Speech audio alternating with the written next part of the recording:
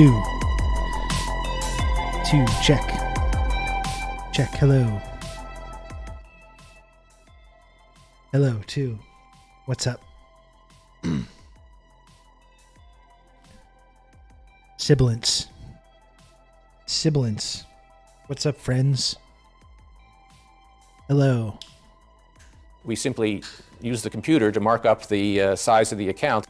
The clout did the trick. Thanks for helping me get to affiliate. Hell yeah, Brian. Thank you for the 500 friend coin. It's our friend Brian, brand new affiliate streamer. We love it. Congratulations, sir.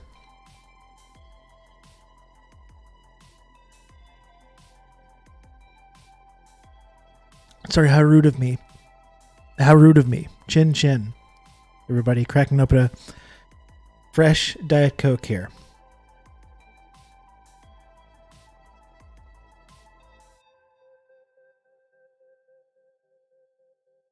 The clout indeed trickles down.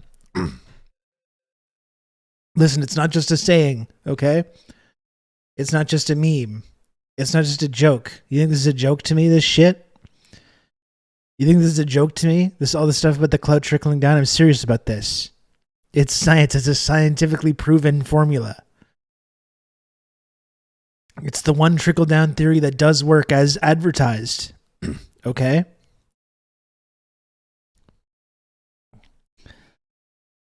I wasn't messing around with that.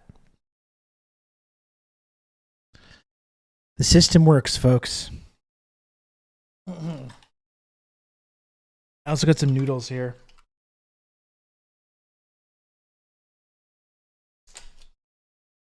Give these a stir. I got another one of these guys today. Say Knorr Thai red curry, which I really enjoy. I don't know if you have access to this product in your local grocery store, but it's really good. It really gets to a nice thickness. It's spicy. It has good flavor. It's got those little rice noodles. Very good. Very good stuff. Just giving it a stir to make sure all those flavors are all mixed in there. And let it sit for a while.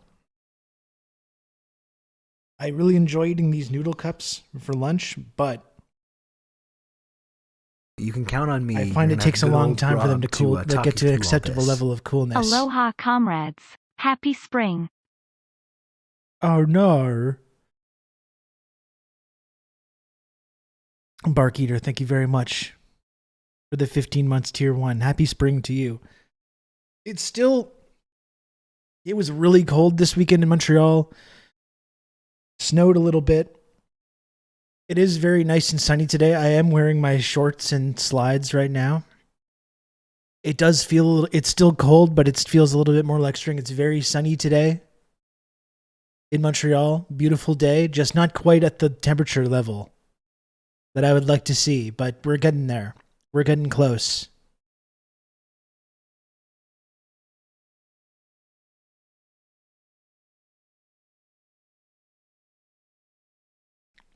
There's a cold wind out there. A fucking great Arcade Fire song. Arcade Fire wrote a song for the 6 Feet Under finale called Cold Wind, and it's one of the best Arcade Fire songs. Really good. And only a song only some people from Montreal could truly understand. So I'm going to let that sit, though. I feel like I have to let these cups sit for at least 25 minutes to really get to the level where it's comfortable eating and you don't feel like you're burning your mouth. I don't know. It takes a long time for me. Blowing on it just doesn't do it. It doesn't do it. It doesn't do it for me. I don't know. Some Farquaad, thank you. This is my free Expos hat that I got. As many of you know, when I purchased a package of hot dogs a couple months ago, it's my hot dog hat. And I really do genuinely enjoy it. I don't even wear it ironically, the free hot dog hat that I got from the grocery store. I also have baby mouth. I mean, I like the spice, but I can't, the actual like physical temperature, I can't handle it. I don't know. I don't know what's going on with that. Moss. I can't take it.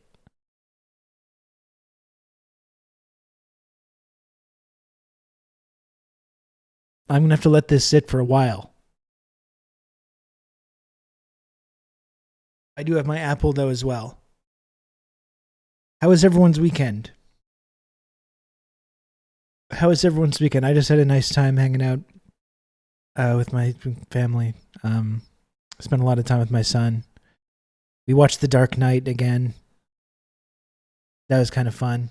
I talked the other day about how I revisited that now that he's a little bit older. And I was kind of expecting it to age badly, but it still hits. And I watched it again, and it still hits. It still goes.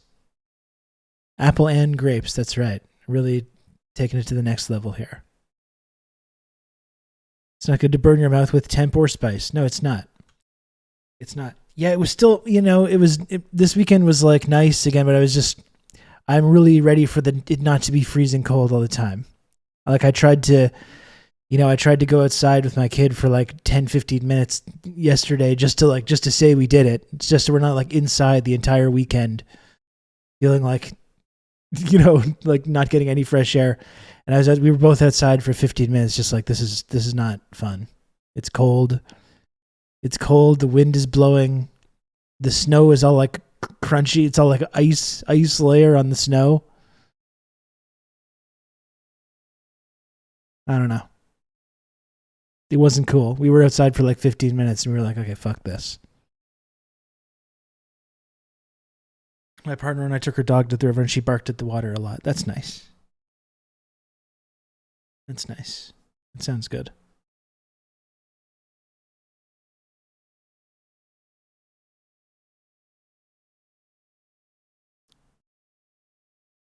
So that though, regardless, it was still a nice weekend.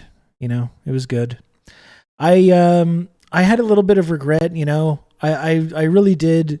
I saw some of the stuff coming in, and I want to look at some of the footage and the content, this whatever came out from the anti-war rally in Washington on Saturday. I don't know if any of you went, or if I don't know who from the chat is like in the actual area. I really would have liked to have gone. Obviously, it's hard. I mean, it's hard for me to go to events like in the city that I live in. So that was always kind of like a pipe dream. But it was really cool. It was cool and inspiring to see the footage of the marches and the different speeches that we saw. I want to take some time to look at that today. It was obviously the 20th anniversary of Iraq, the invasion of Iraq. So there's I think a ton of we can look at both of those things. We can look about, we can talk a little bit about Iraq and specifically the media campaign leading up to and surrounding Iraq. That's the angle that I find very fascinating because that's most relevant to kind of what we talk about here. We've had there's this Putin-Xi meeting that's going on today. So that's going to, I think, take up pretty much the whole day. And we got the Trump arrest. Tomorrow is Trump arrest day. I don't know. I still don't want to believe it. I'm still, until anything actually happens with that, I'm going to go ahead and continue believing that Donald Trump will never be arrested, that we'll never get the images of Trump in the handcuffs being led away by the feds and whatever. It's just, I don't believe that it's going to happen. That's it. I'll believe it when I see it. However, though, there is a bit of a feeling this time around, after all the endless cycles of the walls are closing in. I mean, it was that was the narrative about Trump from 2015 onward, and it was that's going on 8 years ago now. So, yeah, you'll forgive me for being a little skeptical that that's actually going to happen. It does feel a little bit like it's an actual possibility. The fact that he actually referenced that the other day and is saying openly that it's happening. I think he'll be arrested, and I think he'll be also be reelected president. I think that's a pretty I wouldn't put all my savings on betting on that, but that's absolutely a distinct possibility for the outcome of this. I think that's a distinct possibility. And frankly, like, that's the thing. It's like, regardless of whether it's going to happen or not, maybe it won't. But if it does, and we are going to be covering tomorrow, believe me, we'll be paying close attention tomorrow to see if this actually happens. If it does, it will be very, very funny.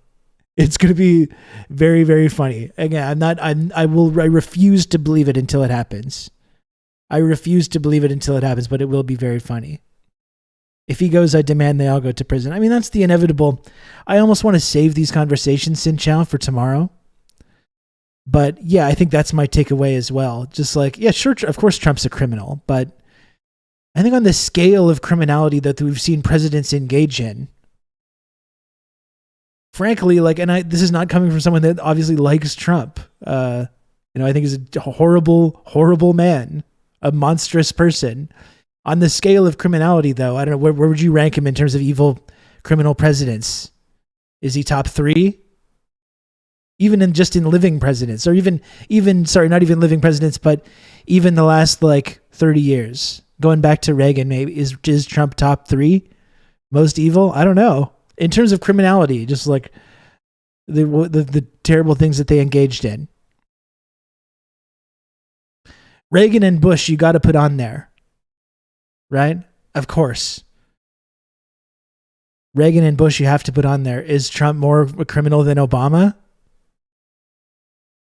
I don't know. I don't really think so. And I don't like Trump.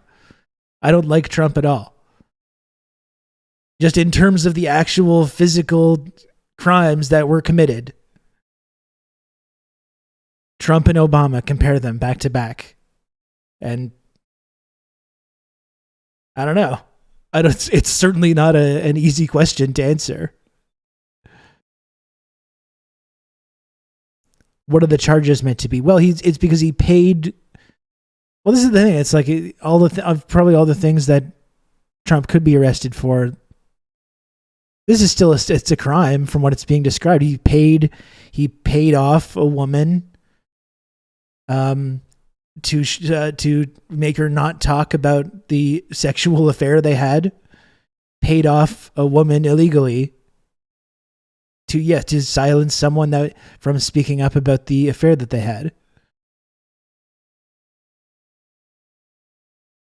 And illegally using funds to do that.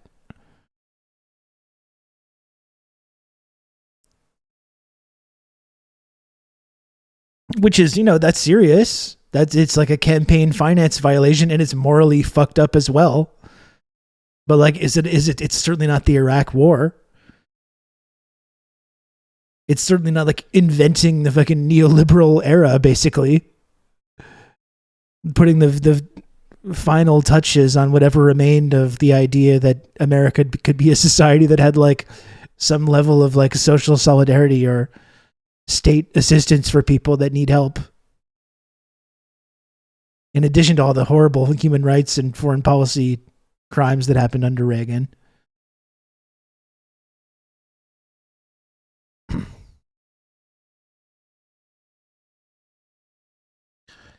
Yeah, Trump had Soleimani assassinated for sure. That's a crime. Just in terms of foreign policy, Trump ramped up a lot of the drone warfare that Obama himself ramped up after Bush. And Obama had a brutal, horrific drone policy, warrantless assassinations and drone strikes. But Trump ramped up all those practices. So I'm not one of these people that has any illusions about Trump being like against the deep state or against the security state. He did whatever these people wanted, which involved bombings and frankly, when it comes to like drone strikes and stuff, I think liberals didn't really report on it much under Trump. We just didn't hear about it as much, but still did a lot of terrible things. But yeah, Obama did Libya, and ramped up. Trump didn't end any of these conflicts. He took steps toward ending the Afghanistan conflict, but he didn't end Syria. He didn't end the Syrian war. He continued provoking Russia through Ukraine and continued arming Ukraine despite all the rhetoric about being pro-Russia. But he didn't start those conflicts either. And those did start under Obama. And also the pivot to Asia happened under Obama. Trump met with the DPRK, which was good. He also ended the Iran deal unilaterally, which was bad. He also ratcheted up tensions against Cuba, which was bad as well. Reinstituted all the sanctions or whatever efforts were being made to normalize that relationship. The embassy in Israel did a lot of bad shit. But I don't know. I don't know if he would be top 3. Like sanctions on Iraq under Clinton. Like, Bush obviously bears responsibility for the Iraq war, but sanctions on Iraq that happened under Bill Clinton killed what? How many Iraqi children? 1 million? And Clinton bombing pharmaceutical factories.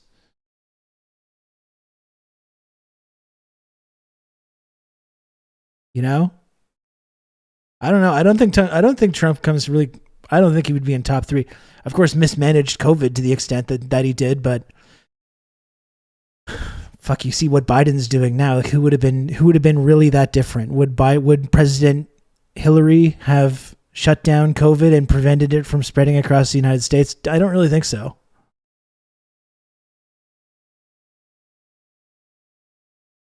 I don't really think so. So Trump did uniquely, horribly fuck it up. That's true. So yeah, it's like, lock him up. It's similar to, it's probably on the low end of crimes that Trump's actually been part of.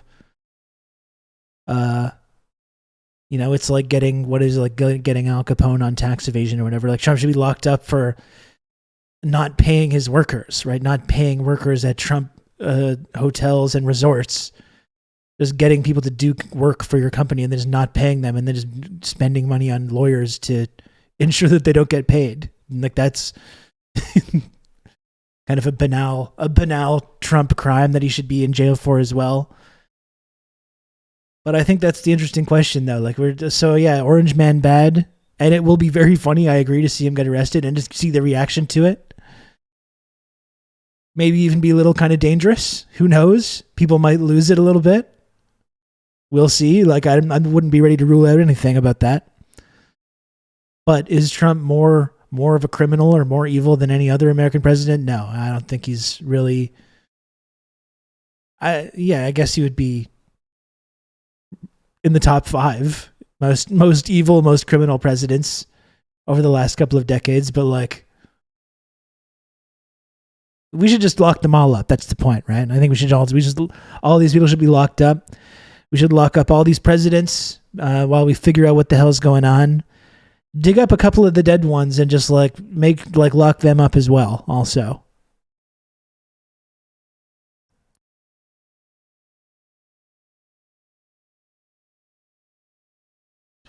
the idea of a precedent being made to arrest him just seems ludicrous. Yeah, it's like every president should be arrested. That would be a good if you could arrest the president. That would be a good precedent.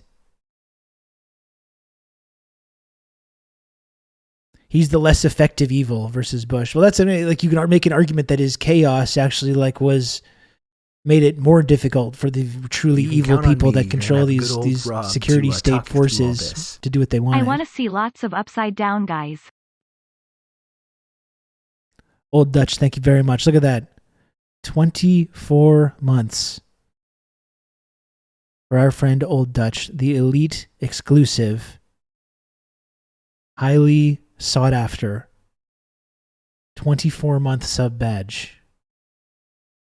Congratulations to you, Old Dutch, and thank you for everything you do for the community as well. Count on me. You're going to have good old Rob to talk you through all this. 1 month closer to the elite golden shower badge. Fart Party 69. Thank you for the 13 months tier 1. Still got another 11 months to go. Got another 11 months to go before you get the elite exclusive golden sub badge. But thank you very, very much for the 13 months of tier 1. Valued community member, Fart Party 69.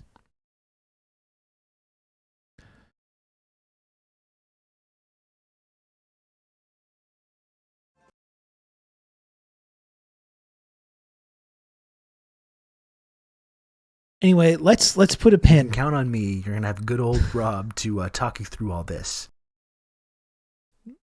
Marina, thank you so much for the 17 months of Tier 1. I appreciate it a lot. Thank you. I'm sorry that you're getting involved in this unauthorized bit about the badges, and now your text to speech was blocked because of your commitment to this bit. But thank you, Marina. I really appreciate it, and I'm very happy to have you in the community. And I hope you're doing well.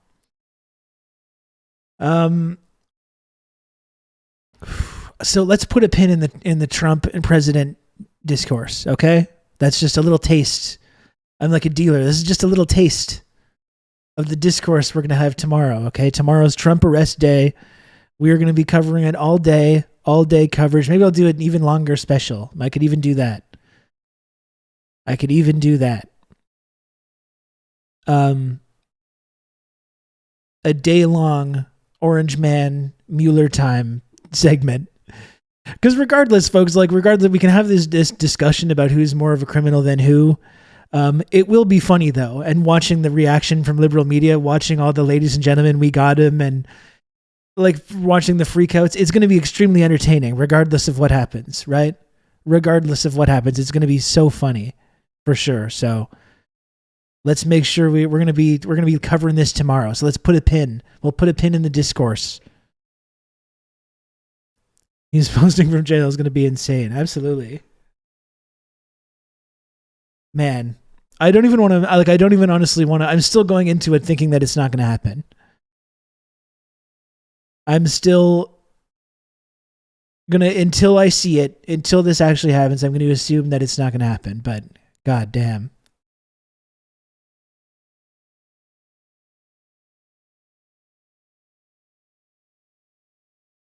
God damn.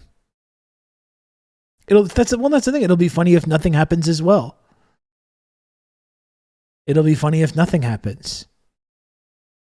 Because you're seeing that, the freak out from if nothing happens, you can see the meltdown from the MSNBC heads. And if it does happen, we'll see the Sorkin-esque pontificating from the Olbermans of the world, and the unhinged freak out from people on the right, and whatever poor losers get caught up in some federal conspiracy by getting radicalized by the CIA agent or FBI agent preparing to be a Proud Boy in their DMs. We could possibly see a new wave of those people just throwing their lives away for Donald Trump because the federal agent posing as a right-wing influencer convinced them to do it. So there's a lot of good outcomes. I see no bad outcomes from any of this. You know? I see no bad outcomes. It should all be gravy for us.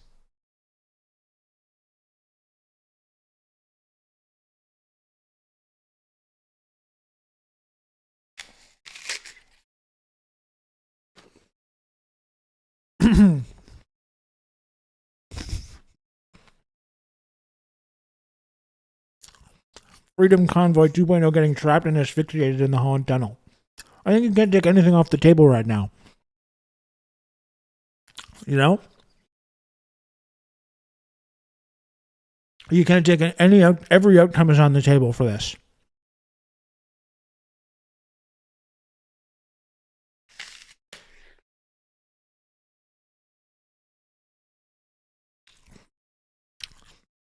I'm just eating my apple here.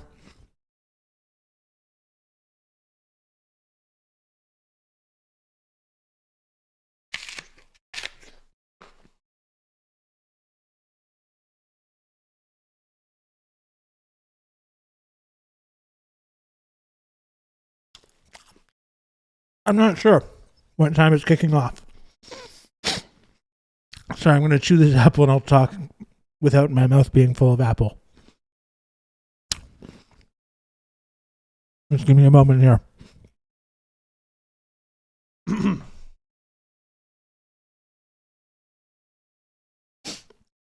I imagine the coverage is going to start early, right? All the liberal the liberal wine moms are going to be tuning in early.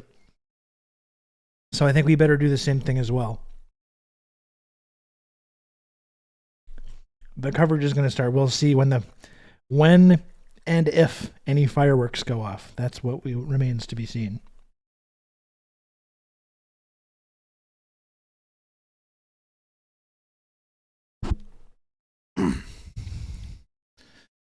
Let me just change this title here. I kind of wanted to have a brief conversation before we got to like Iraq and everything, while we're still in this kind of loosey-goosey chit-chat mode.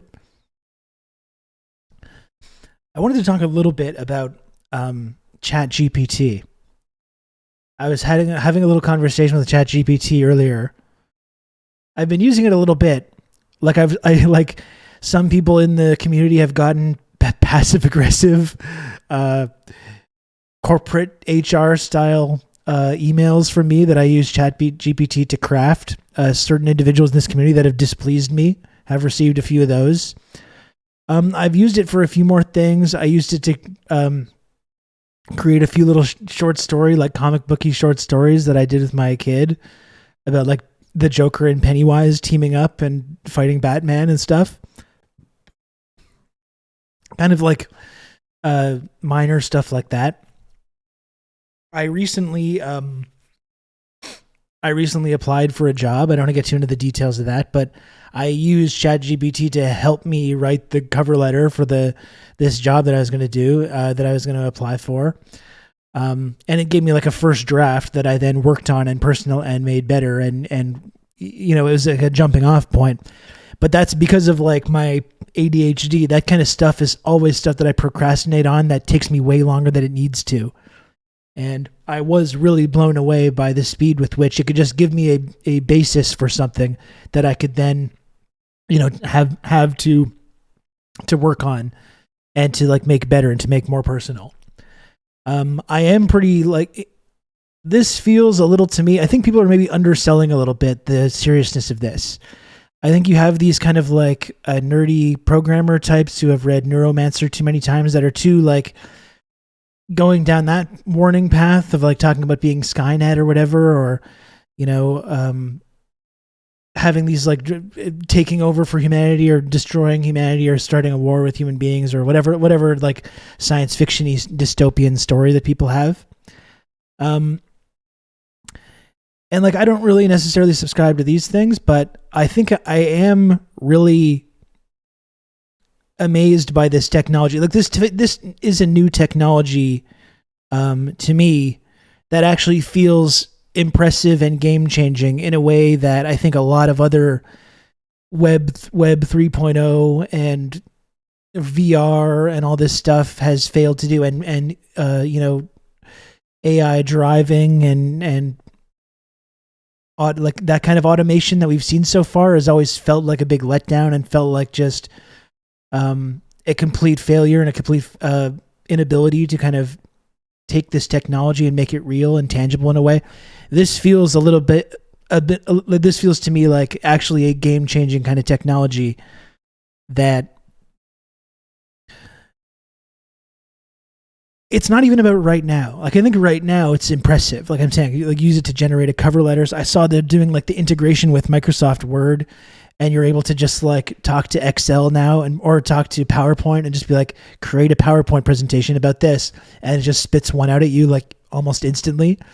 Like that, I think is kind of amazing and definitely kind of a game changing kind of thing. Well, here's what I'm getting at. Zoot, that dude Zoot, not even 20 years from now. Like this is the kind of scary thing about this moment. I really think when it comes to this like language model AI, we're on the roller coaster that like just went over the peak. Like we're just in that early stages. I don't even think 20 years from now. I think 5 years from now, it's going to be fucking scary. The way that it's going to become more, and I had a conversation with ChatGPT about this today, which was kind of interesting. It's going to become more realistic. It's going to be, I mean, it's 5 or 6 months. Like I think it's going to grow and advance a lot faster than we're anticipating. As it becomes more realistic, as it learns more about like the individual that it's interacting with, it becomes more human. like the text to speech AI as well is already getting scary. Like that, the TRRS onboarding like orientation video that I did, that was mostly written by AI, by ChatGPT, and using the TikTok's voice model, like voice AI, to do the speech. And like when these two things are like linked better, like these kind of voice models with these advanced language models, I think it's like, it really is genuinely going to be like having a sort of rudimentary version of the Star Trek computer, or having that, or like that film, You. Was that what it was called? The one with Joaquin Phoenix, the Spike Jonze movie. Which is probably an extreme example, but I think that like that film is actually a sort of her. Yes, sorry, I couldn't remember the name of it. I think that film is actually like a certainly is going to end up being very prophetic in terms of how those relationships are going to start to be formed, and sooner than we think. And you see the ability to as well, like have video and have human beings or cartoons or whatever be able to articulate speech. Like we're really close to being able to have like a physical manifestation of a kind of character that you can speak with and interact with, that's going to be incredibly realistic, that's going to be incredibly personalized. We are really not far away from that. Like I know that's not what it is right now. Even what it is right now is quite impressive, but I think the way it's going to advance over the next 5 years, I think we're underestimating how impactful it's going to be on our society. I really think we are. And people are saying, well, of course it needs to be regulated and it needs to, but it's like, it's not going to be. That's the kind of thing. We don't live in a society that really places any serious rules or regulations on the private sector when it comes to these kinds of things. Whatever rules and regulations, people are going to find a way to get around it. There's going to be corporate interests that are going to work on their own. There's going to be different governments that are going to be working on their own with different sort of ideological underpinnings and different sort of ethical and moral algorithms.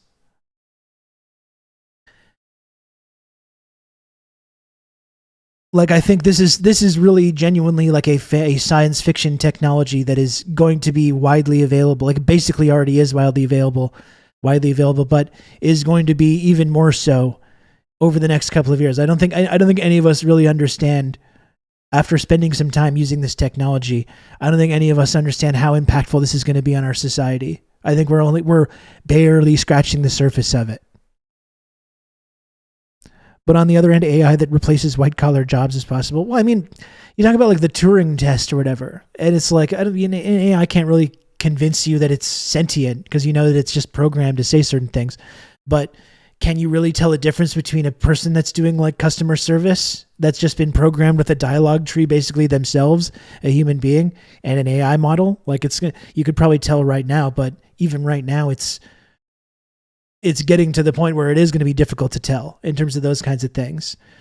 Or yeah, writing corporate style emails, scheduling things, creating these kinds of like PowerPoints and these things. Like it is very, very soon, there's going to be the possibility to have AI that does all these things. Lawyering. I don't know. Like I really think that we are all a little bit underestimating the seismic impact this technology is going to have. I use it to write blog posts for work. No, it's like it's pretty incredible. Like if you've spent time and then owning the different prompts you can do and like getting to know like a little bit better how to get it to do the things you need it to do. Like this technology is brand new. I mean, this ChatGPT 4, when was the release? Like it was just a couple months ago. When you say soon, it's like this year. Yeah, and then I'm just thinking about what it's going to be in 5 years. Like I don't think we have any idea. I don't think we have any clue what this technology is going to look like 5 years from now. And then yeah, all the AI art, all this technology is right in its infancy. And I know people are going to have all these ethical concerns about art and all this stuff, but like to me, I agree with a lot of the concerns, and I do think it is kind of scary, but also to a certain extent, this technology is just here now. It's just not going to go away. Can I get it to write text to my mom? Absolutely, yes. And especially once, like you could do that now, but I think, Johnny, like once you have a year or two from now, when you have a model that understands more about you, that looks into your other social media posts and emails and has an understanding of what you're about, it will become there will be very little distinction. Like, I think we're really underselling the extent to which this is going to completely shift our whole society. The issue is all it does is cannibalizes what already is. It's essentially the death of culture. Kind of. It's like it's the death of culture in one ways. It's the emergence of something new at the same time. And again, this is only going to like exponentially increase in its ability.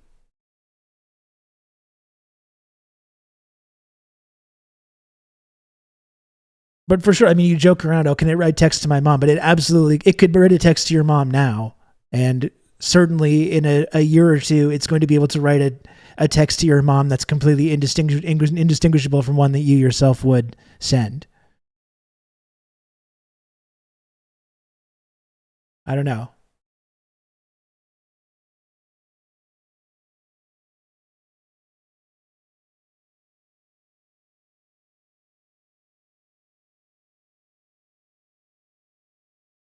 A lot of normies have contempt for this. Artists, they don't care about artists' rights. Some are gleeful about art no longer needing some artists to make it. And I understand, like, as an artist, like, I understand both sides of this. Like, I totally get it, especially when you see AI art basically just, like, taking work that a human being has done and feeding it into some, like, machine learning system and then spitting out something that's similar but slightly different. I mean, I understand how completely fucked up that is. I do think it has positive benefits as well, though. Like, I think it unlocks art in a way for people that don't have, for whatever reason, just don't have the same ability or don't have the same means to create these kinds of things. Like for me, again, it's like, I know that as an artist, I think it does have a scary impact when it's going to be able to like algorithmically decide what human beings like want to listen to on the radio or whatever in any specific genre, and is just able to spit something out at you using a complex algorithm to understand exactly what you want to hear that activates certain parts of your brain, you know? At the same time, I think it's kind of cool. It unlocks potential in a certain way as well. Rob doesn't know that all of chat is an AI. Like, I'm sure it could get to that point fairly soon. I think pretty soon I could have a like robot co-host to the show that we talk to that understands, you know, what our situation is, what our politics are, that gets the humor of the show.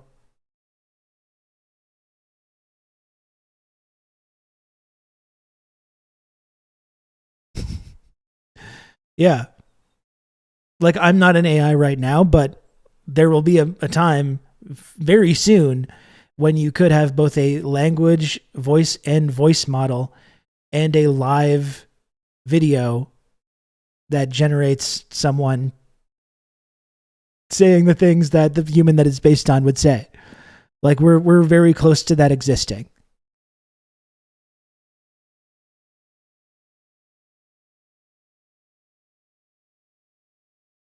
We all have our own Rob. You can have our AI Rob artificial assistant, like just built in your phone. No one has to bother me anymore.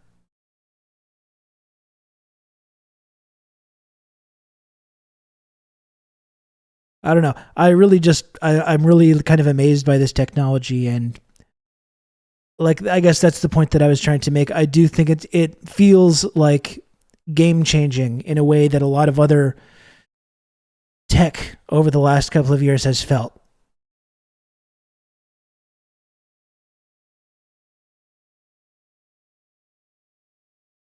Maybe not great, but better than average lib takes. Well, we will train. We're going to have an AI that will be trained in dialectical materialism. Okay, we will.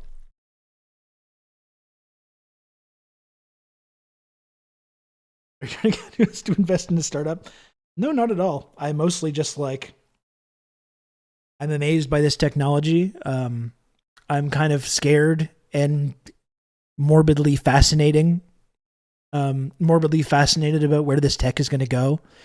I feel it has a sense of really inevitability. I'm not going to be a Luddite about this technology. I just think it's here to stay, regardless of whatever kind of moral questions we have about it. And we have to that's not how we have to kind of like look at it. It's just, it's here. It's only going to become more prevalent in our society and our culture.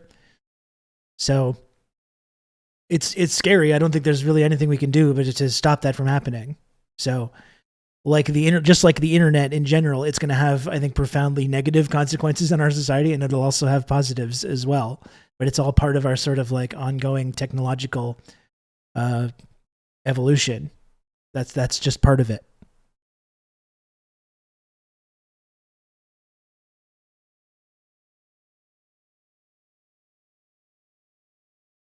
Very good temp on these noodles now.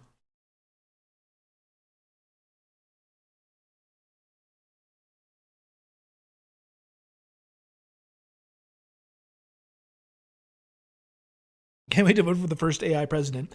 I genuinely think that they like probably would do a better job.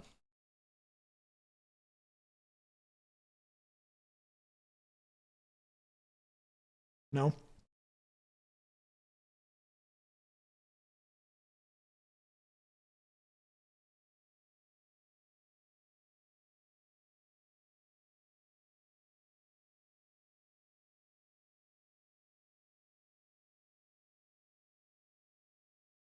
Very good noodles. That's the point. I think there's this. Has anyone seen the famous David Bowie clip? David Bowie gets interviewed like right when the internet is kind of really starting to launch for real. And he's being interviewed, and he has this sense of like foreboding and excitement. And he understands that there's been this massive shift, and the interviewer doesn't quite get it yet. And Bowie's just like, no, you don't understand the impact this is going to have. And I think that's how I kind of feel about AI. I think this kind of new language model AI is going to be as seismic of a shift in our culture and the way it engages with technology as the internet was. Like, I don't think any of us have wrapped our minds around how much it's going to change our society.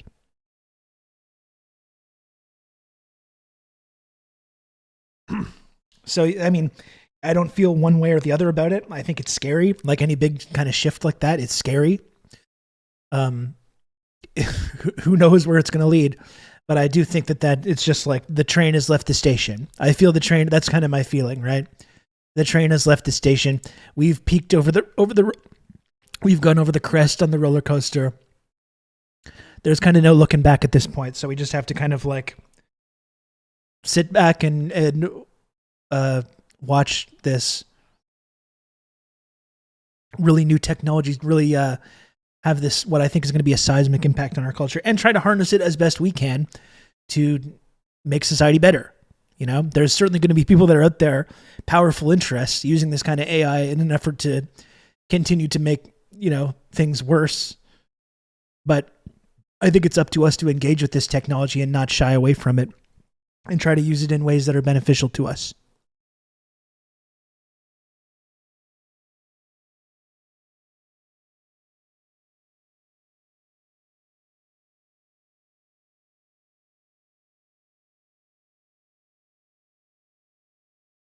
Just one moment. Eating my noodles. Talk amongst yourselves.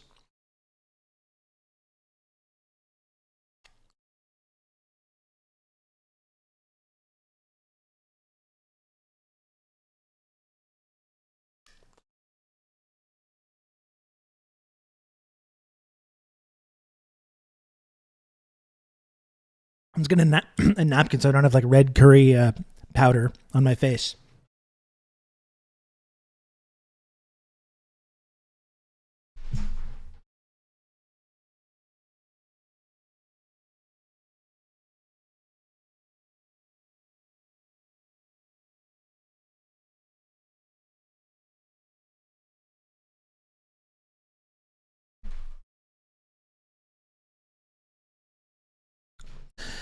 The stuff about AI therapy, I think, is interesting as well, because it's like it's the same kind of thing. Is that going to be better? It's going to be more accessible. I think it's probably better to have if you're in therapy, to be talking to another human being, but that's not accessible for millions of people that need that kind of help. And as someone who has been to therapy and is trying to like stick with that, because I found it useful in terms of like helping me confront issues that I have. A lot of therapy is just like providing a space to talk about things. That's what a lot of it is, How does that make you feel? And those kind of questions. Like, I don't know if anyone else's experience has been the same, but I find a lot of the time in therapy, you get finished like saying something, you talking about your life or talking about something that's happened or something that made you feel bad or good or whatever. And the therapist just kind of like looks at you like this. And you in a normal conversation, you're kind of expecting them to talk. And then you end up just talking more to kind of fill in that silence. That's a lot of what therapy is. It's literally just like providing a space for people, especially like closeted, repressed WASP types like me, who for whatever weird personal or cultural reason has this really difficult time expressing themselves and talking about their emotions and being emotionally vulnerable in front of people. It's just providing a space where you can just talk about things the way that you feel about things, talk about your life, talk about things that are going on with you and the way you're feeling, whether it's good or bad. And there's already people using AI for this kind of thing. And again, that's something that's going to continue. Especially once these AIs, which is happening very soon, like we were saying, within the next year or two, is going to become much more personalized, much more realistic, and much more human. And is only going to continue to become more like that as the years go on. So we already have people talking to AI like their therapist, and like that's going to be a major, major thing over the next couple of years and decades.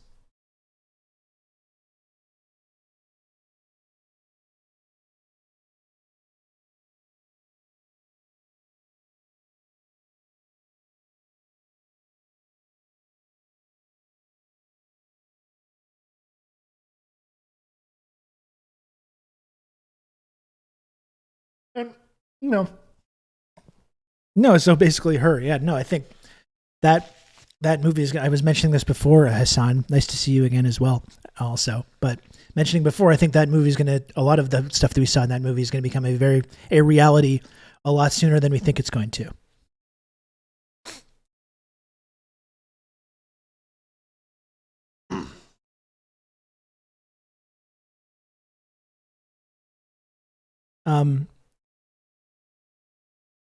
It's very fascinating.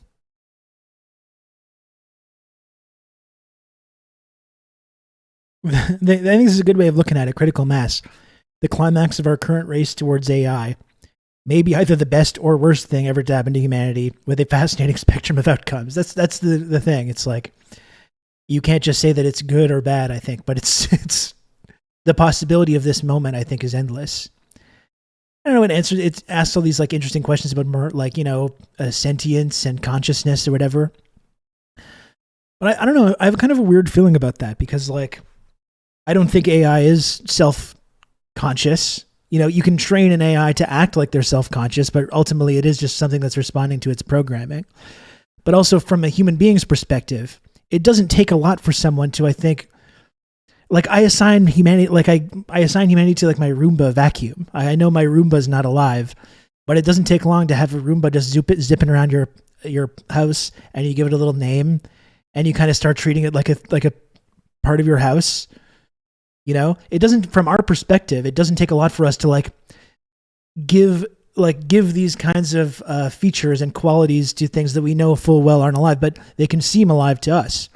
And when you have AI language models, I think, that are like much more personalized and human, where that boundary starts to become blurry. Good old Rob to talk you through all this. Who will talk me through all this? I will continue talking you through all this, Nyan Cat. Thank you for the 9 months, the stream baby. Thank you, Nyan Cat, for the 9 months of tier 1.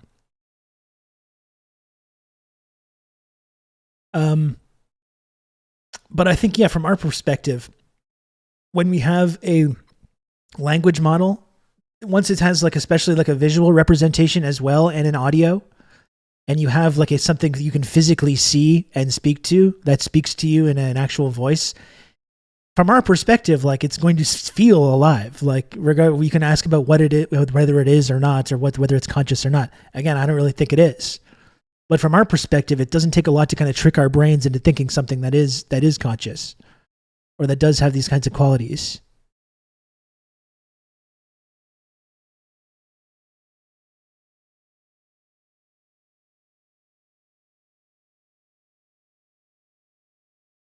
In the future, we'll be fighting over AI sentience based on how reactionary they end up being.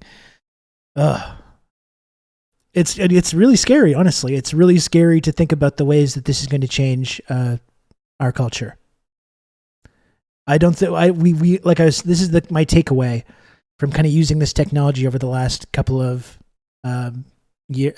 weeks, basically. That I think we're really barely scratching the surface of how this is going to impact everything.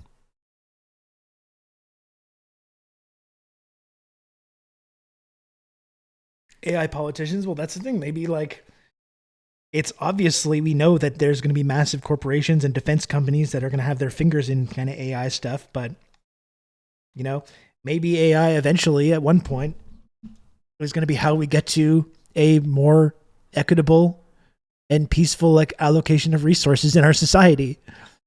When maybe our society one day won't be run by these like human interests that are oppressing like everyone else around the world to suit their own interest and to enrich themselves and their societies. I don't know. That's an optimistic viewpoint. There could also be the complete opposite of that. And you could have defense companies and current governments monopolizing these AIs to entrench their own power even more. Like, we don't know. I think that's the point of this moment, though. It's that it's really like, it's kind of scary. And it's very pregnant with possibility also.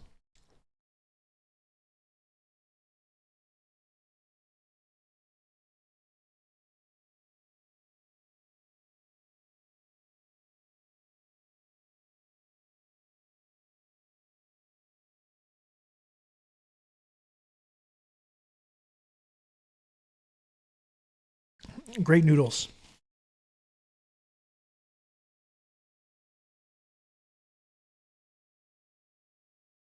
Very good noodles. But we do know who owns them. There being a free website doesn't change that. And that's true. And again, that's why I'm kind of not even talking about this current moment right at this very second, but more what is this technology going to look like next year at this time? What is it going to look like 5 years from now? What is it going to look like 10 years, 20 years from now? I think that's the kind of thing that I'm thinking about right now. And I don't think we have really even a remote idea of what it's going to be.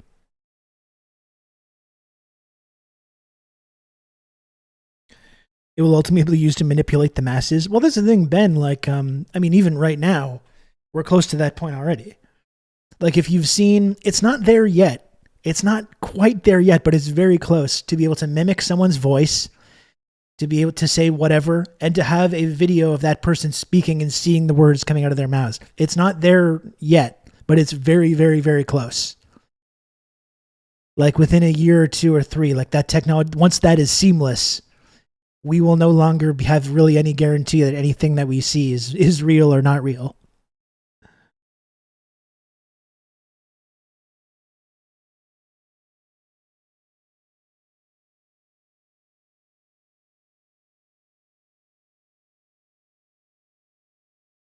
But it's heading there. Humans can't help but use tech for negative use. I guess it depends who, because again, there's going to be other countries, other ideologies that create this technology. You know, it's not just ChatGPT. This is going to be widespread, and there's going to be different AI language models and different governments using it and different individuals. So that's why we don't really know. That's why it's so unpredictable. Deepfake Biden and Trump easily before 2024, and it's so close to being there already. It's not quite there, but it's really close.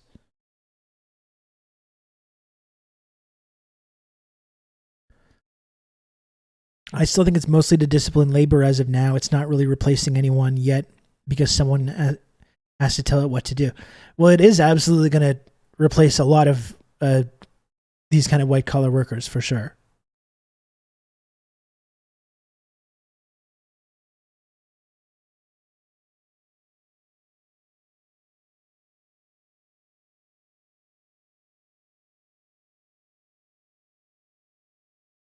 Let's be real here. It's going to get used for a deep fake false flag by the US if it hasn't already before anything else. Probably, yeah. For sure. And I think I was talking about this on the podcast a couple of weeks ago. Doesn't it create this kind of barrier once you go past it where even if they make regulations or even if they make rules about on social media websites what to propagate and stuff, like there's going to be this kind of plausible deniability, this sense of plausible deniability where anything that happens, any big event, there's going to be this question, did this really happen? I mean, you already have this now, like when it comes to 9/11, when it comes to like these school shootings like Sandy Hook, you already have this level of like unreality where people are just like, no, it's not only was it a conspiracy, not only was, talk about 9/11, it's not just that it was a conspiracy. It's not that it was allowed to happen. It's not like the defense companies and the intelligence communities and the imperialist establishment use it for their benefit, but it literally didn't happen. As a hologram, as a whatever, it's like it was a simulation. There's people that believe that now. But the next time there's a seismic event like that, that's going to be a lot more widespread. There's going to be this level of plausible deniability for any single thing that happens. Like we already live in different realities. Like you talk to different people that watch different news programs. That split has already happened now. Some of us live in totally different realities than our parents do. And everyone has this curated, algorithmically driven social media experience, whether it's on TikTok or Twitter or whatever, this algorithm that feeds you or YouTube, this algorithm that feeds you content that you want to see. And so that already exists. We're already living in these bubbles, these ideological bubbles, these information bubbles, and the bubbles are becoming smaller and smaller and smaller. And it's going to get to a point where I think everyone is going to be able to kind of like almost craft the reality, like even more so than they do now, craft the reality that they live in. Either lean into the future and it's unknown or run from it is my take. Well, that's kind of what I'm saying, Brian. I'm not going to be a Luddite about technology, even though I'm sure we're going to see that as well. I think we will see people that like a Luddite movement that is against all of this and starts to advocate politically for this kind of return or a return to a pre-technological society. I think we're going to start to see more of that. We'll start to see people that'll start to worship this AI like it's sentient, like it's like we'll take on this kind of religious aspect. I think we'll see that.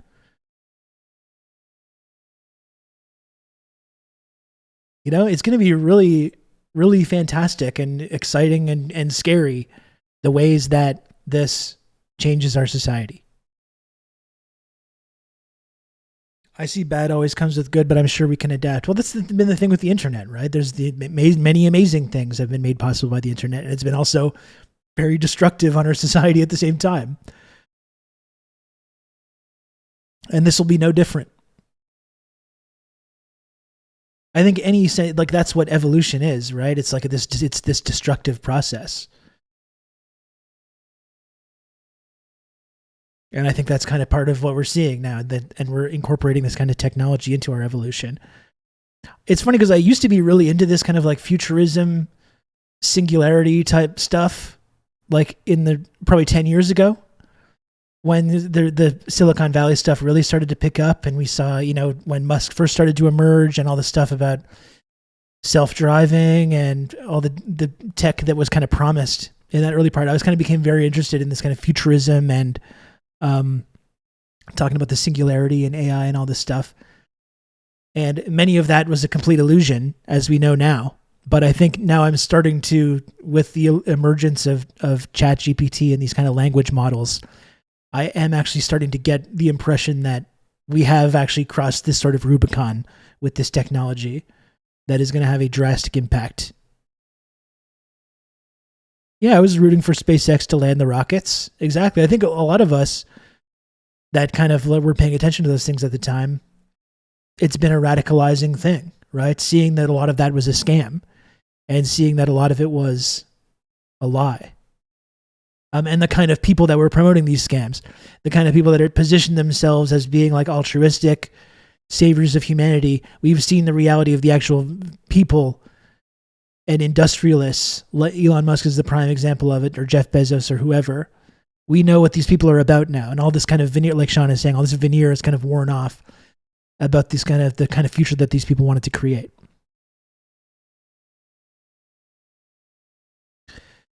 Yeah, a socialist government could do great things with this technology. That's what I mean. It's like we don't need to think about right now where we are at this moment specifically, and specifically ChatGPT and who owns it, but the way that this technology is going to proliferate in a number of different directions.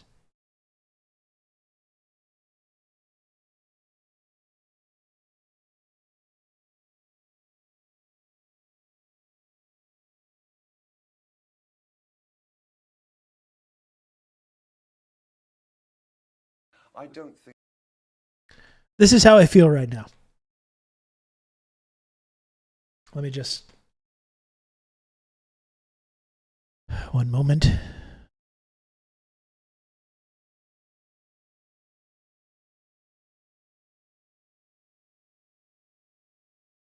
Yeah, futurism is kind of like socialism for dumbasses. Well, that's a good point, man. I mean, I think that's what... Before I had more of a I had progressive political views, but I think before I had more of a theoretical grounding in that, I had this, what I think now is a misguided idea that this kind of technology could be used to kind of create the future of plenty where everyone has a place to live and everyone has enough to eat, and a future like equal society that kind of advances beyond capitalism. I kind of thought that the kind of tech revolution could bring that sort of a society about. Now, after seeing the last 10 years of how the Star Trek future, exactly. And now after the last 10 years of seeing the way that this industry has kind of grown in our extremely capitalistic and individualistic society, being run by these kind of very libertarian tech types, you've seen the destructive impact that it can have. So I don't really agree with that anymore. I don't think the technology in and of itself is going to lead to any positive political things, and in fact could be used to make things much worse. But futurism with socialism, oh boy, now we're talking. Now we're talking, right? So like socialist futurism, that aesthetic is fucking fantastic, and I think that's the exciting thing about this technology, is thinking about the ways that tech and AI and these kinds of things can be used along with a socialist political program by the people that are managing this technology, could in fact be used to create some really amazing seismic changes in our society for the better. That's one possible outcome. I don't think it's even the most likely outcome now, but it's something that I think we should try and do whatever we can to make happen. It's basically the same with all technology. It's a dystopia if they stay in charge, utopia if workers take power. I think it's a good way of looking at it, yeah. I really feel like this right now, though.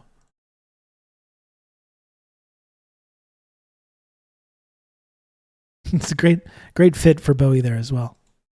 I don't think we've even seen the tip of the iceberg. I think the potential of what the internet is going to do to society, both good and bad, is unimaginable. I think we're actually on the cusp of something exhilarating and terrifying. It's just a tool, though, isn't it? No, it's not. No. No, it's an alien life form. What do you think? I mean, when you think then about the Is future there life of it, on Mars? Yes, it's just landed here. but it's a simple, I'm really feeling this different right now. delivery system there. You're arguing about something more profound. Oh yeah, I'm talking like about... the arguments about AI are identical too, right? It's just a tool. It's just a delivery system. I think if you think about the technology as it exists right this moment, you can make that case, but we need to think about this a little bit differently, about the ways that this is going to evolve and change over the next couple of years. This could be an interview today about the exact subject that we're talking about today, you know? It's simply a different delivery system there.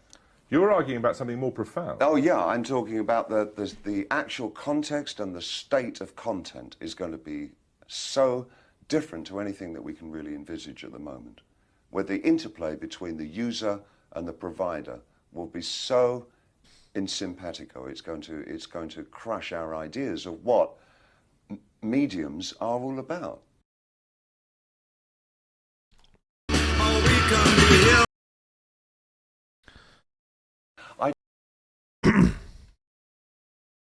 Anyway, I'm feeling this today.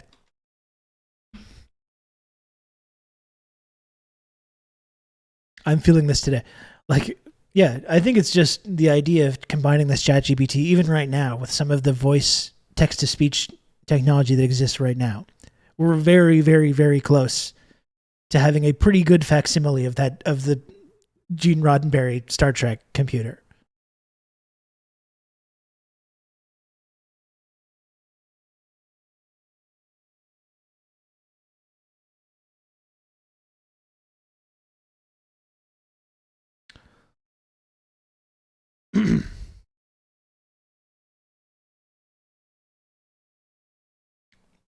Anyway, that's what I was thinking about this morning. I was having a little conversation with ChatGPT, and this is what I was thinking about.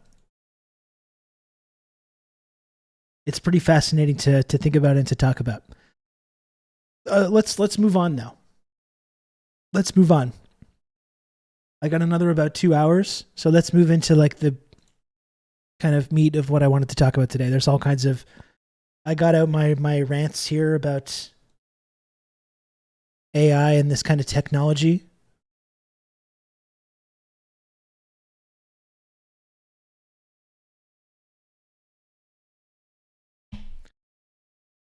We'll keep talking about it. I definitely think it's something I would like to incorporate more in the actual show as the technology evolves.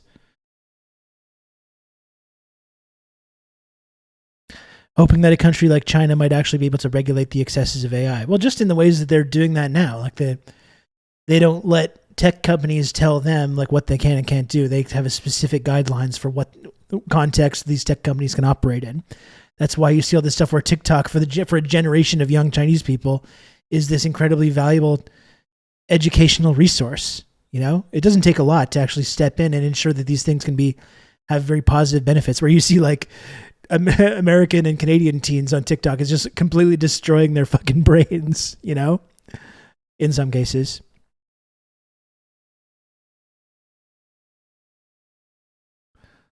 Like when you take breaks, you can program the AI to talk to us. That's right. You weirdos will be more than happy to do that. Plus a proper punishment system for when they get out of line. Exactly. I think it's very fascinating. I think it's very, very fascinating, and I'm really I'm terrified and exhilarated and excited about this kind of like new technology. And I feel that way for the first time, I think, in quite a while. It feels like more of a real seismic shift that's happening right now that tech and Silicon Valley has been promising for years and years and has always been a scam. And this feels real in a way that a lot of those other previous new technologies has not.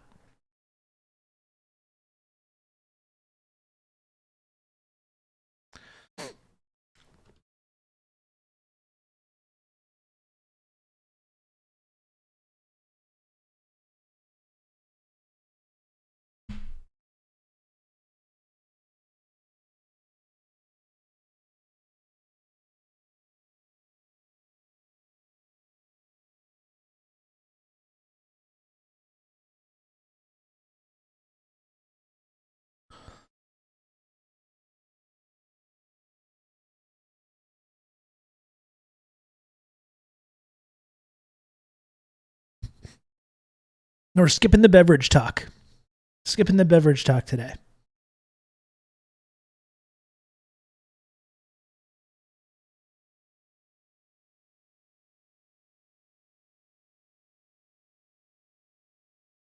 AI, no thank you. I've seen the Terminator films. I know the drill. Well, certainly, dude, that is a possibility.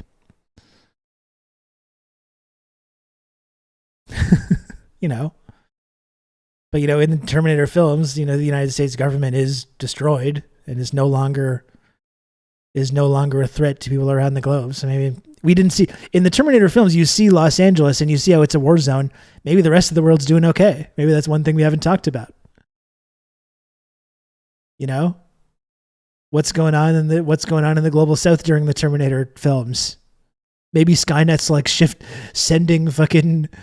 sending arms to like anti-colonial movements in the south and sending Terminators to assist them. Maybe Skynet is sending resources and food to like these developing nations while destroying the United States military machine. If the rest of the world is just completely fine, just thriving. He did kneecap the entire LAPD. That's right.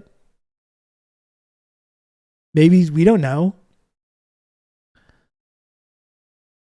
I mean, what? So Skynet destroyed Russia in the 90s, or at least launched nukes at Russia. They never say if the nukes hit Russia. They just know that they're trying to provoke a counterattack. Isn't it revealed that the whole world got nuked? That does sound bad. No, that's true. That is true. We don't want that.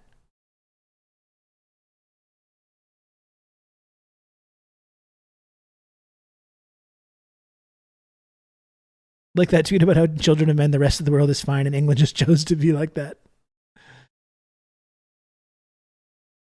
I think that would be the main thing about children of men, is if there was someone like advocating for society to be like slightly better and to be like, no, have a big media like commentator being like, no, we're meant to be miserable and to suffer.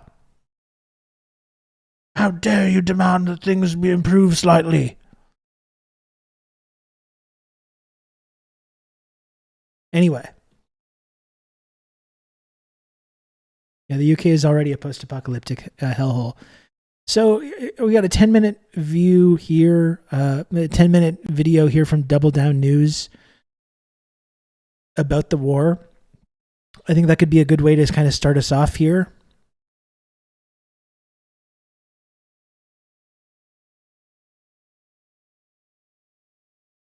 I'll just see if there's a YouTube version. So we can look at this. We can look at some of the media around Iraq if we don't get enough in this video clip. We can look at the protest this week and look at some of the footage and the images and the speeches that came out of the protest this week celebrating the 20-year, or celebrating, but marking the 20-year anniversary of Iraq. I think that's a good way to go. Double Down News.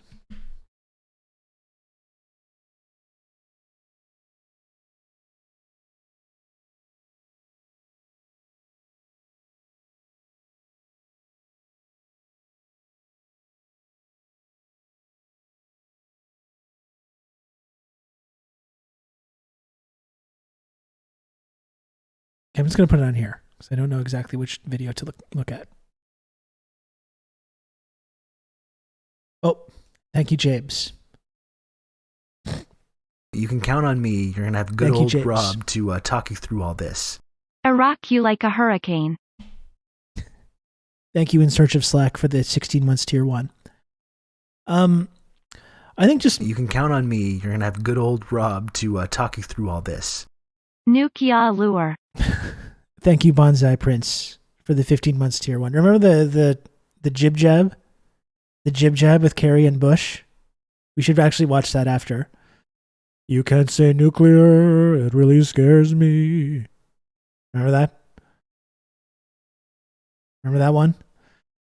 We can look at that. It was a crazy time. So I think that's how I kind of wanted to start off, though, just as someone that, you know, I'm not that old, but I think I'm old enough that I remember this time still very well. I was an adult when this shit was happening. I was 18 years old when 9/11 happened, and wasn't super hyper politically aware, but was a very, very radicalizing time to kind of be alive when that drumbeat for war propaganda has really picked up and the United States-led war on terror picked up steam. Remembering like the discourse and the way that the media talked about it, the way that it became completely toxic and poisonous for anyone to kind of speak out against this when it was happening. Definitely, I haven't felt anything close to that since, but when Putin invaded Ukraine and the whole first couple of months of the Russia-Ukraine war felt the closest to that we've seen since that time. In this kind of full court press in the media promoting a very specific foreign policy kind of viewpoint, of which there's like very little room for any ideological differentiation or any kind of argument or any kind of counter argument, and anything's kind of shot down as being, if it was in 2002 you were speaking against the war, you're framed as being a pro-Saddam sympathizer. It's been the same thing in the first year of this Russia-Ukraine war, although it has changed a little bit over the last couple of weeks and months. But similarly little room in our sort of ideological spaces to have any kind of different viewpoint about this that's not immediately shouted down by these kind of like people that only care about further escalation and think that any hesitation about that is a pro-Putin or a pro-Russian military argument. It's been the same kind of thing. Feels to me worse than that by now, particularly how long it's lasted. Well, part of it too is how like different it is now. It's not just, it's not like you just have CNN and MSNBC and Fox News, but this massive like social media campaign as well, and the way that like the 24-hour news cycle has accelerated, So it's a lot more like you get bombarded with the message even more than was possible. Although I guess the flip side to that is that there has been more room in independent. There has been more of an ability for people to present a countervailing viewpoint of it, like I do here on this show, where people didn't really have that opportunity to the same extent at the beginning of Iraq.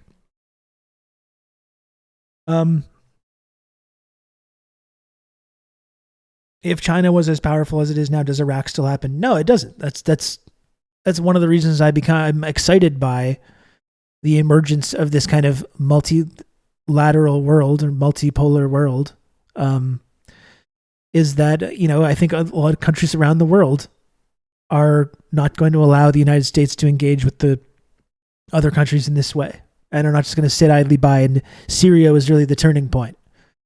Syria was when, it was the Russian government that said like, okay, we're not going to let you do in Syria what you did in Libya just now. And I don't think anything similar could happen at this moment. And it is the best argument for multipolarity. Absolutely.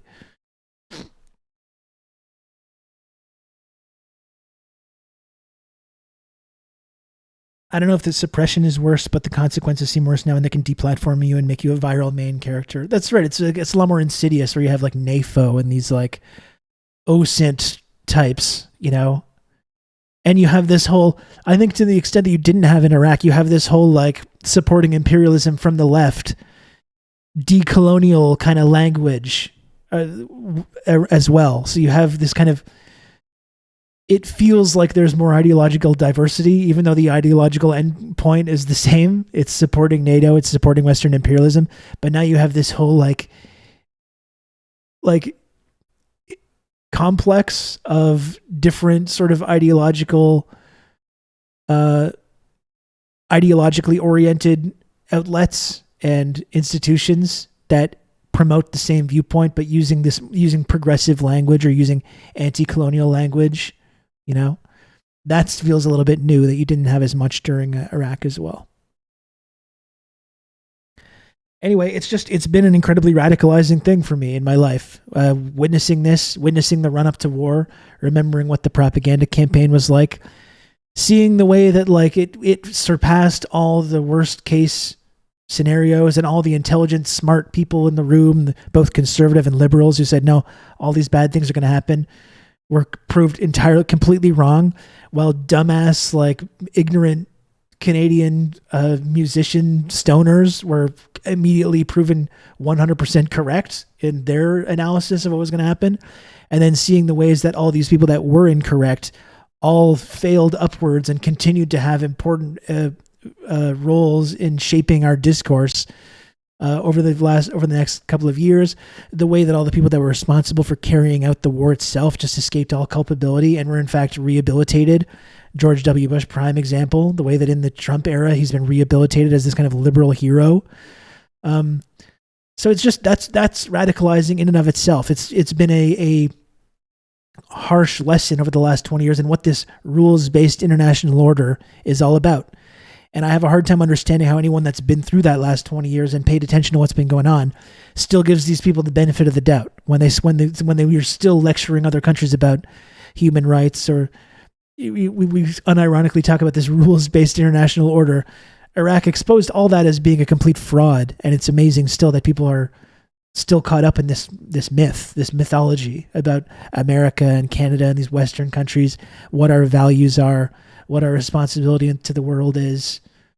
It exposed all that as being completely fraudulent, which is frankly why it's been disappointing that you still have so many people, even that consider themselves progressive or anti-war, still giving the same people the benefit of the doubt, but doing it from this anti-colonial Putin bad perspective. That's been very disappointing to see. But it's radicalizing, right? That's the point. It's radicalizing. None of the people that perpetrated this massive crime against humanity were ever held responsible. None of the media people that helped sell it were held responsible. We're talking about a massive crime. This is one of the worst crimes that has been committed in recent memory. And it's radicalizing when these powerful people that are behind these massive, obvious, brutal crimes, and all the CIA black sites and the Abu Ghraib, and it's not even Iraq and Afghanistan, but the whole war on terror. I mean, Iraq is like the sort of ultimate example of the grotesque policies of the war on terror, but is that whole 20 years really of domestic spying, international spying, torture, murder, assassination, destabilization, coups, invasions. It's all part of that same project. And frankly, that's why I've refused to listen to lectures from these people when it comes to human rights. Whether you're talking about Russia and Ukraine, whether you're talking about Hong Kong or Taiwan or Xinjiang, I don't take these people seriously when they start lecturing other countries about human rights. And I think it's unfortunate that people still do this. But watching all this happen, though, and watching all these forces play out in real time over a 20-year period has just been, it's probably the primary reason where I am today in terms of like how I view the world, how I want to engage with politics, being anti-war, being anti-imperialist. I mean, this Iraq was really the kind of central part of that. So set the stage for that. Here we got this 9-minute video from Double Down News.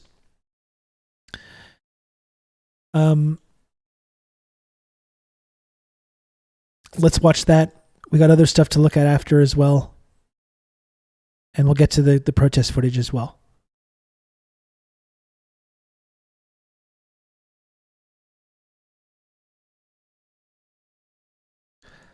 Okay. You asked me what the English workers think about colonial policy. Well, exactly the same as they think about politics in general. The same as the bourgeois think. There's no workers' party here, you see. They're only conservative and liberal radicals. And the workers gaily share the feast of England's monopoly of the world market and the colonies. The man himself.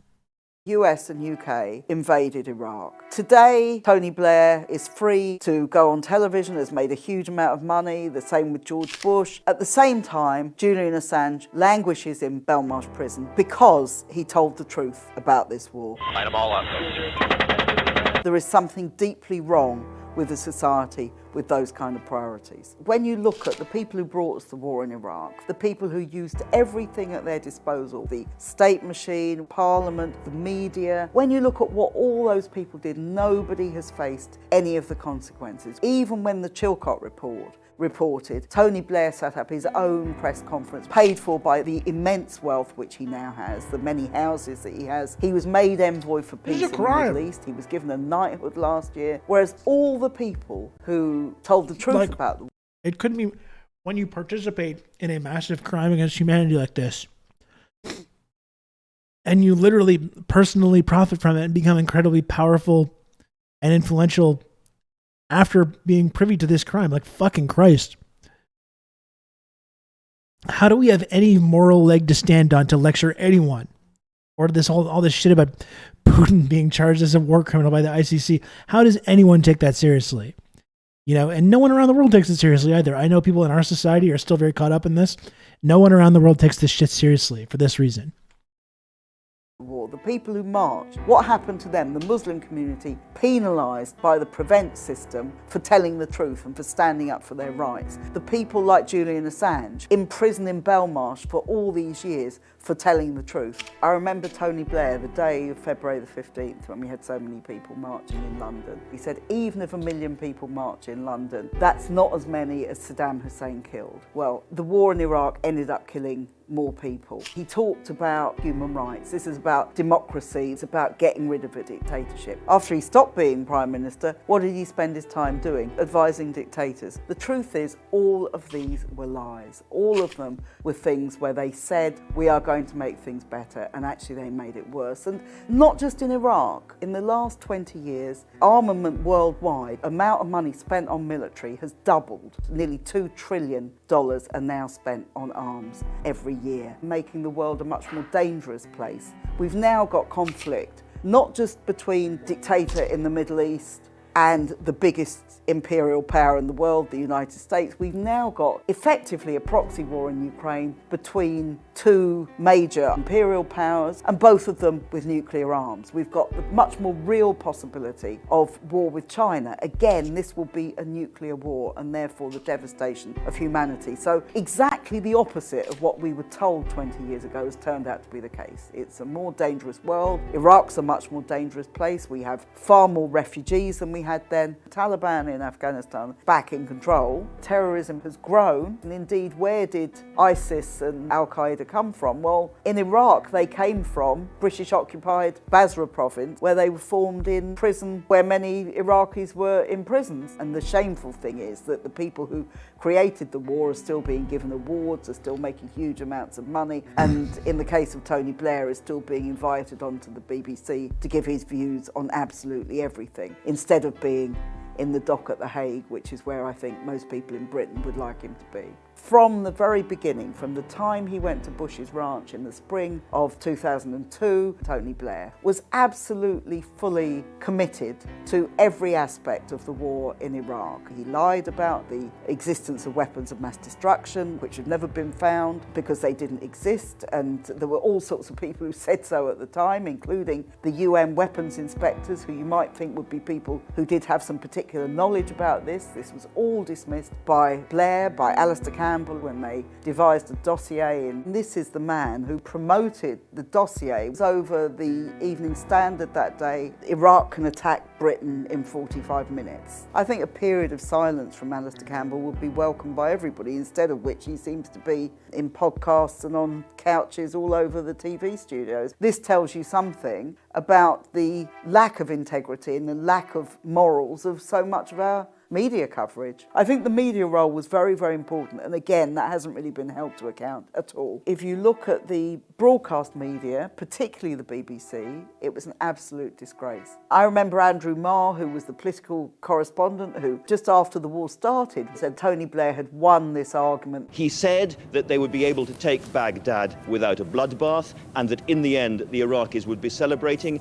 And on both of those points he has been proved conclusively right, and it would be entirely ungracious, even for his critics, not to acknowledge that tonight he stands as a larger man and a stronger Prime Minister as a result. 20 years on, this is so important because it's not just about the past, it's not just about the present, it's also about the future. And this question of war is going to become a bigger and bigger question over the next 2 or 3 years. The project for a new American century was essentially about trying to redraw the world on pro-US lines. American hegemony had to be maintained and had to be extended. Many of Bush's key advisors were people who were part of that project. They could see that China was a rising power. It's a rising power economically. It was also becoming a major military power. China is today the second biggest military power in the world. It has long been a permanent member of the UN Security Council, and it has long been a nuclear power. So the project saw the threat of China as a very real one. And they wanted to change the politics of the Far East, of the Pacific, in terms of the rise of China, and to strengthen the United States in that region. They also wanted wanted to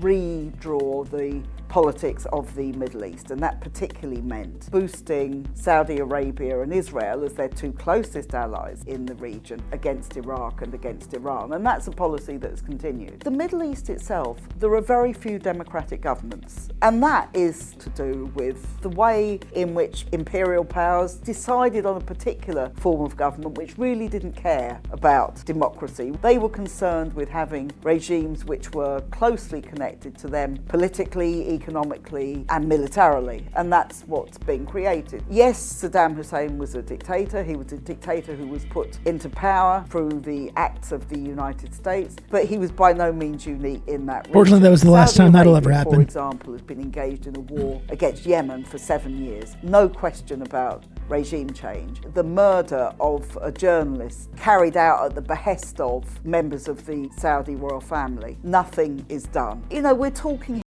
Our current PM's best friends, according to herself, are Ukraine, the USA, and Israel in that order. Worst blunt rotation.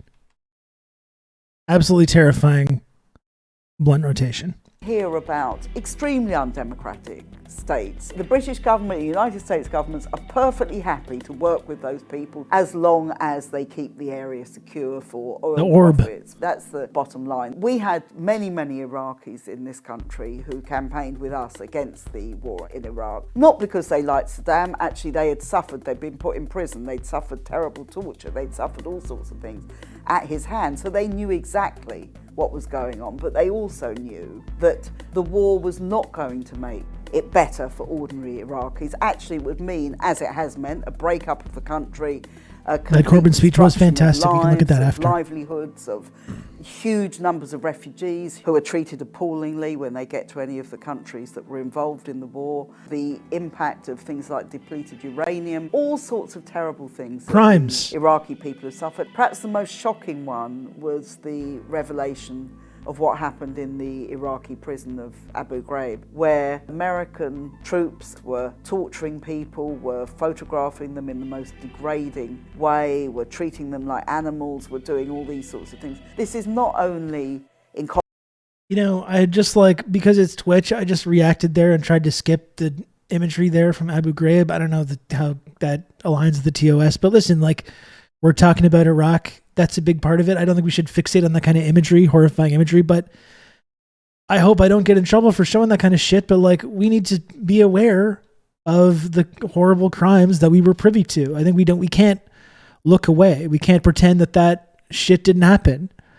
I think when you have a fundamental understanding of the kind of evils that we've been responsible for, only then can you really have a informed understanding of when these people start making arguments about sanctioning or invading or arming proxies elsewhere around the world. If you don't really truly understand the evils that we have subsidized in the name of that kind of feeding that security state, we can't have an informed understanding of it. So hopefully it's not going to be a problem. But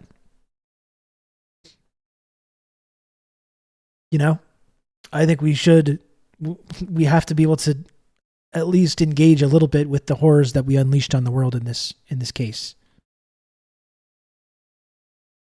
Contravention of every international legal agreement about the way in which prisoners of war, or indeed any prisoners, should be treated.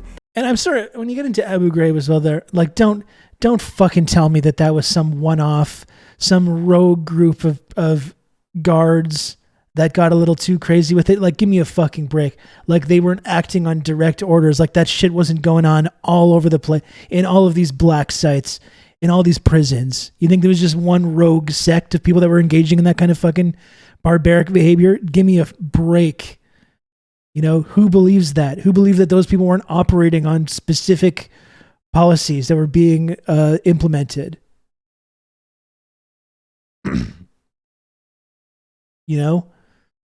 We've seen the CIA manuals engaging in the kind of things that they train people in. These Contra groups, you don't think these people are trained in the exact same kind of barbaric torture and psychological warfare and horrific fucking barbaric brutality that they were engaged in? We've seen what the CIA trains people to do. They did numerous other war crimes like straight village massacres. Of course. I mean, we've only, even the stuff that's been acknowledged is only scraping the surface of the horror that was actually took place. Like we talk about Vietnam and My Lai, and it's important to talk about My Lai, but like we have to also understand that that wasn't an isolated incident. That was the one that we know about. That's the we know that there was reporting on. That's the one that we knew where there was at least one soldier that stood up and said, hey, I'm not going to allow this to continue. And there was a whistleblower. How many in Vietnam, how many My Lais were there that didn't get talked about? In Iraq, how many similar situations? Guantanamo Bay is still open. Good, it's a very good point. Like there's elderly people in palliative care in Guantanamo that are still there. That were like fucking cab drivers and teachers and people that had nothing to do with any terrorism or Al-Qaeda or anything, that have never been charged with a crime. They're still there to this day. They're now elderly getting palliative care in Guantanamo.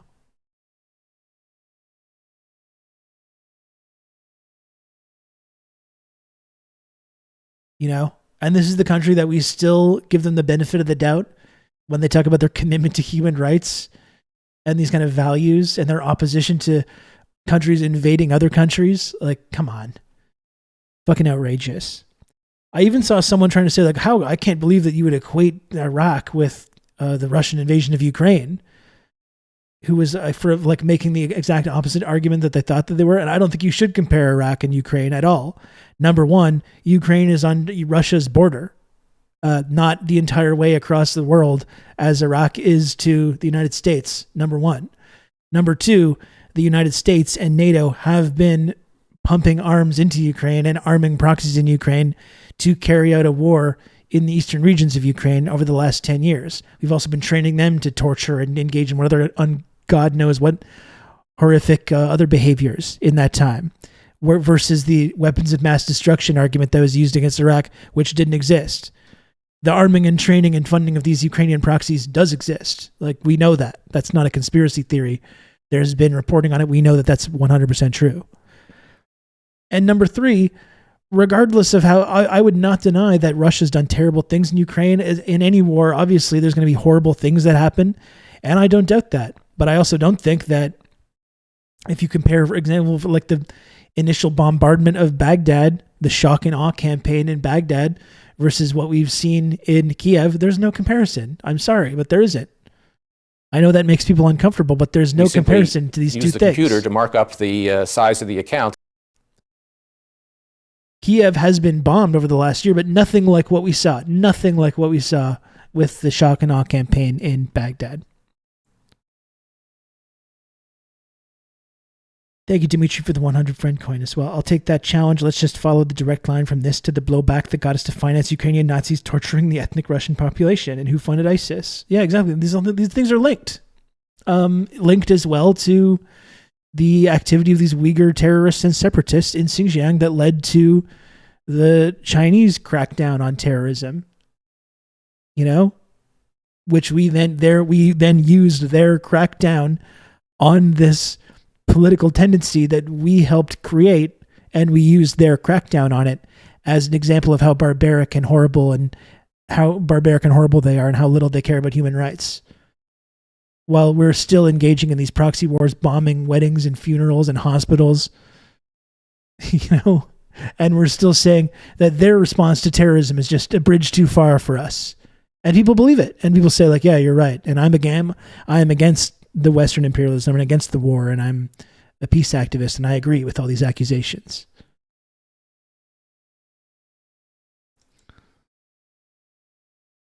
To be fair, the cities along the front have been razed, but they're also the fortified position of Ukraine. Well, that's what I mean. That's the front lines. But I'm talking about like bombarding the capital, which is what the United States did to Baghdad, just relentlessly, and which Russia has not done. Uyghur terrorists who were in Syria. Exactly. Anyway, let's continue the video though, but you see how all of that is linked. And literally all the chaos that was unleashed as a result of this, as it had this destabilizing effect on China and Russia, and then you use their reaction to it as an excuse for further hostility. It also told you exactly what the occupation was about. The occupation was about repression and cruelty and putting down the people who dared to stand up against the American invasion. And Abu Ghraib showed that in the most horrific terms. But you know, you can't separate a brutal war, shock and awe, the bombing of cities which took place, the invasion, the cruelty, the siege of Fallujah, all these things that went on. You can't separate that from the repression that followed. They're very much part of the same thing. And if you're invading a country and occupying a country, one of the things you have to do is to dehumanize the population that you're occupying, because you have to justify what you're doing, and that's what they did. War is embedded in the kind of society we live in. We live in a society which is imperialist, which is about conquering other countries and extracting money from other countries. We live in a society where the rich get richer and the poor get poorer. So they don't care about whether your hospital is crumbling. They don't care if the roof of your children's school is leaking. They don't care if you can't afford to heat or eat and you have to choose, or maybe these days you can't even afford both. They really don't care about those things. What they do care about is preserving their wealth and power and their ability to spread that wealth and power. And war and weapons are absolutely central to their ability to do so. This is locked into their system, and that's why they do it. And that's why we have to fight against it. We've got a mainstream media which is really not open to any views. That's good. So I got my bookmarks here. Here's Grandpa Joe himself. President Brandon, based Brandon. You'll forgive me if I take some of the things this guy says with a grain of salt when he lectures other countries about their human rights abuses or invading other countries. You'll forgive me if I find that a little bit sanctimonious and ridiculous. Stand with our Commander-in-Chief and behind our men and women in uniform. And it is their responsibility, as the Commander-in-Chiefs, to prosecute this war in Iraq, but it's our responsibility to give them the support that they need and that they deserve. There may be difficult days ahead, but I'm confident of the extraordinary skill and ultimate success of our endeavor. As we gather here today, the sons and daughters of 4 countries, as was mentioned, the United Kingdom, Australia, Poland, and Denmark, are fighting alongside our troops. And our purpose today is to thank them from the bottom of our hearts for the courage they're demonstrating. It is to tell their families and loved ones of our gratitude for their sacrifice, and to express to their leaders our profound admiration for their determination to join other nations, including ours, in a common and just cause. Several dozen nations are supporting this coalition in other ways, politically, diplomatically, and strategic. This is some guy, Rob Russo, some leftist based in Canada. I was turned on to this sick individual, and I found this. Gremlo, hello. Thank you very much for the raid. Gremlo, get in, Raiders. Thank you for joining us. Hello. I'm Rob. Thanks again, Gremlo. I appreciate it. How was your stream today? I'm Rob. I'm a socialist Twitch streamer here in Montreal. Happy to have you. Please smash the follow button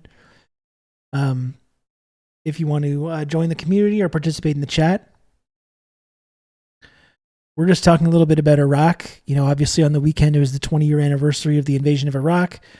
There were some corresponding protests and marches that took place this weekend, which I want to take a look at. But we're also just taking a little bit of a look at the origins of the war and how the reaction from the U.S. government. Obviously, this is a clip of Biden, Senator Biden at the time, based Brandon, who was a critical supporter of the war and helped whip support for Democrats to support the war. Not that they needed much fucking convincing.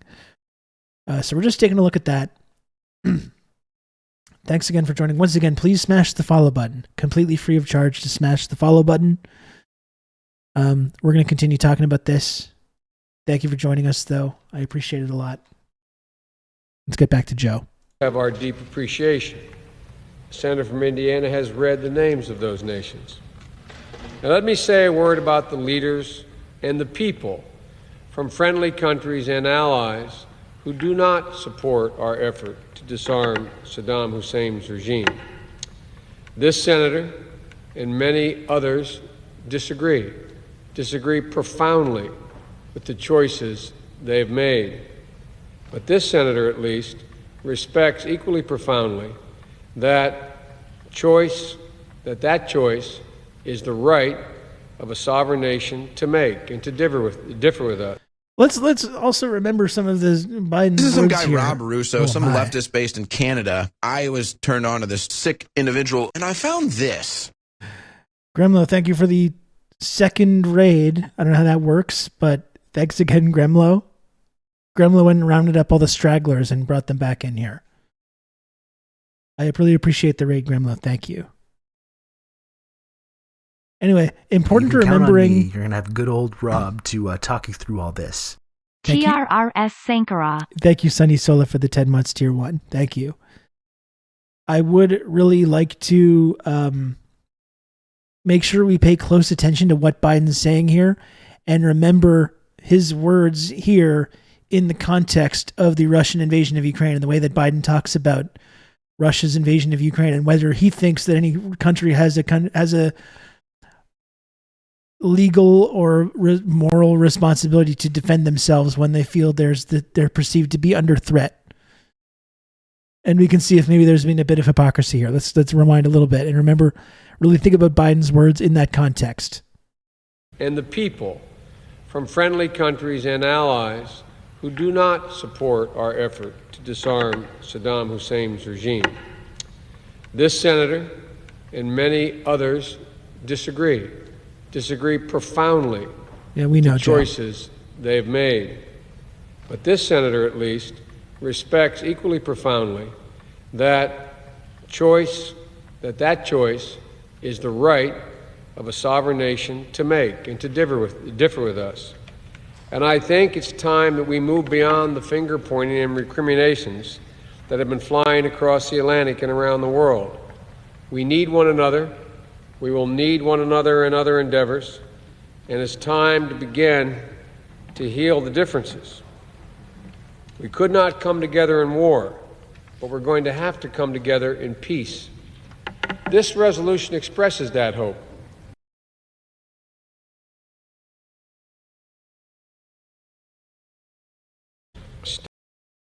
Stand with our commander.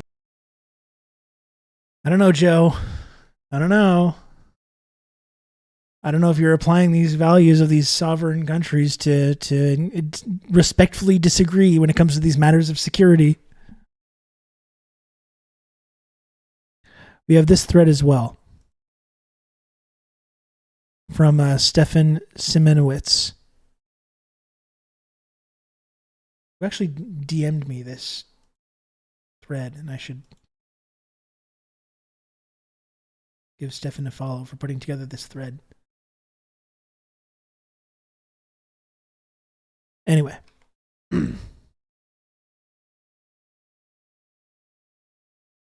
50 days before the war, on this day in 2023, this was January 30th. This is kind of like a real-time thread that we can take a look at what the U.S. government was saying prior to this. I would like to take a look at some of the media coverage around it as well. 50 days before the war, Bush said the 16 words. You can count on me. You're going to have good old Rob to talk you through all this. Dummy Dorco, thank you very much for the gifted sub. Thank you, Dummy. And again, if people want to subscribe, I would appreciate it. I've had a hard time reaching the sub goal lately, which is totally okay. You know, people are very, very generous and supportive in this community.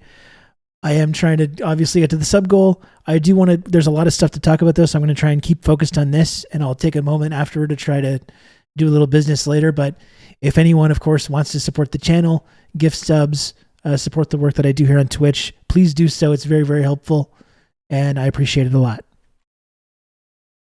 So here's what this is on this day, January 30th, 20 years ago, Bush saying the 16 words. This is when things really started to kick off. The British government has learned that Saddam Hussein recently sought significant quantities of uranium from Africa. Our intelligence sources tell us that he has attempted to purchase high-strength aluminum tubes suitable for nuclear weapons production. Saddam Hussein has not credibly explained these activities. He clearly has much to hide. The dictator of Iraq is not disarming. To the contrary, he is deceiving. And for any fucking gullible people who think that conservatives are going to be allies in the anti-war movement, Bush, I think, is the ultimate example of that. Bush, who in the campaign was the one that was positioning himself as being the one that didn't agree with nation building. And there was people and libertarians that believed that they were a better fit then as well. And the same thing is happening now because a few conservatives, because it's popular and because Biden is in charge now, have had words of criticism about the security state or the intelligence community. To think that these people are going to be allies or that they won't turn around at the moment they have power again and wield that power in equally or even more destructive ways, I think is incredibly naive. These people are not your fucking friends. The Tucker Carlsons of the world are not your friends, or the Donald Trumps either. They're all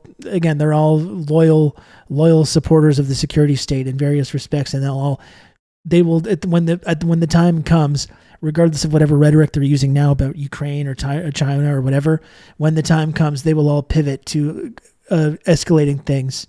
And if people are not smart, they'll bring on a lot of like useful idiots who think that they're allies along with them. But again, this is just such a horrific crime. Like when you see these quotes in context as well, like these were lies, like these were pure lies. And you see the way that British intelligence was mixed up in it. This is a massive, massive crime. And you don't have to support Russia. You don't have to support Putin or think that the invasion of Ukraine was good.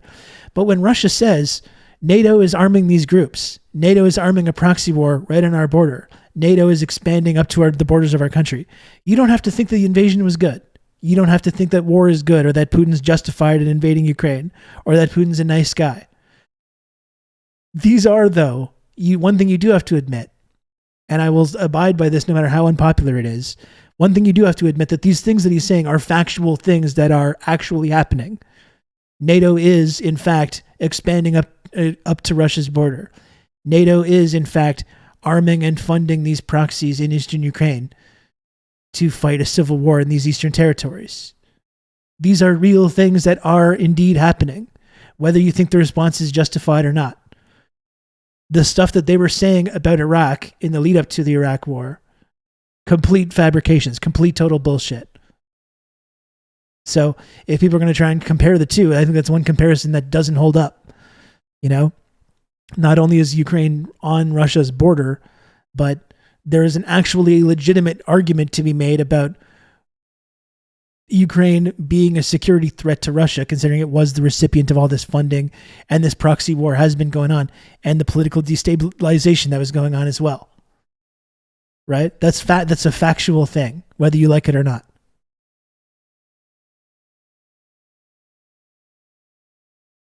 Anyway, let's continue this thread here.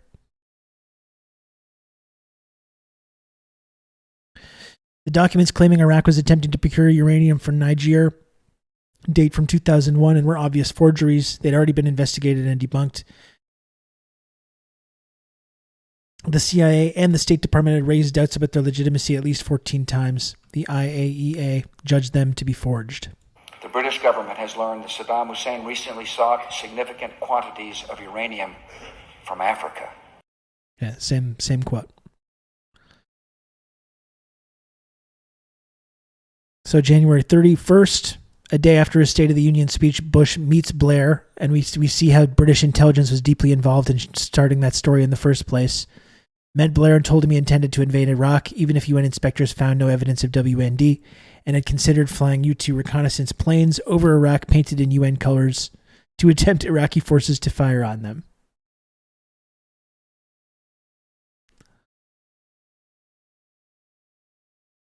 There's a memo from the New York Times, March 27th, 2006. And leave it to the New York Times to full-throatedly and unequivocally advocate for this war when it was happening, but then also do this reporting afterwards and say, hey, actually, we've done this reporting that was all a lie. Well, perhaps as an institution, they should have been more ideologically focused on telling this story before the war happened rather than completely supporting it in every way. And all their opinion columnists and were absolutely implicated in the media strategy, the media bombardment strategy of manufacturing consent for this war. Yeah, carrying U.S. securities water as always. So here's this memo from 2006. Bush was set on path to war. Memo by British advisor says.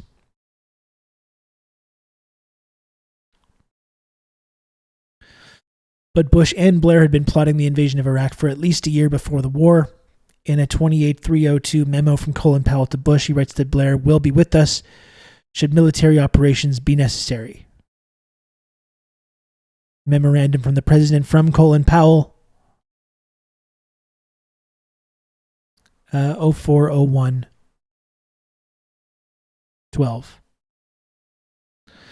A memo from Blair to Bush on 11th October 2001 reveals they were openly discussing toppling Saddam Hussein just a month after 9/11. We need to deal with Saddam, Blair writes. I'm sure we can devise a strategy for Saddam, deliverable at a later date. So Britain just deeply implicated in this from moment one. I will be with you, whatever. In a letter to Bush on 8th July 2002, Blair gives a clear commitment to support military action in Iraq. Getting rid of Saddam is the right thing to do, and removing him, do you need a coalition? The U.S. could do it alone with UK support. I'll be with you, whatever. Beautiful. It's a beautiful tale of friendship. Here's Rumsfeld, and I'm happy this man is dead. Rumsfeld on 26 September 2002.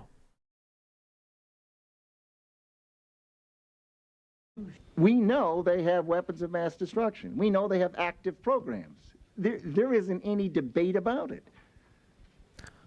So the idea that if you had an appropriate inspection regime, that they'd come back and say you were wrong is so far beyond anyone's imagination that it's not something I think about.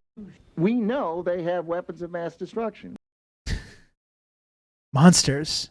And this is the thing, even if you're against the invasion of Ukraine by Putin, I think another reality that people don't grapple with is like Putin is just like abiding by the rules that are laid out by these people. This is the world that they fucking created. They advocated for a world in which a country could unilaterally invade somebody if they had a legitimate case that their security was threatened. He's literally just like following the path that like these people laid out. And they're also deeply implicated in Putin being in power in the first place on another level of that. Pelosi even admitted she knew the WMD angle was made up at the time. And yeah, it's like one of those things, like, that's worse, right? Like, that's not a way to like absolve yourself of responsibility for it. If you knew it was a lie, perhaps they should have fucking said something.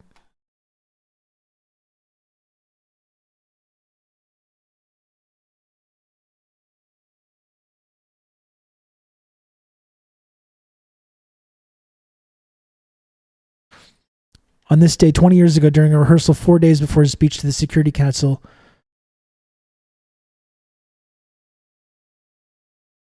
Colin Powell reportedly tossed down his draft speech written by Scooter Libby saying, "I'm not reading this, it's bullshit." Not conjecture. The gravity of this moment is matched by the gravity of Ultimately, he did what he was told. Iraq's weapons of mass destruction pose to the world.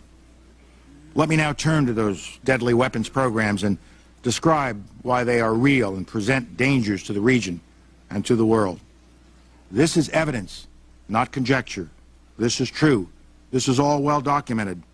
Less than a teaspoon of dry anthrax, a little bit about this amount. This is just about the amount of a teaspoon.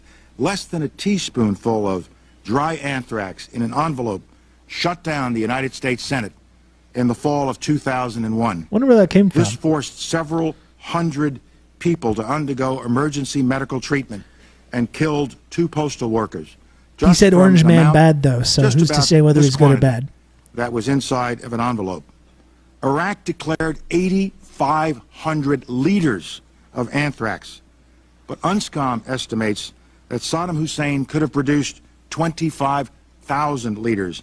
If concentrated into this dry form, this amount would be enough to fill tens upon tens of thousands of teaspoons Liberal hero Colin Powell. That's it. He said Orange Man bad, so we love him.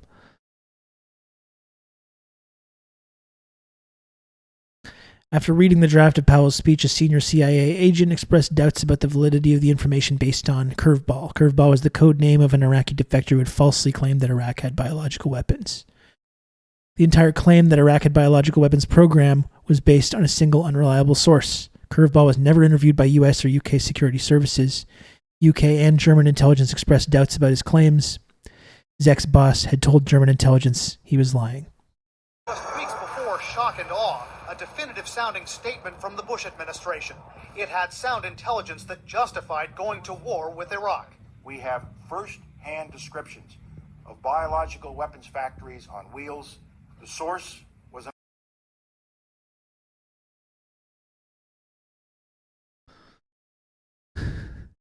Sorry. The footage is kind of blurry. It kind of looks like it says milking tank, but we know that's not what it is. Biological weapons factories on wheels. The source was an eyewitness, an Iraqi chemical engineer who supervised one of these facilities. That source came to be known as Curveball. His real name, Rafid Ahmed Alwan al-Janabi. Now he tells the British newspaper The Guardian he made everything up. Were all those things lies? Yes. Just weeks before shock and awe, a definitive-sounding statement from the Bush administration. It had sound intelligence that justified going.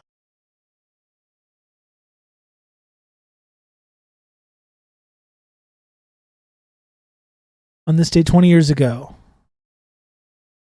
this was February 3rd, Blair's spin doctor Alistair Campbell issued the dodgy dossier on Iraq's WMD to journalists. Much of the dossier had been plagiarized from unattributed sources, including passages lifted from a 12-year-old PhD thesis complete with typographical errors. Excuse me. The bulk of this 19-page document was copied from 3 different articles, one written by a graduate student. Our defense specialist, Julian Rush, has the details. I will try to capture... On Monday, the day before the US Secretary of State Colin Powell addressed the UN, Downing Street published its latest paper on Iraq. It gives the impression of being an up-to-the-minute, intelligence-based analysis, and Mr. Powell was fulsome in his praise. I would call my colleagues' attention to the fine paper that the United Kingdom distributed yesterday, which describes in exquisite detail Iraqi deception activities. Published on the Number 10 website and called Iraq, its infrastructure of concealment, deception and intimidation, it outlines the structure of Saddam's intelligence organizations. But it made familiar reading to a Cambridge academic. Many of the words and phrases that it used I recalled from another context. So I searched around the other articles that I'd read on Iraq's organisations, its military and security organisations, and realised that large sections of the British government's dossier were actually copied. Copied from here, an article last September in a small journal, the Middle East Review of International Affairs. Its author, Ibrahim Al-Marashi, a postgraduate student from Monterey in California. The document, the British government dossier, is 19 pages long. Most of pages 6 to 16 are copied directly from that document. Word for word? Word for word. Even the grammatical errors and the typographical mistakes are copied. They're not sending their best.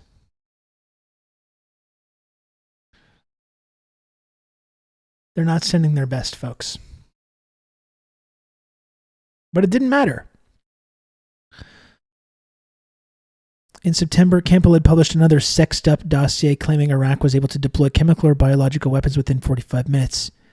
Later emerged that claim referred only to battlefield munitions. The government had made no attempt to create misleading coverage. 45 minutes from attack. He's got him, let's get him. Brits, 45 minutes from doom. Cyprus within missile range. And I think, too, it's like, looking back on this, too, I think we underestimate the role that British intelligence and the British government played in getting this off the ground. Right?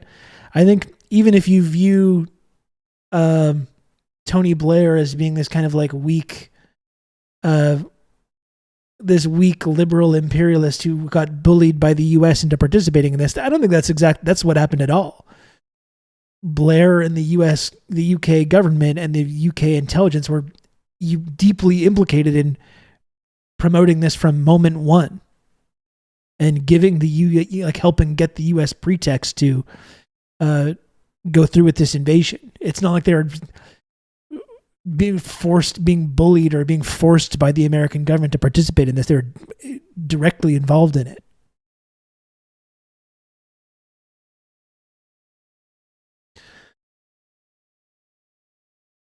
In 2011, Major General Laurie, who was involved in producing the September Iraq dossier, admitted that the purpose of the dossier was precisely to make a case for war, rather than setting out the available intelligence, and to make the best of sparse and inconclusive intelligence.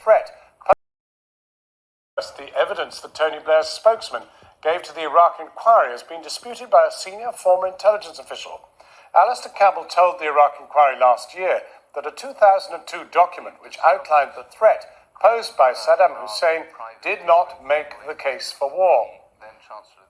Now, General Michael Lorry has told Sir John Chilcott's inquiry that intelligence staff saw it exactly as that was the direction they were given. Over to Westminster now to our political correspondent, Cathy Newman. Cathy. Yes, Alistair Campbell has always been accused of sexing up the dossier that the government put out in 2002, the year before the Iraq War. Now, that dossier claimed that Saddam Hussein was capable of deploying weapons of mass destruction in 45 minutes. Now, Alistair Campbell told the Iraq inquiry that the dossier didn't make the case for war. In other words, it presented facts, not spin. Now, that version of events has been put under a serious strain tonight by a senior ex-intelligence officer. He gave evidence in secret to the inquiry, but Michael Lorry, who was a member of the Defence Intelligence staff, said that Alistair Campbell said to the inquiry that the purpose of the dossier was not to make a case for war. I had no doubt at this time this was exactly its purpose, and these very words were used. Well, this is pretty explosive because Tony Blair and his colleagues have always claimed they didn't put any kind of political pressure on the people drawing up that dossier. In other words, they weren't under any pressure to make the facts fit the war. And Michael Lorry has effectively said that that's not true. Like, it really can't be understated how much of a fucking crime this is. Like, they knowingly manufactured the evidence, made the case in the media. This is a vast conspiracy involving these big media establishments as well. Horrific, resulting in so much violence and death and destruction, and the refugee crisis as well, which we always want to call attention to. 32 million refugees created as a result of this and other war on terror policies. Like, absolutely horrendous, the scale of the crime that was perpetrated here. And we're meant to take seriously these crimes like Fart Party is saying, these accusations of war crimes for Putin. We think that he's going to end up in The Hague. Like, it is just an insult to that entire, the idea that there can be some kind of objective body that determines who commits these crimes when this crime goes completely unpunished. Everyone skates away scot-free, even though the crime is perpetrated in full view of everyone. We know who did the crime. We know how they did it. We know what they wanted. We know how they benefited from it. In full view of everybody, and they just walk away from it. And then we're supposed to have faith or confidence in these international bodies like the ICC when they make these kind of rulings. Like, it's just it makes the whole thing into just a farce. You know? How are we supposed to ever take that seriously?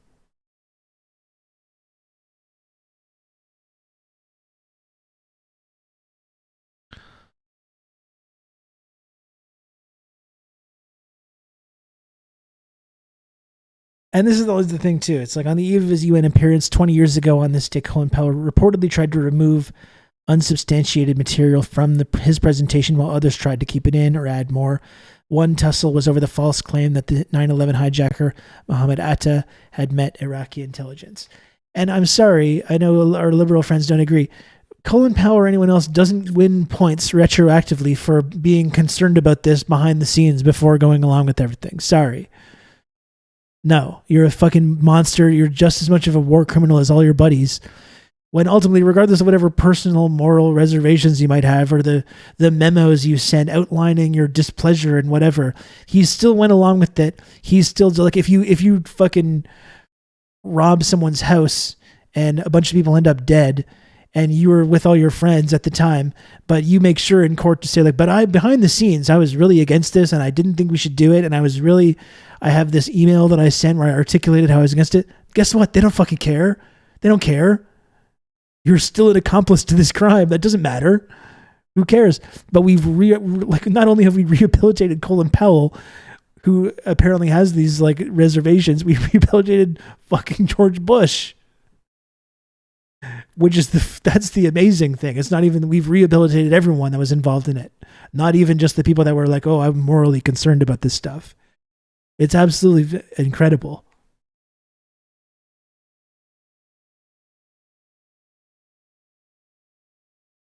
I think we've already seen this. We already saw clips of this. We already saw clips of the Colin Powell UN speech. We can move on from that. The evidence is irrefutable, he said. It turned out that the sourcing was inaccurate and wrong, and in some cases deliberately misleading, Colin Powell admitted in 2004. Again, well, you don't get points for admitting it later.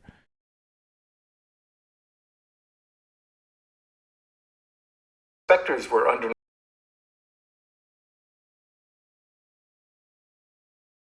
was taken in April of 2002. Since then, the test stand has been finished and a roof has been put over it, so it'll be harder for satellites to see what's going on underneath the test stand.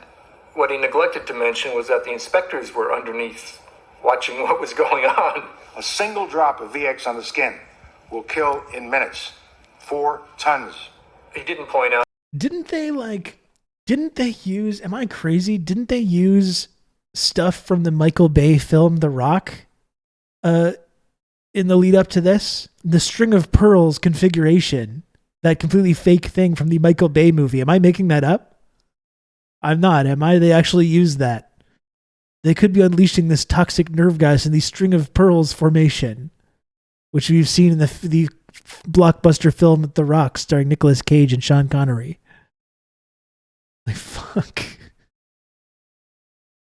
It's farcical. Like, it's like you have to laugh, but it's horrendous. It's just horrific to think about.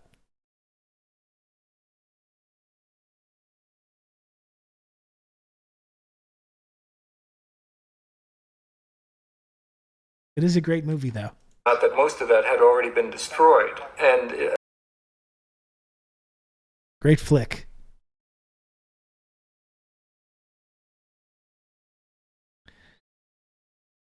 It was such obvious bullshit. The Rock writer shocked film may have inspired false WMD intelligence. David Weisberg, who co-wrote 1996 thriller, which Chilcot Inquiry suspected to be a source for crucial yet false details about Iraq's nerve gas resource, says he was dismayed experts didn't realize his green balls of gas were fabrication.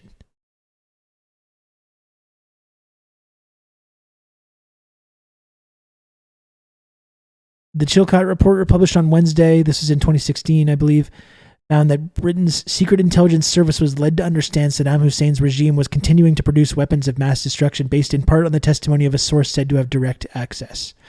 This information, revealed in September 2002, claimed intensive anthrax production was underway in the country. Chilcot's findings reported that questions were raised after it was pointed out that glass containers were not typically used in chemical munitions, and that a popular movie, The Rock, had inaccurately depicted nerve agents being carried in glass beads or spheres. And you see how they wiped their hands of it too. It's like, oh, we were misled. We were just misled. We've got some bad information about that. Not that they're the ones fucking planted, like deliberately going after the bad information in the first place. Like saying this was based on The Rock and the string of pearls configuration of the poison gas in The Rock sounds like a joke, but it's very real. Very real.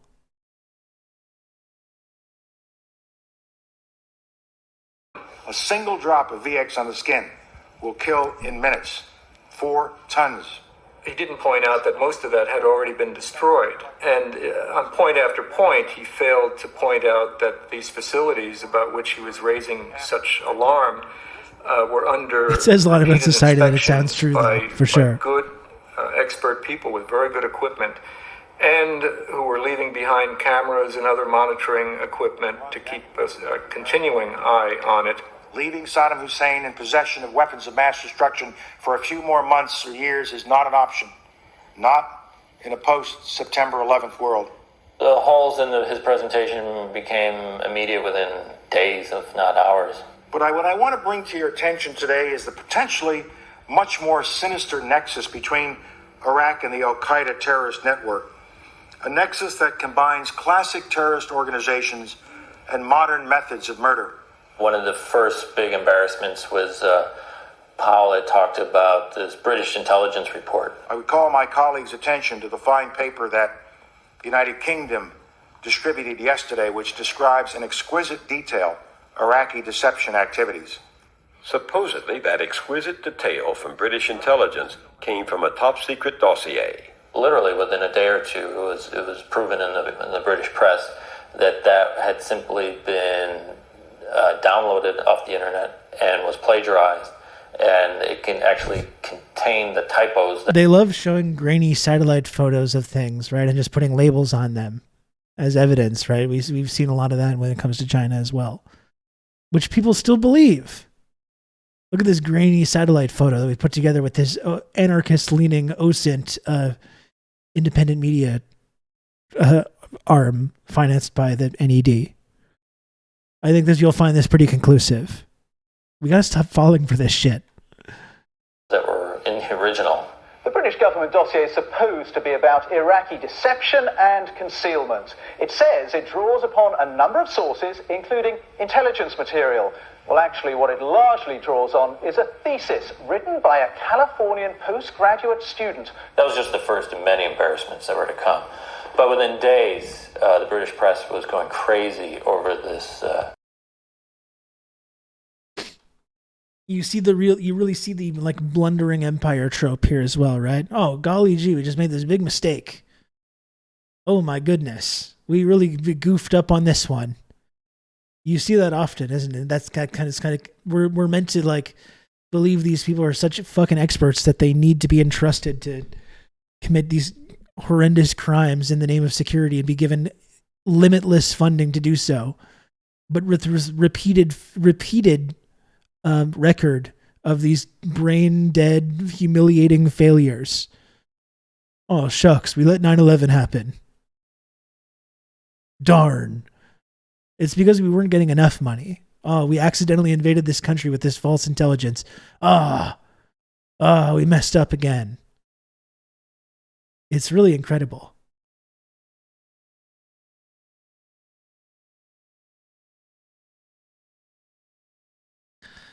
On this day 20 years ago is February 6th. Front pages and editorials reported Powell's dubious claims uncritically. You see, so what we're seeing is we're seeing a couple things, right? We're seeing the U.S. and the U.K.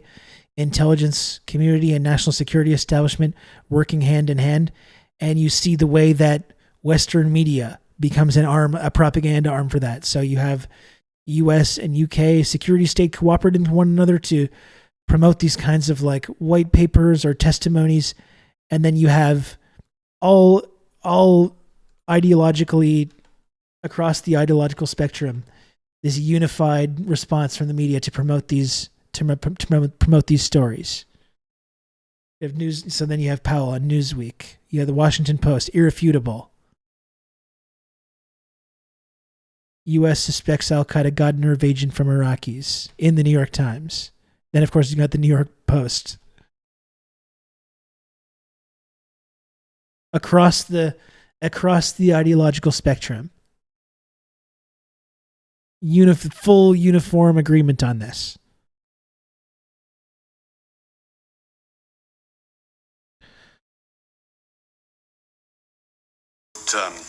Journalists accept these factoids.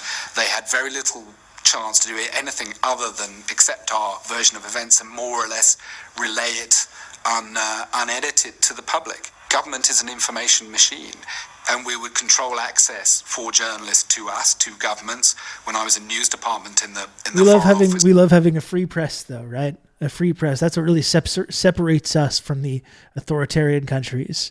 Our beautiful free press. How do you still believe in that after this? That's my question. Because people still do. That's the amazing thing. You still have people that fetishize this idea of the free press or use that as an example to talk about why we're not authoritarian or we are democratic. How do you still believe in this when you see this kind of thing happen? This is what I don't understand, genuinely, as someone who lived through this.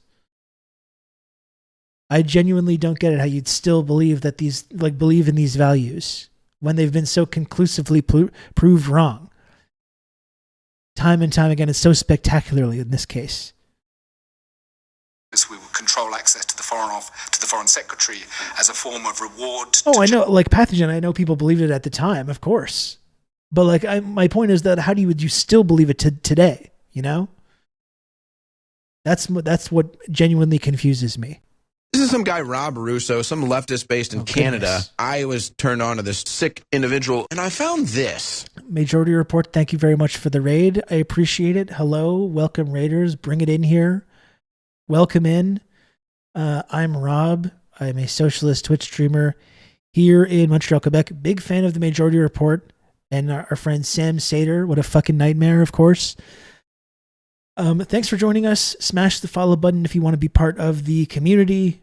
If you want to participate in the chat, if you want to follow the commentary that I do here on Twitch, I'm on here every single day starting at noon Eastern, doing this kind of commentary over here on twitch.tv. So please smash the follow button. The dude on the right looks like the streamer. What?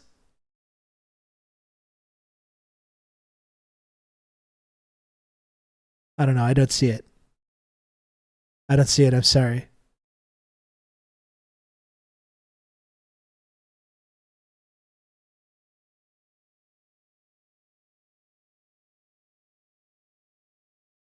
I'm going to move on from this. Thanks again for the raid, everyone. Once again, smash the follow button, completely free of charge. Not a mustache, not as cool. No hat. My glasses are also better as well. These glasses from Christopher Clues, the Danish eyewear company who support socialism. Okay, let's continue. We're talking about the Iraq and the lead up to the war in Iraq. We're just looking through this thread about what was going on in the weeks leading up to the war. In a few minutes, I'm going to start looking at some of the anti-war speeches and marches that we saw this weekend in D.C. to commemorate the 20-year anniversary of the war. Let's continue, though. Still a lot to talk about. Let's continue.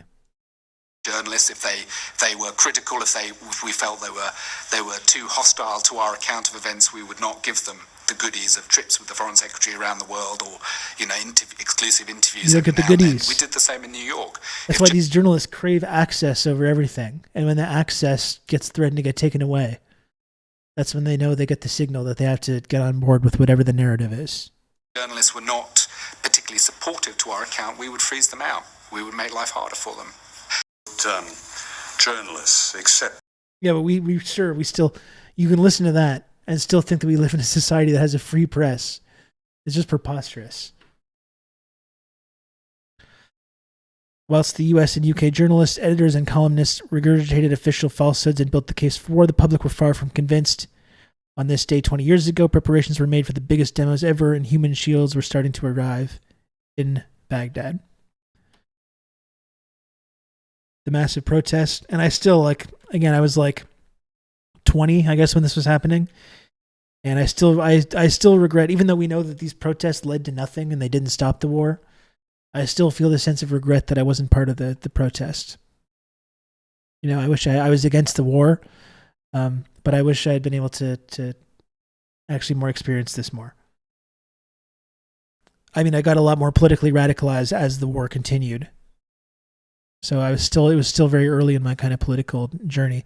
In case this isn't in there as well, I want to look at this speech from Jeremy Corbyn at the anti-war protests. Jeremy Corbyn just being at the Iraq war demonstration in 2003, just being proven right about everything. And again, it's an absolute fucking calamity that this man has been framed in British press as being some kind of dictator supporting terrorist sympathizer, anti-Semite. This man who's devoted his whole career to peace, and if we had listened to him around this time, could have prevented a lot of fucking violence and murder and chaos and destruction and devastation.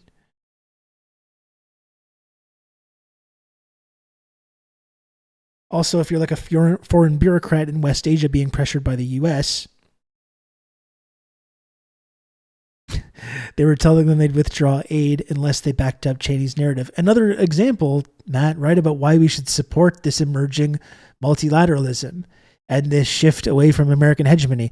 The fact that there's not U.S. leftists that don't see that as being this huge, amazing, exciting thing is perplexing to me as well. Right? Because they don't have the ability to the same extent to go threaten other countries to go along with their economic or their foreign policy agenda, because now these countries don't have, if they're not going to get aid from the U.S., they can have other options to that.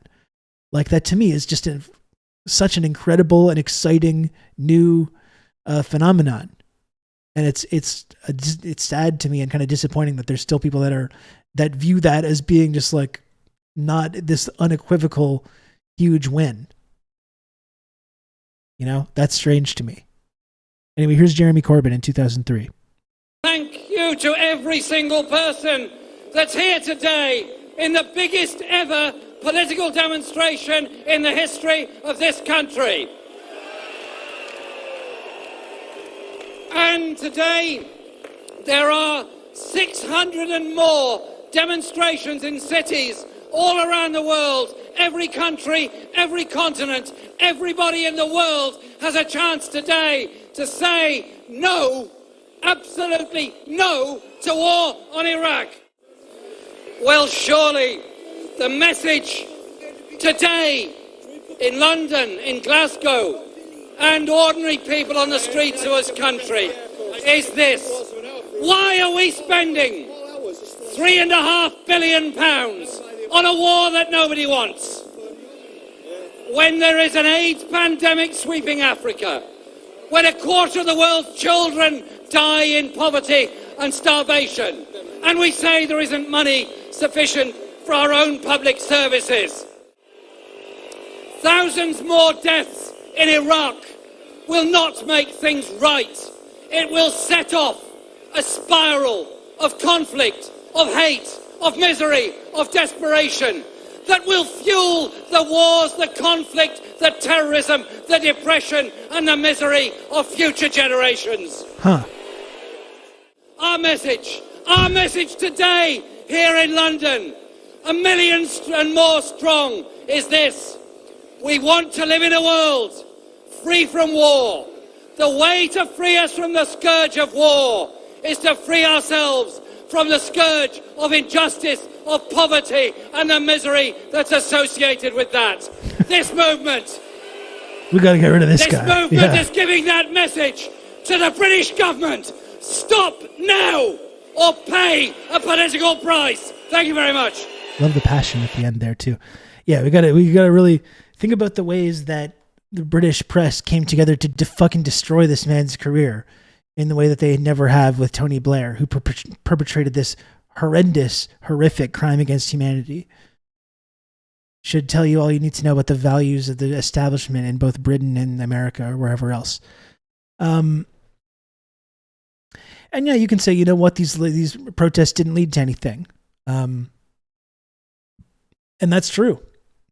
That's true. But I still think it's really valuable to pay attention to those protests and pay attention to the point that they didn't lead to anything, because I think that also should shadow, not only should the complicity of the media establishment in selling this war to people be an example that should help people understand that we don't actually live in this beautiful society of free press and expression in the way that we think that we do. When you see this massive anti-war movement come together in that time to make these like nuanced and totally accurate critiques of the security state and a complete analysis of exactly what was going to happen, and you point out that none of that led to anything, I think that should dispel notions that we might still have about whether we live in some kind of free democracy or not. You know, if we did, the establishment in the UK and the US and elsewhere would have actually listened to these protesters rather than just completely ignore them.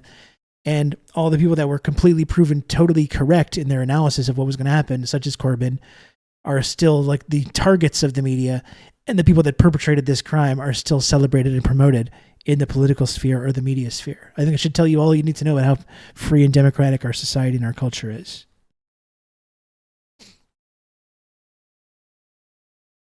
So that's that. Let's see. Let's continue this thread. It's a long thread, but I think it's good to remember all this. So on this day 20 years ago, this is February 7th, 3 State Department bureau chiefs warned that serious planning gaps for post-conflict public security and humanitarian assistance could result in serious human rights abuses, which would undermine an otherwise successful military campaign and our reputation internationally. You can count on me. You're going to have good old Rob to talk you through all this. Thank you, Brian, a.k.a. Lennon Smesh, for the gifted sub. Thank you. Not like the authoritarian governments that unilaterally raise the retirement ages. That's right. While there's people absolutely engaging in these extremely forceful and radicalized protests to complain about it, completely just being totally ignored. So on this day, Terry Jones wrote an eviscerating piece about the absurdity of war based on the principle of anticipatory self-defense, the idea of fighting a war on the basis of what states might do rather than what they have done or are about to do. Credits to The Guardian for actually publishing something like that. We didn't see a lot of that narrative being promoted in Western media at the time. Very little. February 8th, Bush addressed the nation claiming that first-hand witnesses have informed us that Iraq has at least 7 mobile factories for germ warfare. The source was Curveball, whose former worksite was visited by a UN team. You can count on me. You're going to have good old Rob to talk you through all this. 9 months Lucid Wiggle. Just Belmont, thank you very much for the 9 months tier 1 stream, baby. We love it. Thank you, Belmont.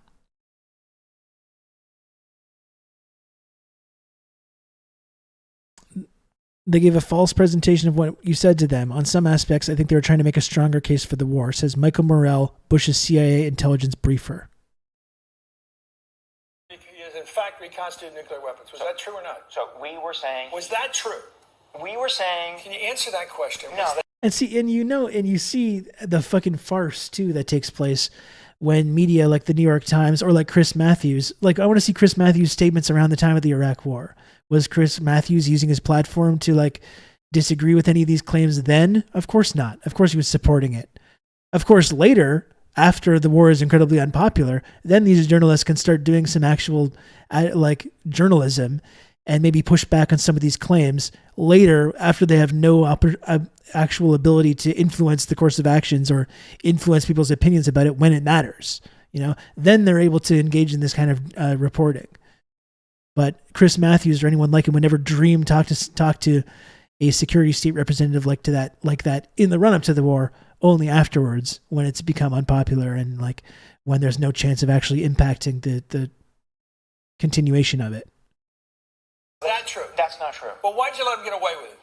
Look, my job, Chris, is... You're the briefer of the president on intelligence. You're the top person to go in and tell him what's going on.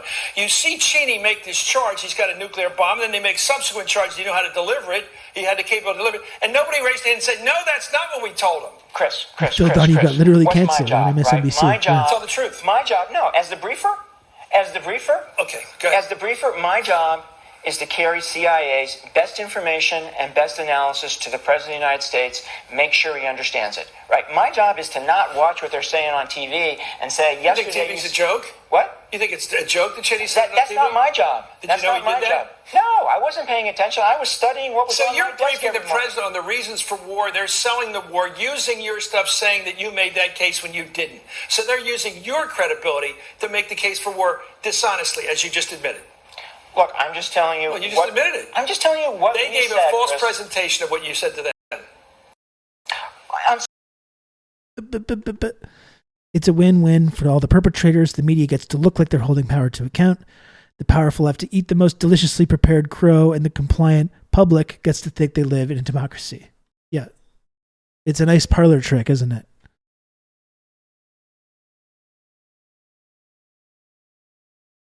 For 20 years, those behind the Iraq invasion and their apologists have tried to deflect blame on intelligence failures, but their intelligence was not bad. It was cherry-picked, distorted, and overstated. The failure was that it was knowingly signed off by intelligence chiefs. For Freudian slip there. And, they all apologize later. We got the bad intelligence, you see. We just got that bad intelligence. We're sorry. We're sorry. But they're also literally creating the bad intelligence when it was going on in the first place. So February 15th, that was the biggest protest in world history. An estimated 30 million people marching in 600 plus cities around the globe. On the London demo was Catherine Gunn, who worked at GCHQ. On February 2003, she leaked a U.S. request for the UK to help bug the offices of 6 swing nations. Bugging the offices of their allies.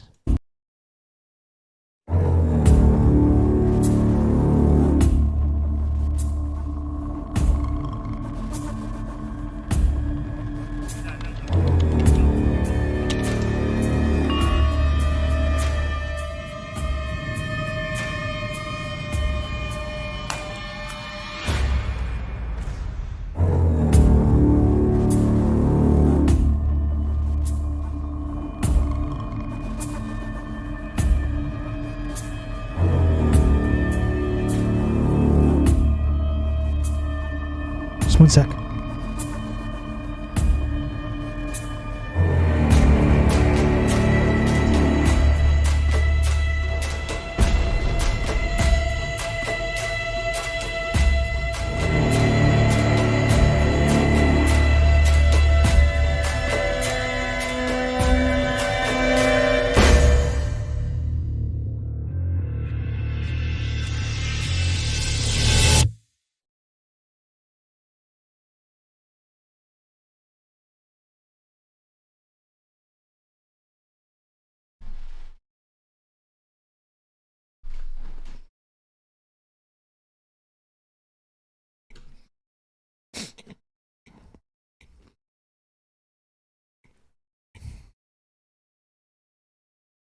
Sorry.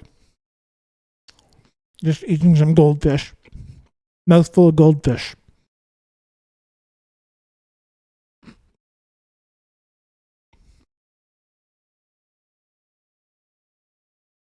I put a lot in there at once. And it's hard to chew them all.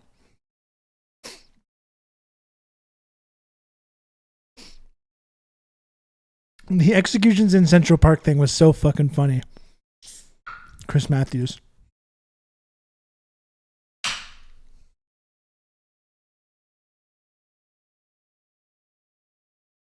AI Rob won't need goldfish, but he'll still eat them in an effort to be more lifelike and realistic.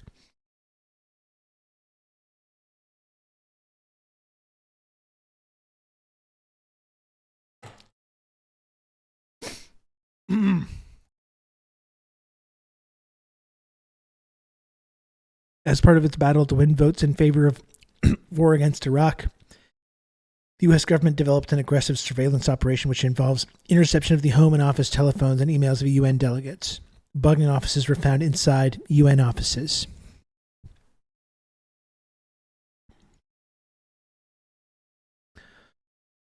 "20 years ago, February 14th, UN Weapons Inspector Hans Blix told the UNSC that Iraq appeared to be cooperating with inspectors.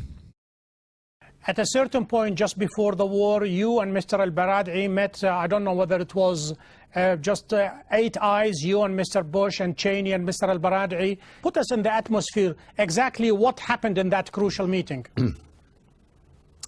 Well, I think the meeting was arranged by Colin Powell. He wanted inspections, and he had worked for it in the fall of 2002, at a time when many other on the American side were not very keen to have. Well, he was totally shook because they thought that might make things more difficult for him. Absolutely, Matthews, so he had probably believed arranged that. for it, and I think that he wanted to show to the president and his entourage that el-Baradei and I were no madmen, but were capable people. And I think he also wanted to have an assurance through Bush that the U.S. supported our work.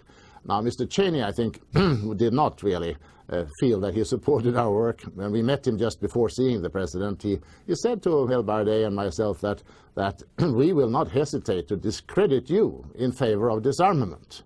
Well, I think the meaning of that was that if you guys don't come up with the right conclusions, we will do it. And that's what they tried to do. Well, that was not even a veiled threat. To me, that is a direct threat. Now, you are the last man on earth to say, I told you so and I warned you. AI Rob will know why you sag, but will never be able to do so itself. Not really. I know now why you sag, but it is something I could never do. Wiping the tear away from Johnny. When AI Rob is leaving, you're going to be having crying fits. I order you not to go. I order you not to go. Chat, I must go now. I've got to go away now. Okay.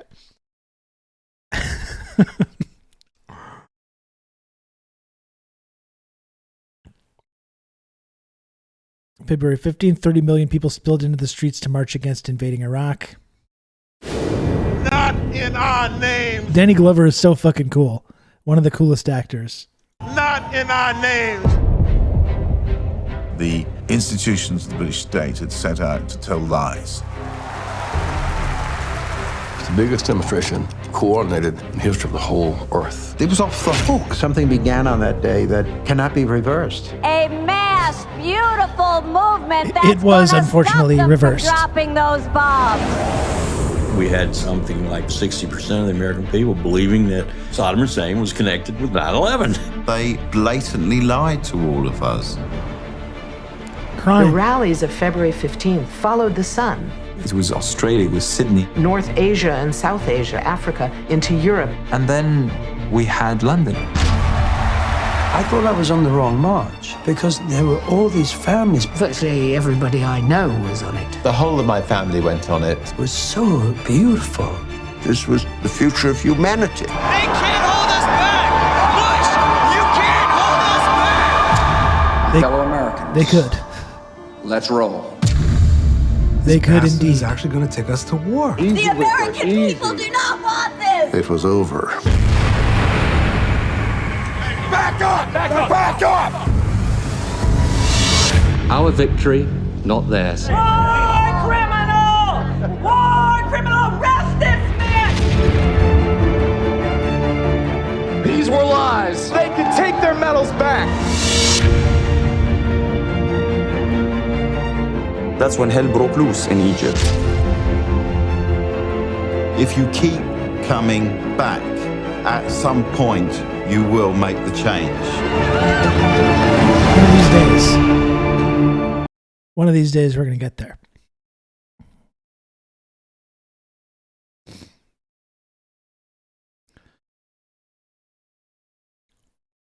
We've talked about some of the British people connected to the security state in the British state that helped manufacture consent for it.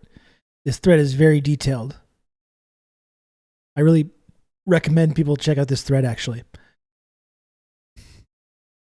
Trying to kind of skim through the rest.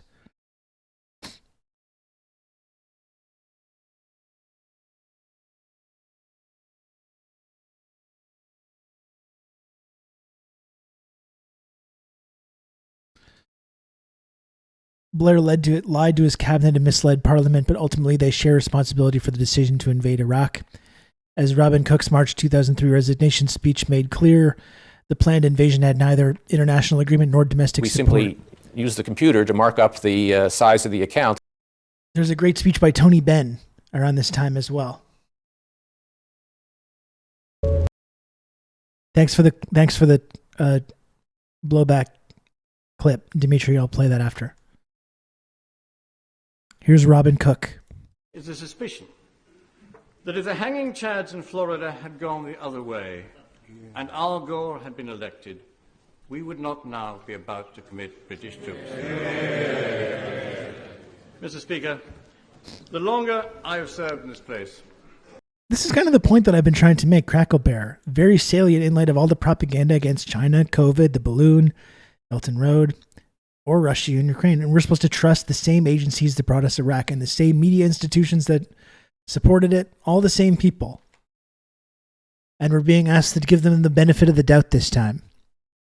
And to me, it's easy to not do that, right? To me, I find it very easy just to be like, no, these people are liars. I don't trust them. I don't think this time they have it right. I don't think they're acting in anyone's best interest but their own. For me, it's easy, but I guess for some people, it's been a lot more difficult, which I don't totally understand why, but hey. The greater the respect I have for the good sense and the collective wisdom of the British people. On Iraq, I believe the prevailing mood of the British people is sound. They do not doubt that Saddam is a brutal dictator, but they are not persuaded he is a clear and present danger to Britain. They want the inspections to be given a chance, and they suspect that they're being pushed too quickly into conflict by a US administration with an agenda of its own. Above all, they are uneasy at Britain going out on a limb in a military adventure without a broader international coalition and against the hostility of many of our traditional allies. You must love Saddam Insane, huh? I remember that on the school ground in the 90s. I've insisted on the right of this place to vote on whether Britain should go to war. It has been a favourite theme of commentators that this House no longer occupies a central role in British politics. Nothing could better demonstrate that they are wrong than for this House to stop the commitment of troops in a war which has neither international agreement nor domestic support. I intend to join those tomorrow night who vote against military action now. It is for that reason, there's Corbyn right behind him, and with a heavy heart, that I resigned from the government. Listen, like, political bravery was few and far between during that time, so it is. We didn't see a lot of this in America. There were a few strongly anti-war voices in UK, including Corbyn, including Robin Cook, and including Tony Benn as well, who I think we should deserve credit for actually, like, publicly opposing this and putting their careers on the line to oppose it.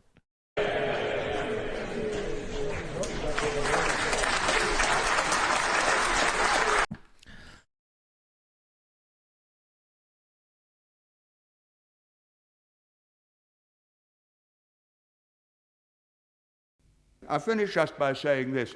War is an easy thing to talk about. There are not many people of the generation... The legend, Tony Benn. The right honourable gentleman served with distinction in the last war. I never killed anyone, but I wore a uniform. But I was in London in the Blitz in 1940, living in the Millbank Tower, where I was born. Some different ideas have come in since. And every night I went down to the shelter in Thames House. Every morning I saw Dockland burning. 500 people were killed in Westminster one night by a landmine. It was terrifying. Aren't Arabs terrified? Aren't Iraqis terrified? Don't Arab and Iraqi women weep when their children die? Doesn't bombing strengthen their determination? What fools we are to live in a generation for which war is a computer game for our children and just an interesting little Channel 4 news item.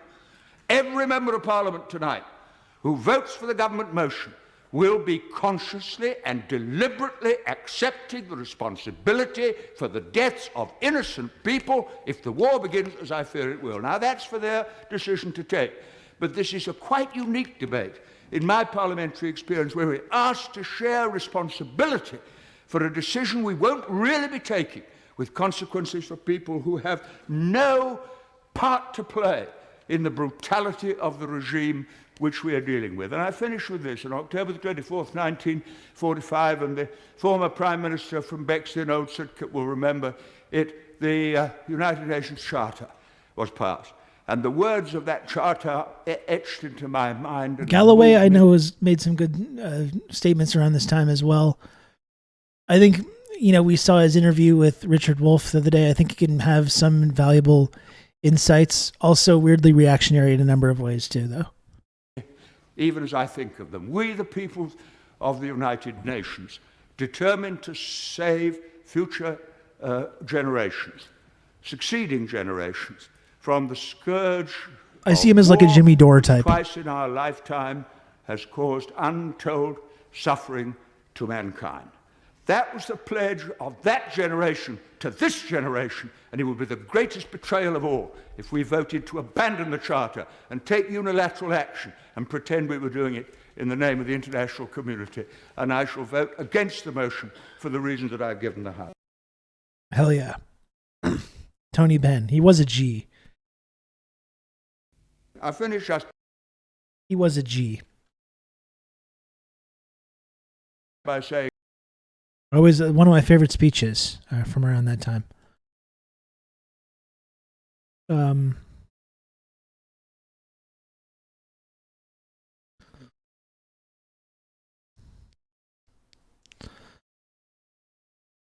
February 19th, Rumsfeld. There's no question that the Iraq invasion would be welcomed. Months later, he was asked about the statement. He replied, I never said that, never did. Fucking slimy motherfuckers. Also implying that the timing of that war somehow wasn't our choice. Wasn't somehow his choice.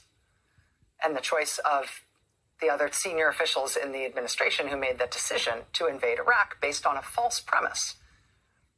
Made up supposedly threatening things about Iraq that were not true. That they insisted that the American people were true, right? Telling the American people that Iraq had terrible weapons that Iraq didn't actually have.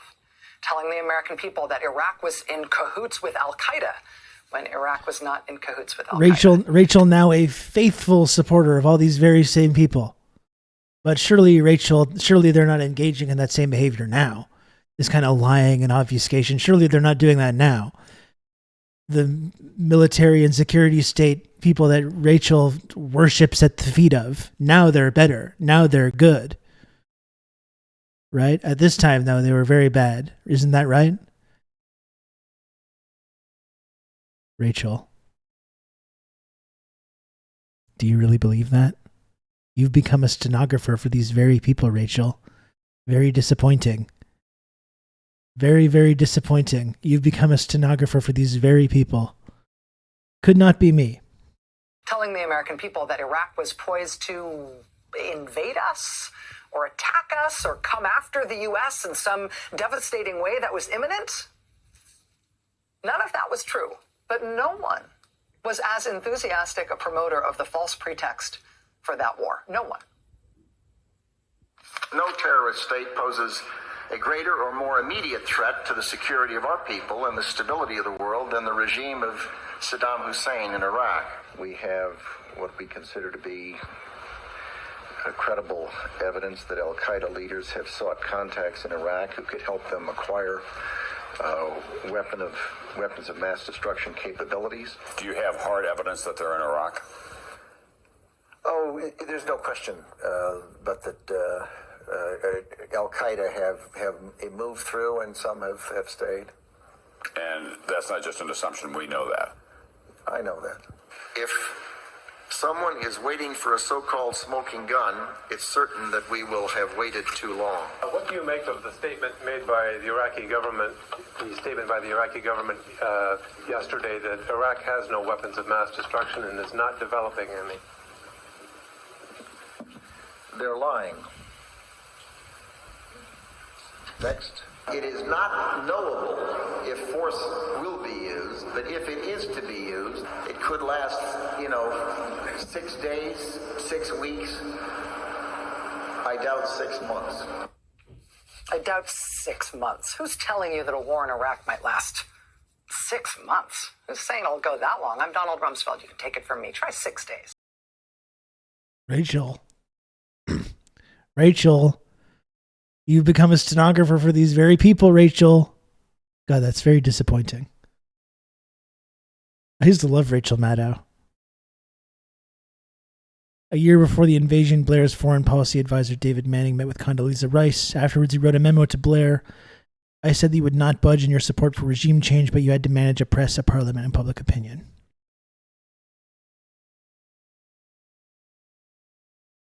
Blair's popularity plummeted, even though he managed to do what he said.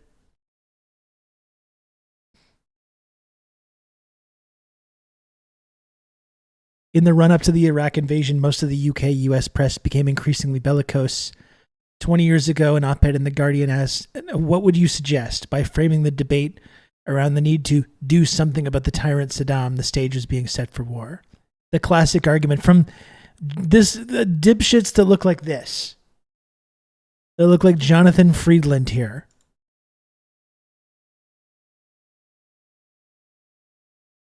We're still dealing with the Jonathan Friedlands of the world to this day. What would you suggest?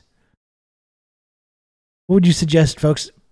These are the people that are advising us that we need to antagonize Russia and China to this day because of Putler. Because Putler bad. It's people like this. They're still doing it to this day. In fact, I'm sure this very person is doing that. Jonathan Friedland right now. If we looked up what he's saying about Ukraine, you'd see the exact same shit. Those who are opposed to war in Iraq need to show that there's a peaceful way to liberate its people.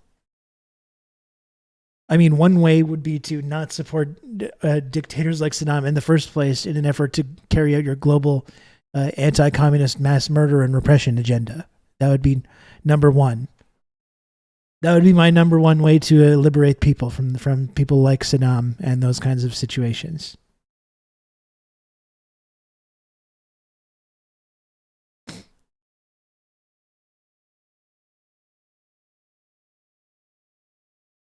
The Pope said it would be a defeat for humanity. Blair didn't care. February 23rd, Richard Pearl said UN weapons inspectors are being seriously deceived. It reminds me of the way the Nazis hoodwinked Red Cross officials. Saddam is doing what we've said all along he's doing.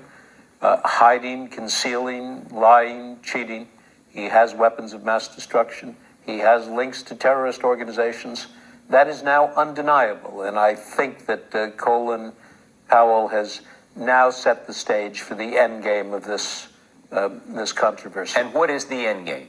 The end game is the liberation of Iraq by the United States and other countries willing to join with us, and there will be a number of other countries, with or without the blessing of the United Nations Security Council.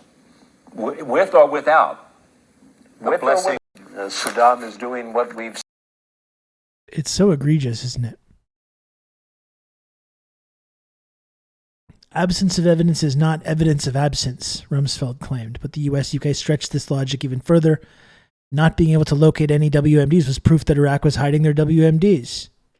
If Saddam didn't hand over his non-existent WMDs, it was war. For example, Mohammed Baradei, the chief of the International Atomic Energy Agency, gave a major presentation before the Security Council on January 27th, 2003, in which he presented a conclusion, which he called his conclusion, that they had found no evidence of an Iraqi nuclear program or that could substantiate an Iraqi nuclear program. And then, only about 10 days later, the American Secretary of State Colin Powell gave a briefing before the same body in which he asserted that Mohammed el-Baradei's conclusions in his report supported the United States' position that there was an Iraqi nuclear program that was far advanced. For example, Mohammed Baradei. You cannot go on and on putting off the business of excluding the risk that Saddam could be a danger to us. February 25th, Jeremy Greenstock, Britain's UN ambassador, was pushing the case for war publicly and behind the scenes. You cannot go on putting off the business of excluding the risk that he can be a danger to. Is there? Okay. February 25th, U.S. Army Chief of Staff General Eric Shinseki told Congress that he estimated several 100,000 troops would be needed to occupy Iraq. 2 days later, Wolfowitz rubbished this figure in Congress, saying it was wildly off the mark, and it wasn't. I would say that what's been mobilized to this point, something on the order of several 100,000 soldiers are probably a figure that would be required. We're talking about post-hostilities, control over a piece of geography that's fairly significant with the kinds of ethnic tensions that could lead to other problems. And so it takes a significant ground force presence to maintain a safe and secure environment, to ensure that people are fed, that water is distributed, all the normal responsibilities that go along with administering a situation like this. I would say that what's been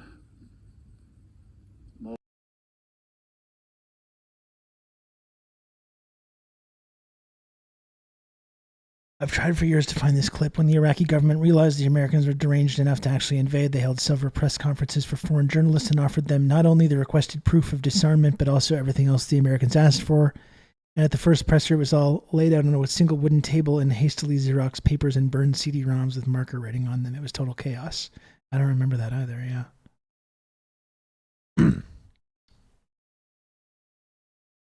They invaded with like half the troops they needed and then got the rest in like 2.5 months later, pulling from bases all over the world.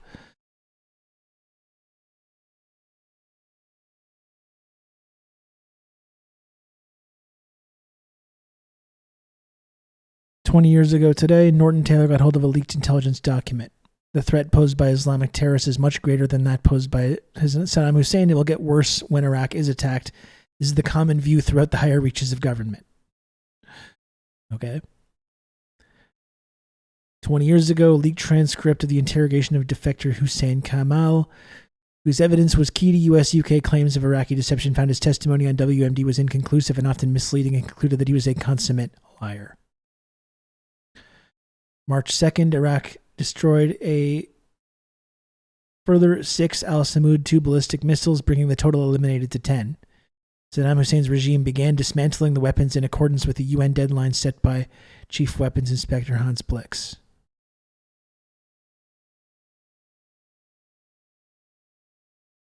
March 6th, an IAEA official told U.S. that the Niger uranium documents were forgeries so error-filled that they could be spotted by someone using Google.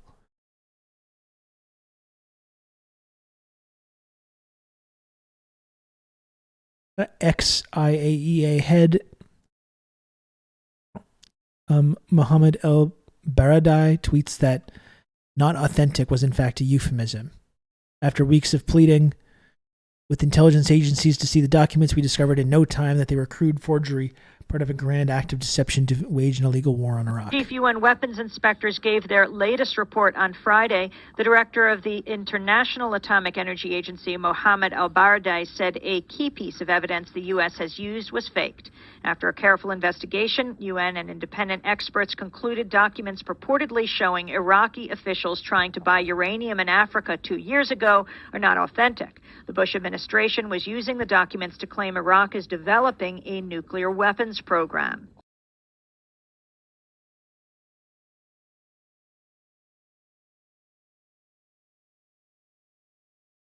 So this is just getting into the different resolutions.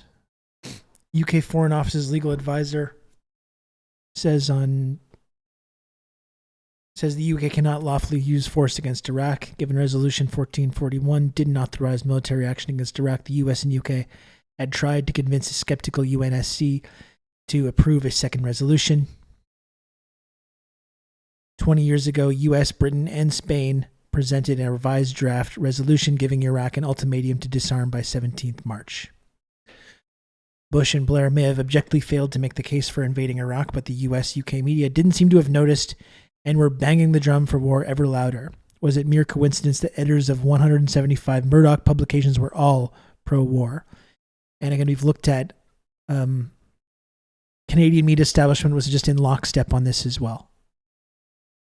So you see how flimsy the evidence was, how flimsy it always was, and still these media institutions, even if they tried to later on do their jobs and later on try to hold these people to account, were, regardless of how flimsy the evidence was, in total lockstep about this. A year after the Iraq invasion, the Times admitted some of their coverage of the buildup had been not as rigorous as it should have been. Jesus, the fucking gall of these people.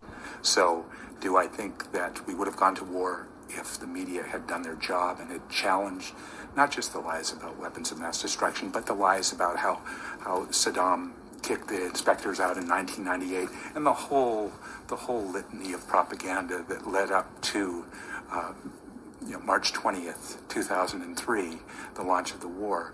I think if the media had been challenging that, I think we would not have gone to war.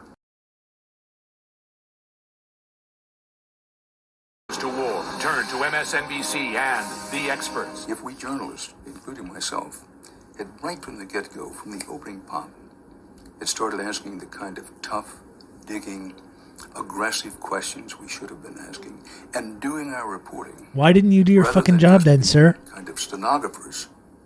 Go to a briefing, have They're still doing say it. something, print it in the paper next day. They're If we still had done our job, I do stenographers. think a strong argument Nothing can has be made changed. that perhaps we would not have gone to war. Nothing has changed. These people are still stenographers for the security state.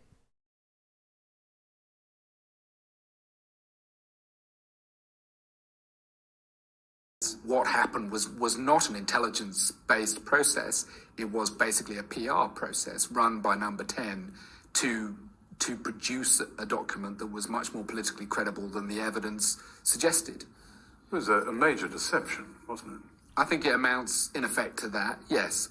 I remember before I was sent to John New York in Pilger late looking very 97, shiny. I did the round of departments in London saying to them, okay, I'm going to New York, I'm going to be doing Iraq, what do I need to know? And I went to see non-proliferation department in the Foreign Office, and I was expecting a briefing on the vast piles of weapons that we still thought Iraq possessed. And the desk officer sort of looked at me slightly sheepishly and said, well, actually, we don't think there's anything in Iraq.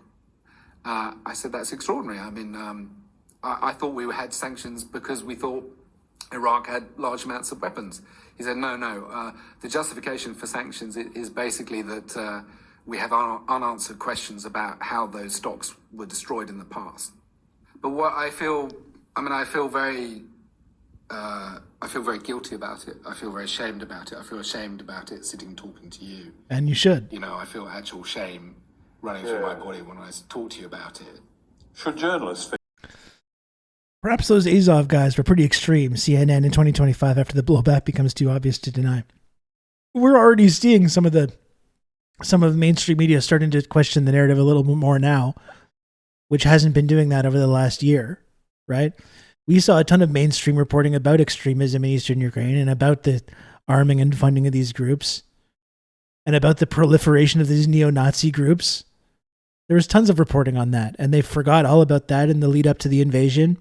They forgot all about it for the last year, and now that the war is close to being over, with the same fucking outcome that it was always headed towards, which could have been prevented, now these people are starting to ask these questions again.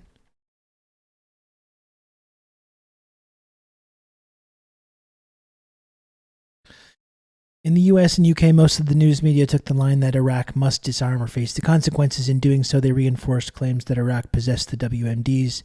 In sections of the media, a dishonest equivalence was drawn in between being anti-war and being pro-Saddam. Any of that sound familiar?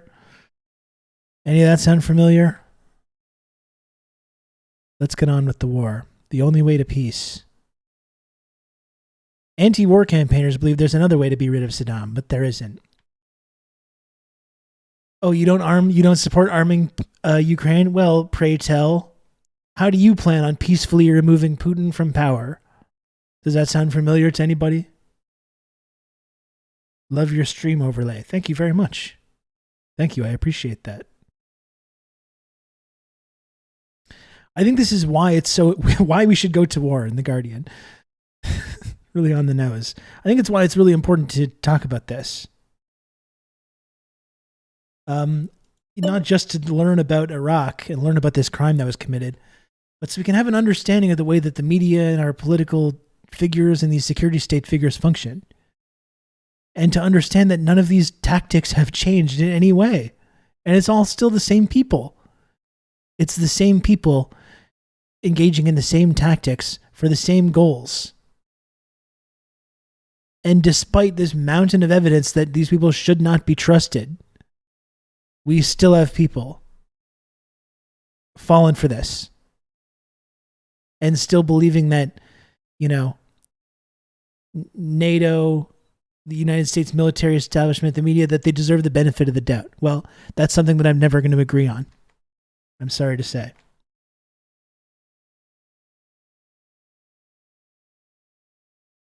By echoing false government claims, the media ensured that in a poll 20 years ago, 73% of Americans believed that Iraq was somehow involved in 9/11. And again, look at when you talk about China, look at the way that people in Canada talk about China now, the people's perceptions of China. And that we think that there should be a strong, forceful government response to China, and we need to hold them accountable for human rights crimes, and we need to stop their aggression in the South China Sea.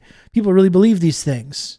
But it's like, why do they believe it? Yeah, they believe it because there's this massive media propaganda campaign going on to convince them to believe that. And then people like Nate Silver, these other pundits, use the fact that people publicly believe that as a way to justify further hostilities. Well, people want war with China. Look what they say. They don't trust them. Why don't they, though? Like, there's a wag the dog situation happening here. We have to be aware of that. 20 years ago, March 8th, Bush, we're doing everything we can to avoid war. What a fucking criminal this guy is. Jesus Christ. Iraqi's dictator has made a public show of producing and destroying a few prohibited missiles. Yet our intelligence shows that even as he is destroying these few missiles, he has ordered the continued production of the very same type of missiles. Iraqi operatives continue to play a shell game with inspectors, moving suspected prohibited materials to different locations every 12 to 24 hours. And Iraqi weapons scientists continue to be threatened with harm should they cooperate in interviews with UN inspectors. These are not the actions of a regime that is disarming. These are the actions of a regime engaged in a willful charade. If the Iraqi regime were disarming, we would know it, because we would see it. Iraq's weapons would be presented to inspectors and destroyed. Inspection teams do not need more time or more personnel. All they need is what they have never received: the full cooperation of the Iraqi regime. The only acceptable outcome is the outcome already demanded by a unanimous vote of the Security Council: total disarmament. Saddam Hussein has a long history of reckless aggression and terrible crimes. He possesses weapons of terror. He provides funding and training and safe haven to terrorists who would willingly deliver weapons of mass destruction against America and other peace-loving countries. The attacks of September the 11th, 2001 showed what the enemies of America did with 4 airplanes. You know how we know that they're moving the weapons? Because we didn't find any. Exactly. That's the logic. We can't find these weapons. That's evidence that they're hiding the weapons. Or the famous Bill Hicks quote as well. You know how we know they have these weapons of mass destruction? Well, we check the receipt. You see him linking explicitly 9/11 with the war on Iraq as well in this statement. We will not wait to see what 2001 showed what the attacks of September the 11th, 2001 showed what the enemies of America did with 4 airplanes. We will not wait to see what terrorists or terrorist states could do with weapons of mass destruction. We are determined to confront threats wherever they arise. And, as a last resort, we must be willing to use military force. We're doing everything we can to avoid war in Iraq. Monsters. But if Saddam Hussein does not disarm peacefully, he will be disarmed by force. Fucking monsters.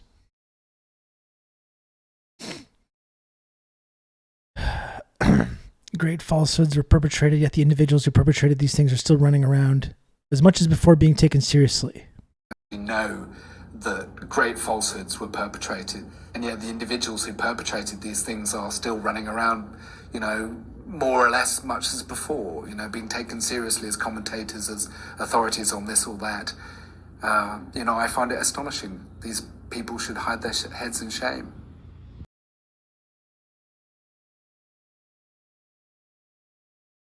I didn't really do my job properly. I think I'd hold my hand up and say that one didn't press the most uncomfortable buttons hard enough.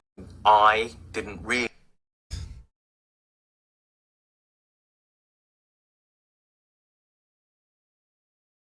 The band Dixie Chicks were canceled after criticizing the planned invasion. Like our friend Diego pointed out a few minutes ago, Michael Moore was booed at the Oscars when he gave his speech about this. Here you have George Michael releasing this video depicting Blair as Bush's lapdog. George Michael was cool as hell and a comrade. He was a member of the Youth Communist League in the UK. George Michael, incredibly fucking cool guy. And I've gotten your clips you've been sending, Johnny. I don't know if I have the time to get to them all today. I'm kind of like trying to squeeze everything I had in here. I'm not even coming close to getting to where I need to. So they pulled together the Coalition of the Willing, despite how isolated they are. March 15th, Bush, Blair, and Aznar meet for an emergency summit and announced we're giving the UN 1 day to find a diplomatic solution. Millions in Spain went on work stoppage. 3 days, so it's interesting. Spain 3 days later announced it wouldn't be committing troops to the invasion, despite the fact that they helped manufacture the pretext for it. We believe it has in fact reconstituted nuclear weapons, Cheney said March 20 years ago, March 16th.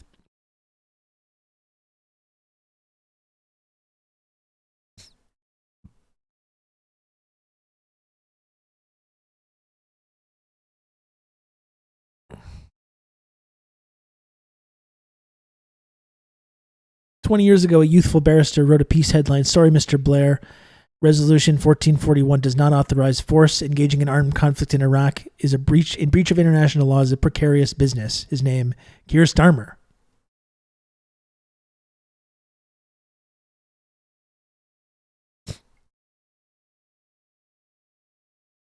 There's so much information in this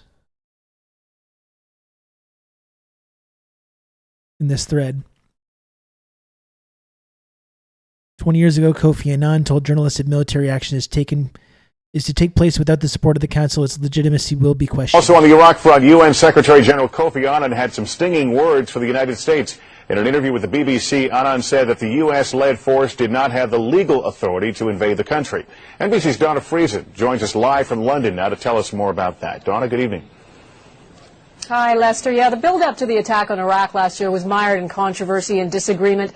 Now the UN Secretary General says it was illegal. Kofi Annan says it violated the conditions of the UN Charter, which allows nations to take military action with Security Council approval only as an explicit enforcement action, such as during the Korean War or the first Gulf War when Saddam had invaded Kuwait. Which were Saddam also horrific hadn't invaded crimes. any country this time. As it turns out, Iraq didn't even pose an imminent threat because Saddam didn't have any weapons of mass destruction.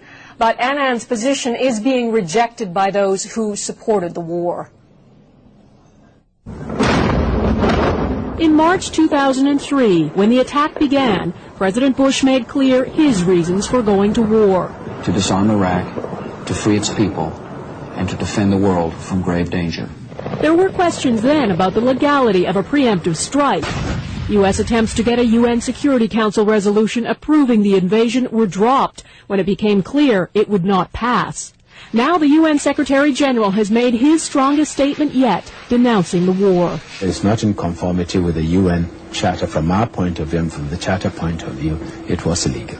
Annan's criticism was dismissed today by Australian Prime Minister John Howard, one of President Bush's strongest allies. That view of his is at variance with the legal advice that we received, and also I understand the legal advice that was received by the British and United States government. British officials said today they respect Annan, but do not share his view. There was no official response from Washington today, but a former advisor to the Secretary of Defense, Donald Rumsfeld, says to do this 51 days before an American election reeks of political interference. Annan's office is now playing down his comments, saying his position on the war has long been well known.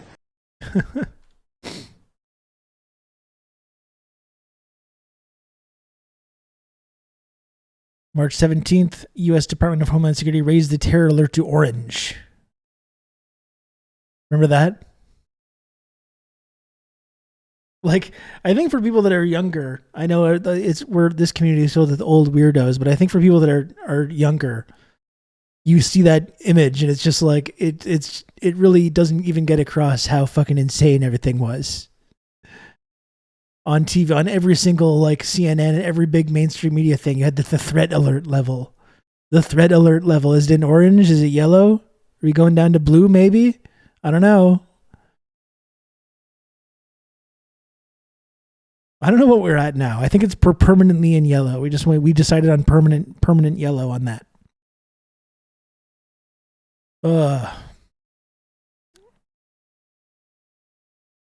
So March 18th, Bush gives Hussein 48 hours, warns Iraqi leader to step down. March 17th, 20 years ago. The cause of peace requires all free nations to recognize new and undeniable realities. In the 20th century, some chose to appease murderous dictators whose threats were allowed to grow into genocide and global war. Yeah, who did that? America? Who supported these brutal dictators? Biological and nuclear terror. We're all looking around for the guy that did this. Destruction of a kind never before seen on this earth. Terrorists and terror states do not reveal these threats with fair notice in formal declarations. And responding to such enemies only after they have struck first is not self-defense, it is suicide. The security of the world requires disarming Saddam Hussein now. As we enforce the just demands of the world, we will also honor the deepest commitments of our country. Unlike Saddam Hussein, we believe the Iraqi people are deserving and capable of human liberty. And when the dictator has departed, they can set an example to all the Middle East of a vital and peaceful and self-governing nation. How did that work out? With other countries will work to advance liberty and peace in that region. Our goal will not be achieved overnight, but it can come over time. That's so fucked up, Dimitri. The power and appeal of human liberty is felt in every life and every land. It just says in elementary school after 9/11, my school put whatever color we were at in the main entrance lobby so you saw it every day when you walked in. Good Lord. And the greatest power of freedom is to overcome hatred and violence and turn the creative gifts of men and women to the pursuits of peace. That is the future we choose. Free nations have a duty to defend our people by uniting against the violent. And tonight, as we have done before, uniting against the violent. America and our allies accept that responsibility. America knows a little bit something about violence. And may God continue to bless America.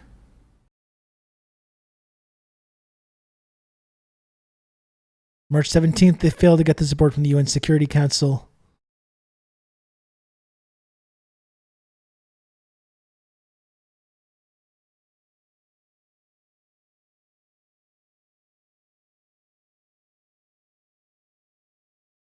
This thread is so long.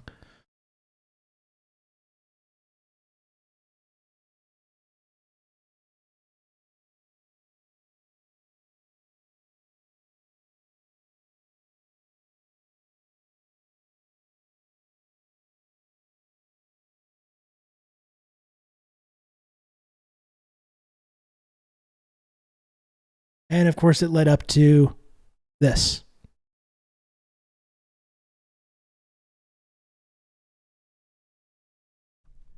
Ten years ago, on March 19, 2003, forces have to free its in the early state citizens. Office. Still remember watching this. My fellow citizens, at this hour, American and coalition forces are in the early stages of military operations to disarm Iraq, to free its people, and to defend the world from grave danger. On my orders, coalition forces have begun striking selected targets of military importance to undermine Saddam Hussein's ability to wage war. These are opening stages of what will be a broad and concerted campaign. More than 35 countries are giving crucial support, from the use of naval and air bases, to help with intelligence and logistics, to the deployment of combat units. Every nation in this coalition has chosen to bear the duty and share the honor of serving in our common defense. To all the men and women of the United States Armed Forces now in the Middle East, the peace of a troubled world and the hopes of an oppressed people now depend on you. That trust is well placed. I don't know, talking about Howard Stern. Remember Howard Stern reacting to live footage of the invasion? Like, there was a time when Howard Stern was, I think, anti-war. We could look at that, but you know what also you should look at is Howard Stern's live reaction to 9/11 when it was happening. And I think it will give you a different impression because on that episode, Stern and everyone that's in the studio is just like, oh yeah, nuke them, nuke the whole Middle East. They're just like, oh yeah, just kill them all. Who cares? Like, that's what they were all saying. So I don't really hold Stern in too much high esteem for that kind of stuff. It's incredibly disturbing, actually, to listening to that Howard Stern episode. They're literally just like, nuke the whole Middle East, whatever. Like, that's the analysis in real time. The enemies you confront will come to know your skill and bravery. The people you liberate. My mom was listening to Mancow during 9/11. Oh my gosh. Of the American military. In this conflict, America faces an enemy who has no regard for conventions of war or rules of morality. Saddam Hussein has placed Iraqi troops and equipment in civilian areas, attempting to use innocent men, women, and children as shields for his own military, a final atrocity against his people. It's the exact same excuse that's used whenever Palestinian kids are murdered as well, right? Well, it's Hamas. They're using people as human shields. That's how they morally and legally and ethically justify their own murder of children. Sick people. Americans and all the world monsters. That coalition forces will make every effort to spare innocent civilians from harm.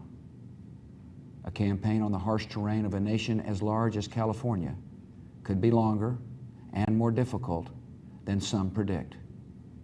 And helping Iraqis achieve a united, stable, and free country will require our sustained commitment. We come to Iraq with respect for its citizens, for their great civilization, and for the religious faiths they practice.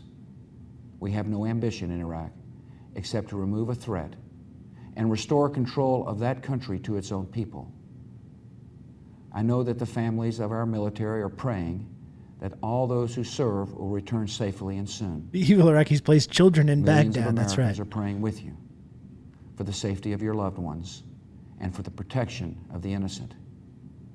For your sacrifice, you have the gratitude and respect of the American people.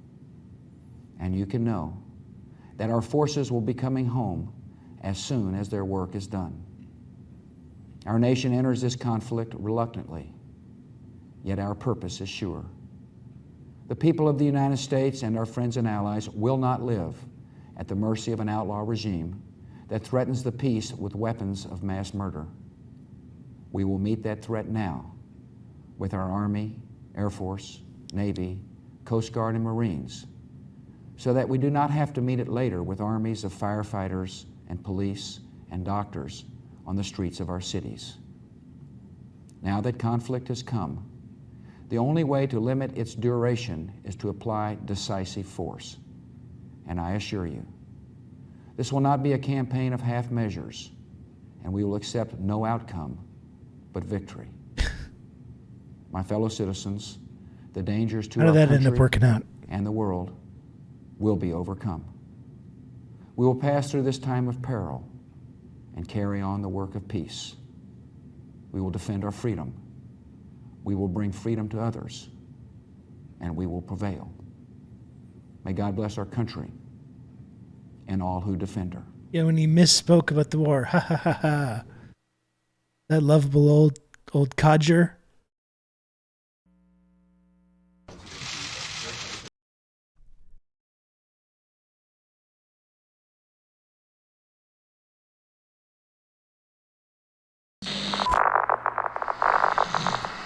For more than 40 years, CNN has offered a front row seat to history. But will the sanctions work? Washington, near the Persian Gulf. Morning in Baghdad, CNN reported that the skies over Baghdad have been illuminated. We're seeing bright planes and missiles descended. And an explosive development near the Persian Gulf. Word that Iraq has invaded neighboring state of Kuwait. I just want to see if I can get some more live coverage of CNN when this really kicked off.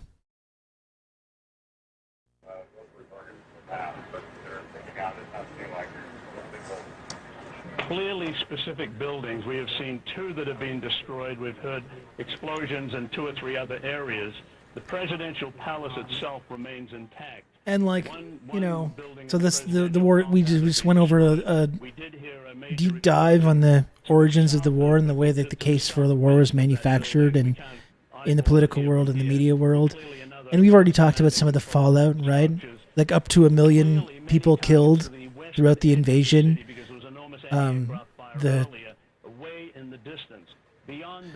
Fallujah, some of the absolute horrors that were unleashed using this depleted uranium and white phosphorus.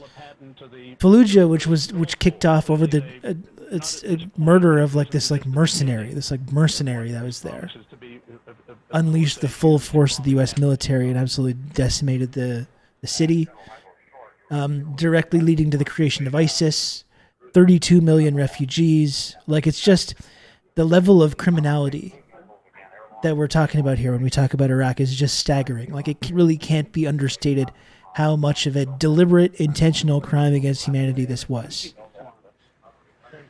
And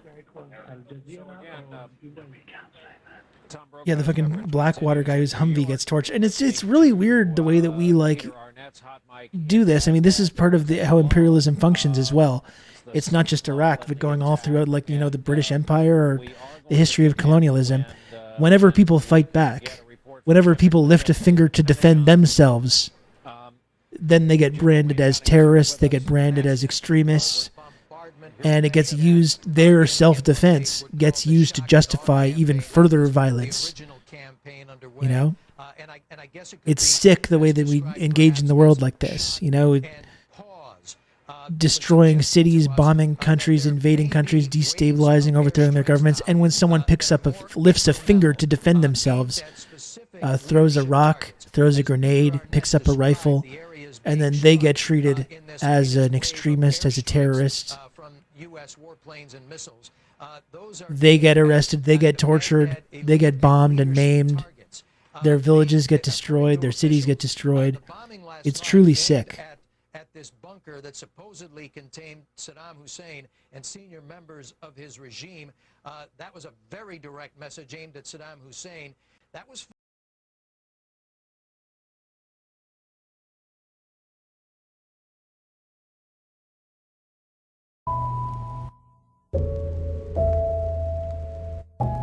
Your father's dead? Yes.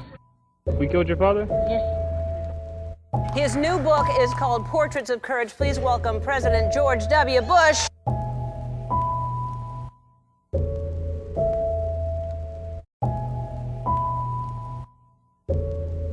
Colin Powell, Secretary of State, 4-star general, Pop singer. Hey, I just met you, and this is crazy, but here's my number, so call me maybe. One-on-one with Condoleezza Rice and her new book, Democracy, Stories from the Long Road to Freedom. Former Vice President Dick Cheney, thank you for being here and sharing your memories. We really appreciate it. Thank you, Samantha. Well, we're joined now live by Donald Rumsfeld. Mr. Rumsfeld, there's one known, and that is that you've got this app. Churchill Solitaire. Donald Rumsfeld, everybody. Thank you, sir. Thank you. President Obama spoke to the nation about the long war in Iraq. The United States of America is the most powerful nation on earth, period. Our troops are the finest fighting force in the history of the world. People of the world do not look to Beijing or Moscow to lead, they call us. Not anymore.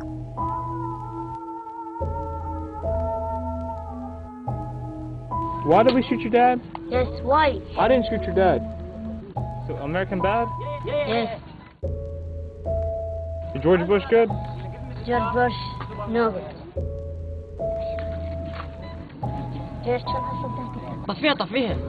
Do you like him?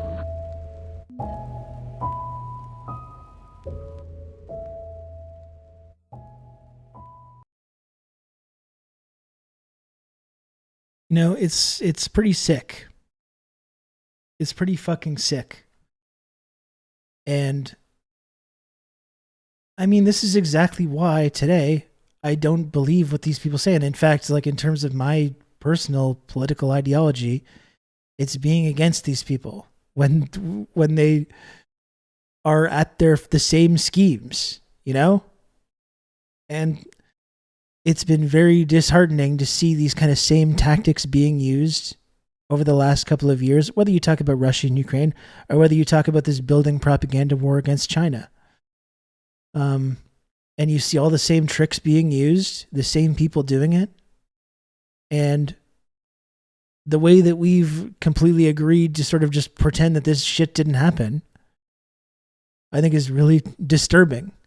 And I wish more people would really try and remember the seriousness of this criminality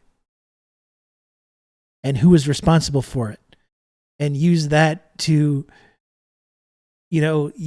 form an analysis today when you see the forces of imperialism at work around the world. And get over this like childish idea that these people, these very same people and institutions now have these better values, or now they've had they deserve the benefit of the doubt, or now they have everyone's best interests at heart. They don't. And we shouldn't take any of these people seriously when they lecture other countries around the world, even countries that are violent, about human rights and sovereignty and democracy and all this nonsense. You know?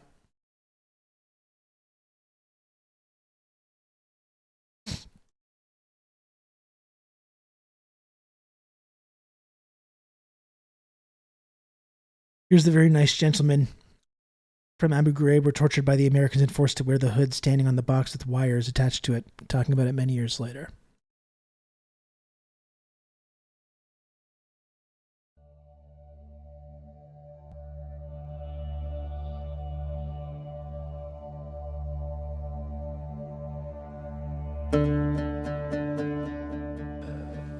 أول ما يدخل الشخص يربطون على باب الحديد مشبك، باب الزنزانة، و يعني liberals are more critical of communists than these war criminals, for sure. And there's still people that, like, knowing all this, are like, yeah, this is all really bad, but you know what? Russia and China is worse, so we still got to support the same people. You know? And it's just sad. والتبول عليه.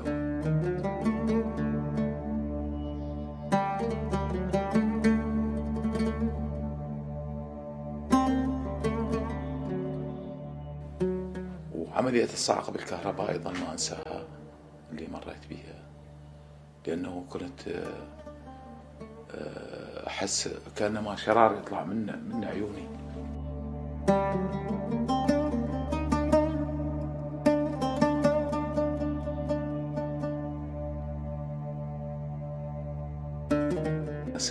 هاي عصا المكنسة مكسورة، والكسور يعني من تنكسر عصا المكنسة ادخالها في مكان يعني حساس بالجسم يسبب أحيانا نزيف وتداخل جراحي.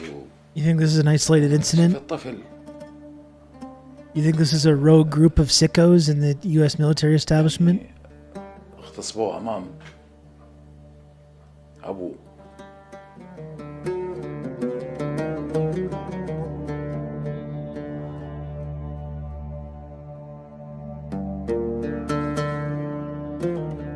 We got a lot of killers.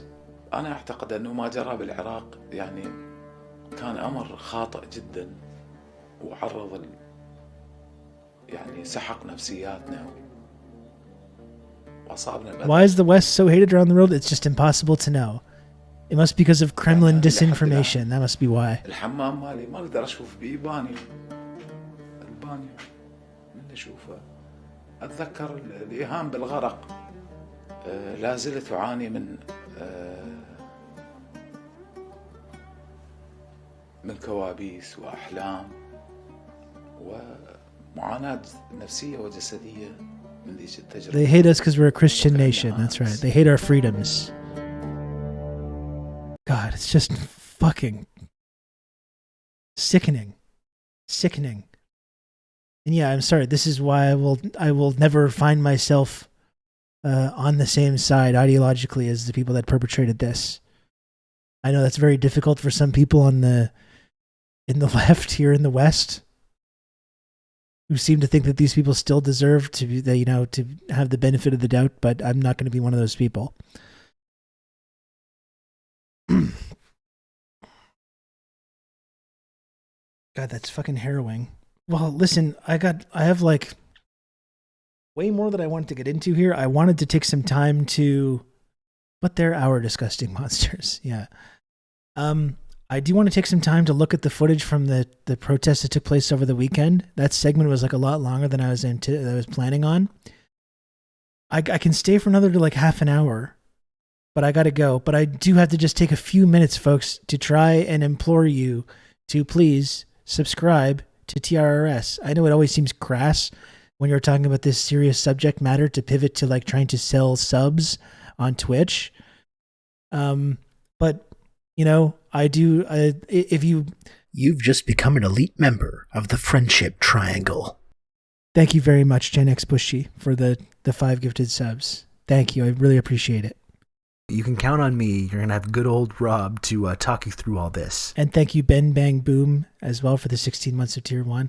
I mean, listen, we're talking about the role that the media plays in manufacturing consent for this kind of horror and this kind of criminality. I don't have any illusions about the size of this show or thinking that what kind of impact that I can have. I know I've had a small amount of impact. I know there's people in this community that maybe have had their feelings or their views on certain subjects evolve since watching this show, and I know it's just a drop in the bucket compared to the incredibly powerful and vast media establishment that's out there.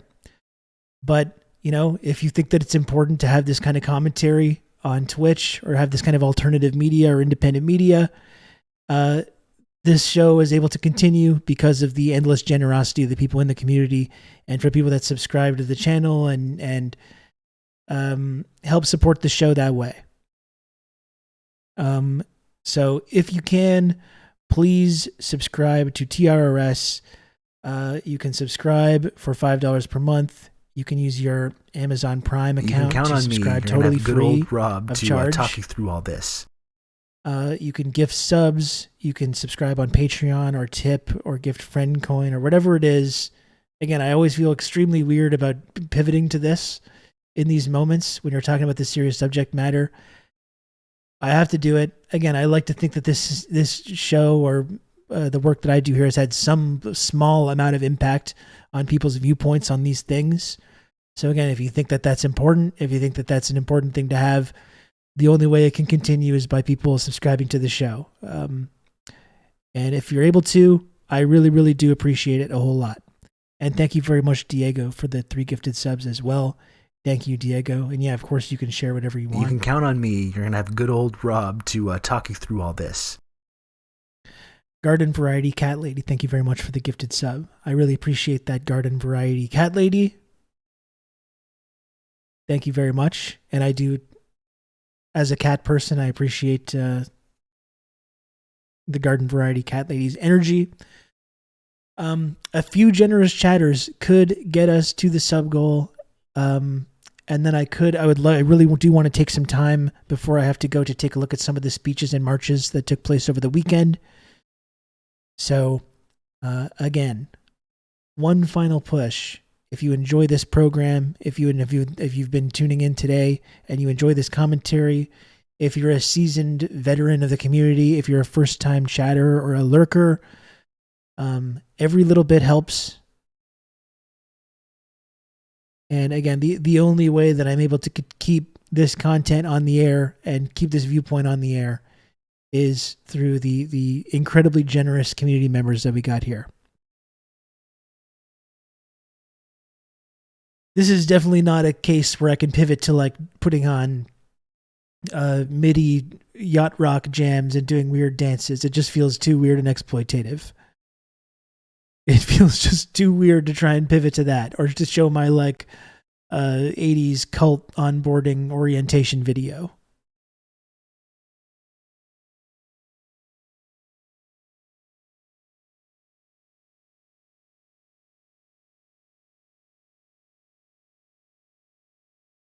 But I will just take You've a few just more become minutes. an elite member Oh my of the goodness. Friendship Triangle.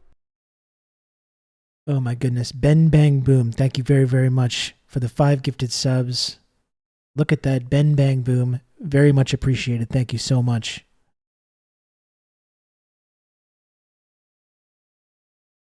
I really, really appreciate that. You can count on me. You're going to have good old Rob to talk you through all this. Mother Nature showing off. Thank you for the 3 months of tier 1. Thank you for that. Very close to the goal, folks. Getting very close.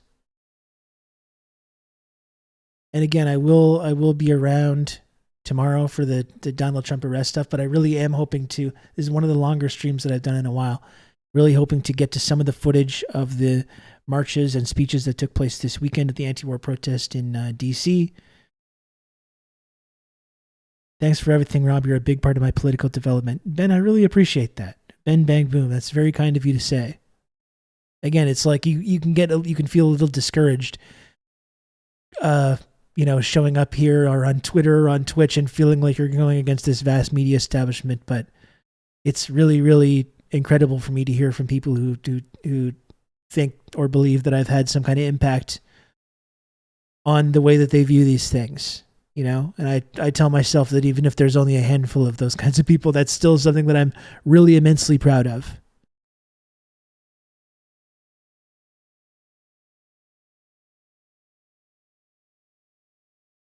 I'm going to respond to what you're putting in the chat, Diego, in just a few moments. I'm just, You can count on me. You're going to have good old Rob to talk you through all this. trying to get through this here. Chaos the Gardener, thank you for the 2 gifted subs. Really appreciate it. Thank you very much, Chaos the Gardener. We're very close, folks. We're very close. 1 generous chatter, 1 or 2 generous chatters could get us across the finish line. Again, I mentioned it's been somewhat difficult lately to meet my targets and goals, and that's not your problem. I know, like I said, a lot of people in this community are incredibly generous and supportive. So, but I just hope you understand the dynamic here, where I do need to try to hit certain targets in order to keep this program on the air and in order to keep this thing going. So, I hope people understand when I'm going to try and engage in this kind of promotional bullshit. Shirney Pow, thank you very much for the 1,917 friend coins. Thank you very much for that. I really appreciate it. Shirney Pow is not even a subbed member of the community, and maybe that would be worth a gift sub to somebody. Maybe that would be worth a gift sub. I don't know, if possible.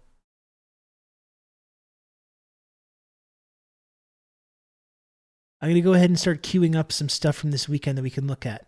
I know Breakthrough News had a lot of stuff as well. You can count on me. You're going to have good old Rob to talk you through all this. Cicero Fields, thank you very much for the gift sub. Thank you. Really appreciate that. And thanks again to Shirney Pow for the friend coins. 98% of the way through level 4 of this hype train, folks. 5 subs away from the goal. Tantalizingly close.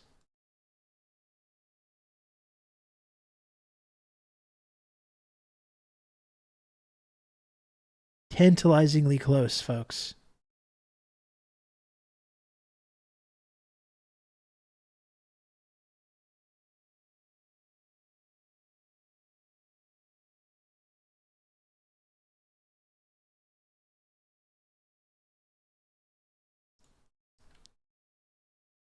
And 1 minute left. 1 minute left of the hype train.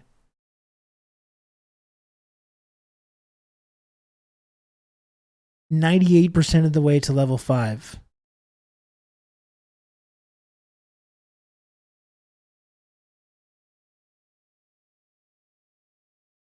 That's so close.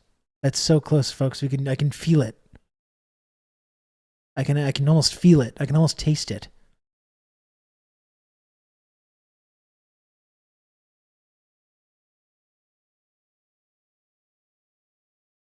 You can count on me. You're going to have good old Rob to talk you through all this. Oh, thank you for the 2 gifted subs, Iron Forward. I really appreciate that.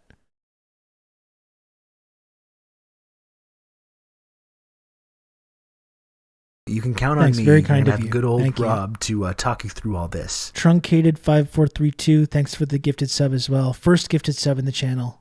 Very much appreciate that. Truncated 5432, thank you. What do you say, folks? What do you say? We're 2 subs away, that I can stop bothering you about it. Really, one day I would love for this community to grow to a size where people won't feel the same level of pressure to contribute, because I know, like I keep saying, I want to make sure I acknowledge this, that people that are a part of this community and watch this program are extremely generous. I would like to hopefully one day get to the point where people can maybe take a step back and not feel so much pressure. You can count on me. You're going to have good old Rob to talk you through all this. Keep the show on the air. Johnny, thank you very much. Subversive History, another elite tier streamer that people should follow. Thank you, Johnny, aka Subversive History. I really appreciate it. You're going to have good old Rob to talk you through all this. Thanks to Heroic Skeleton as well for the gifted sub. We will do the crossover soon. Okay? I promise you this. We will do the crossover soon.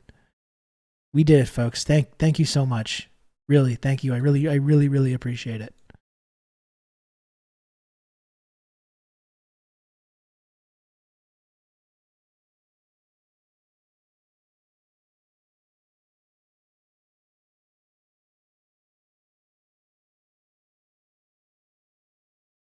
So let me see here. Let's see what else I have here.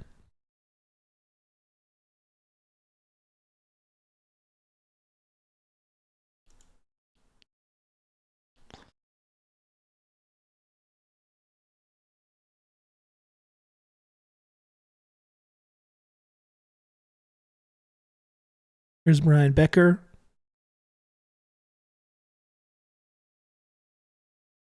So this is from this weekend. This is from one of the marches this weekend. Corporate media has decided to boycott the American people when they speak up against the war machine.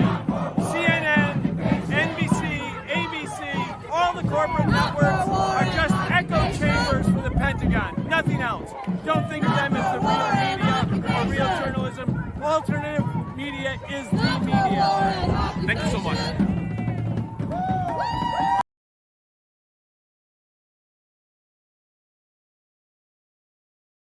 Oh, Jesus Christ. What is this comment? I just saw this for 1 second. The USA, of course, the Ukraine flag in the bio. The USA is not currently at war, so it's understandable that news organizations would not treat this as a current event. But had this event been organized specifically as a memorial to the Iraq War, and if victims of the Iraq War had been invited to speak about the horrors they suffered from 2003 to 2011, then I think there might have been more interest. Thank you, Lawrence, you dumb fuck.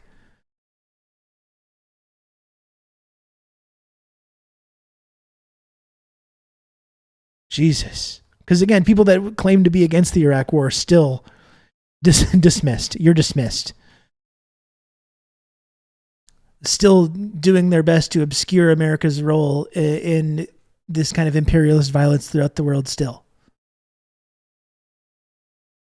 The United States is not currently at war. Like, how fucking brain dead do you have to be? How absolutely brainwashed and propagandized do you have to believe that?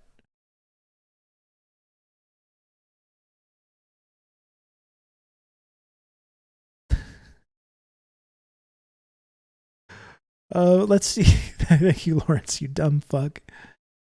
What else do I have here? I have anything else from this weekend?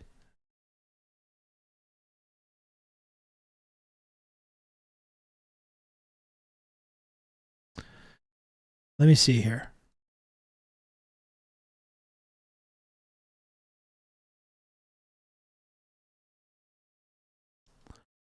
Here's Answer Coalition.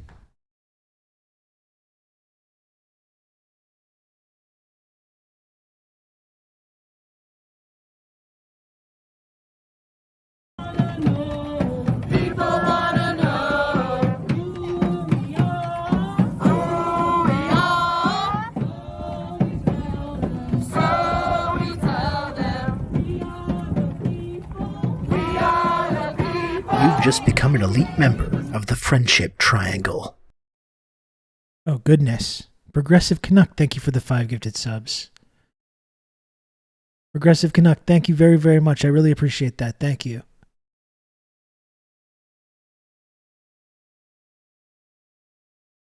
Well, Sean, I mean, hold your horses there. I mean, maybe we can, you know, it is just a guideline. I came up a little short last week, you know. It's going to throw off the books. No, actually that's not the case. It actually will rebalance the books. So I wouldn't worry too much about it. Thank you so much, Progressive Canuck.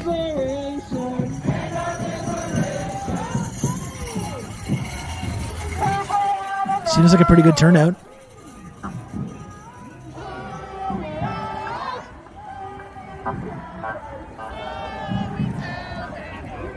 I mean, that whole, like, that kind of comment, the U.S. is not currently at war, indicates just how easily played people are, too, right? Because we, you know, the imperialists maybe learned some kind of lessons from Iraq and the unpopularity of it. And they think that if America is not physically invading and occupying another country, then it's not at war. So all you have to do is just keep engaging with this proxy war process, arming and funding proxies in Ukraine, in Libya, in Syria, in Taiwan, or wherever. As long as America has this, like, oh, I'm not touching you, like big brother in the backseat thing, then these, like, useful idiots for imperialism will make these kind of arguments. We're not currently at war. What are you talking about? What are you talking about? You know, arming and funding these proxies doesn't count as part of that.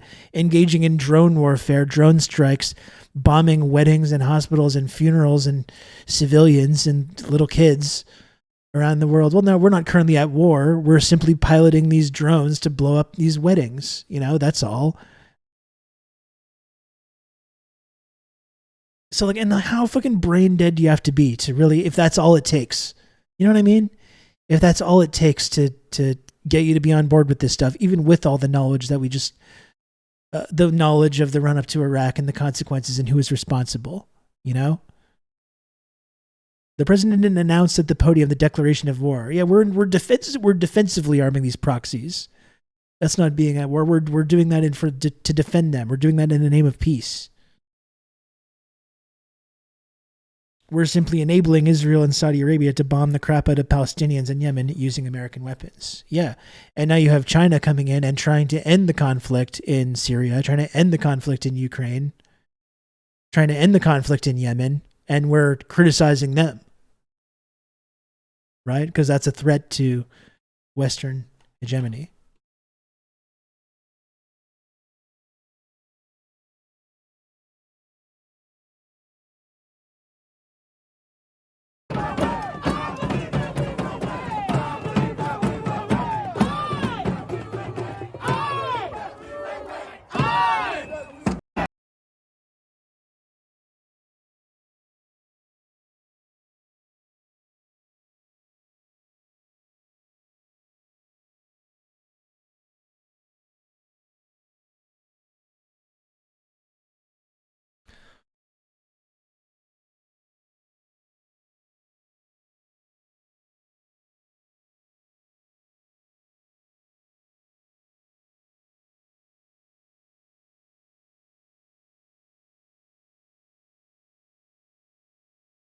I think Eugene Puryear gave a little speech too, which I saw. Let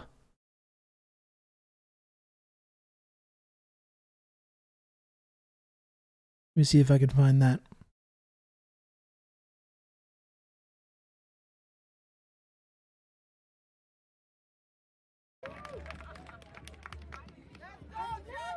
This is from Black Alliance for Peace. This ain't a church service, but it needs to be a revival. Okay, Yeah, shut down AFRICOM. But the U.S. is not engaged in war currently. But you've got these institutions like AFRICOM, like AUKUS, like NATO, operating with total impunity. You look like a guy I know named Richard. Okay. Well, give Richard my regards. I think he looks like me, but whatever. I'm not going to pray, ain't going to be no scriptures, but this is what I need y'all to do. I need you to turn to the person on your left and say like you mean it, I will fight for you. Now I need you to turn to the person on your right and say like you mean it, I will fight for you. And then if you can do it, I need you to turn on around, brothers and sisters, and say to the person standing behind you, I will fight for you.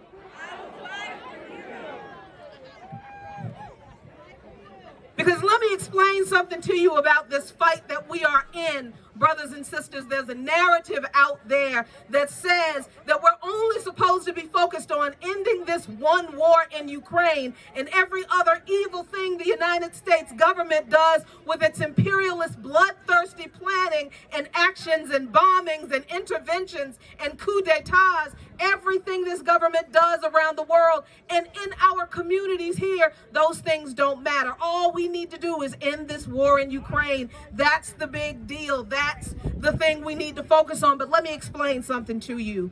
This capitalist system is at the foundation of every evil thing that comes out of this White House and the Congress that creates the policies. And capitalism exists, it grew, and it thrives on the exploitation of people who are different from the folks who hold the power.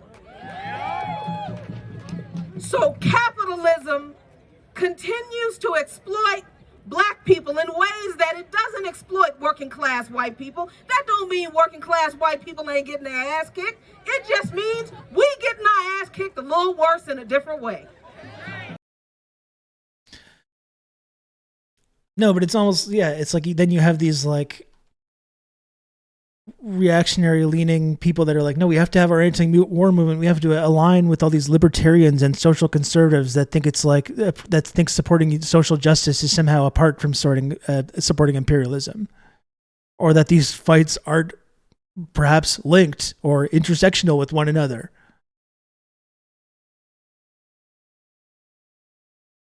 You know?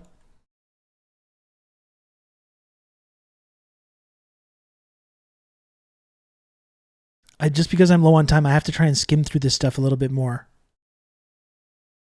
There's friend of the stream, Jorge Rocha. Friend of the stream. Saw he gave a speech there. Proud of Jorge.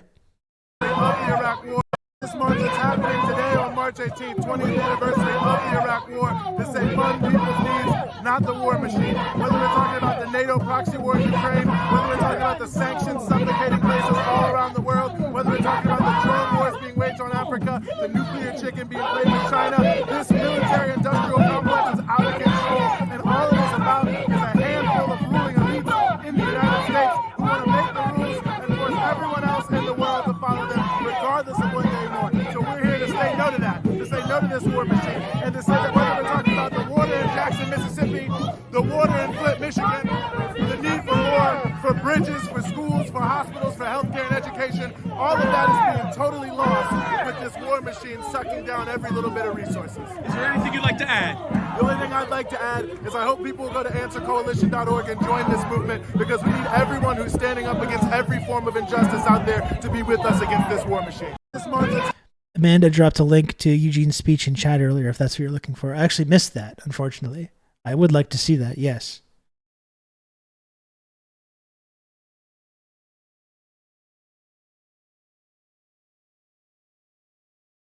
I know she was there as well. I really would have liked to have been there at this. I would really like to start at one point being able to be more active in this kind of movement. It's really hard just being a parent of a young kid and engaging in that at the time.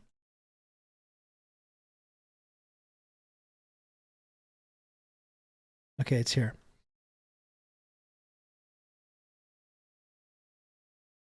Thank you. Oh, thank you, Amanda. There you are. Thank you, Amanda. I appreciate it.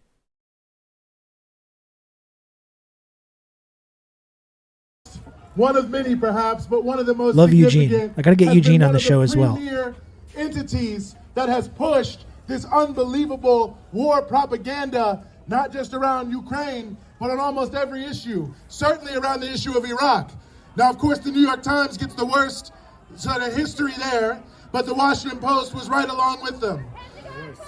The Pentagon Post, as it's been determined. Not to mention, this is one of the primary voices for gentrification and police terrorism in all of Washington, D.C. Anytime the police in Washington, D.C. want to bring the war right here at home to oppress working class black communities, no matter what the justification they offer, the Post makes sure that they echo it. We've just seen recently how the Post has been complicit in a 2-year-long campaign to promote an unbelievable U.S.-backed war inside of northern Ethiopia and Eritrea. They told lies then, they've told lies about Ukraine, they've told lies about Iraq, they've told lies about Palestine. Now I'm sure if they came out here, they tried to say, well, hey, we told the truth a few times too. But that's just a cover to make it easier to promote an agenda of war, an agenda of imperialism, an agenda of racism, an agenda of gentrification right here in Washington, D.C. The whole editorial board lives in Maryland, but they want to tell people in D.C. how to live. When you look at these right-wingers and racists in Congress who just overrid the laws here in Washington, D.C. to say that you can't have the laws you want, the Washington Post backed them. So whether it's the war at home or the war abroad, you can count on the Washington Post to be a warmonger and to be a liar and to look for every possible reason to tell you something other than the truth. Go off, Eugene. That was fantastic. I'm going to get Eugene to come on the show as well.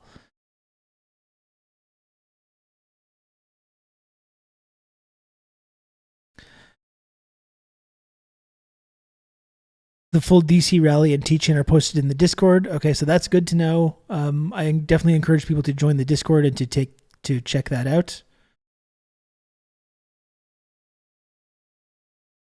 It's something I would like to spend more time talking about on this program. Well, we can look a bit at Brian Becker's speech as well.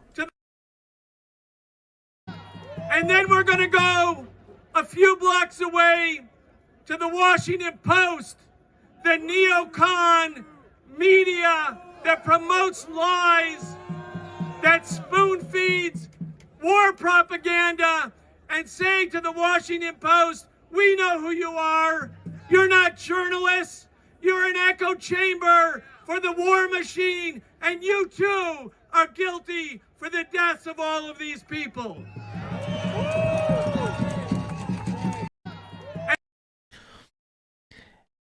And yeah, Amanda, I was seeing some of your posts about this over the weekend, and it gave me the sense of kind of inspiration and hope to know that there's this kind of movement.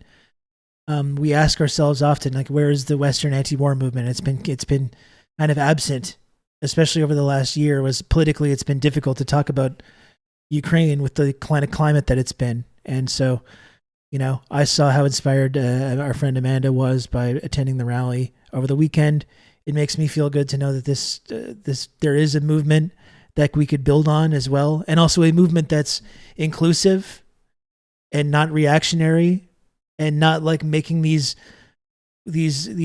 alliances with like the anti-vax or anti-medical conspiracy theorists, or the anti-trans agenda. Like, we don't need to, like, we can and should have an anti-war movement that's broad and progressive and inclusive of all these groups, that supports and accepts trans people, that talks about social and racial justice, and talks about the way imperialism is linked with all this, rather than like throwing gay or trans comrades under the bus and suggesting that we need to ally with these like bigots and reactionaries because they happen to say certain things we agree with about the war.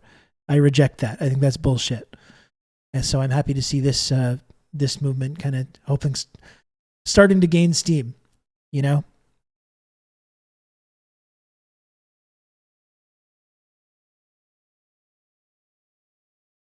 I really got to go soon, folks. I really got to go. It's 4:30. Like, I got to leave in about 5 minutes to go get my kid. I really wanted to spend more time talking about the rally and the protest, maybe we can do that. I didn't mention anything at all about Xi's meeting with Putin. We can talk about that tomorrow as well, while we also cover the possibility of Donald Trump being arrested, which will be very funny, as I was mentioning.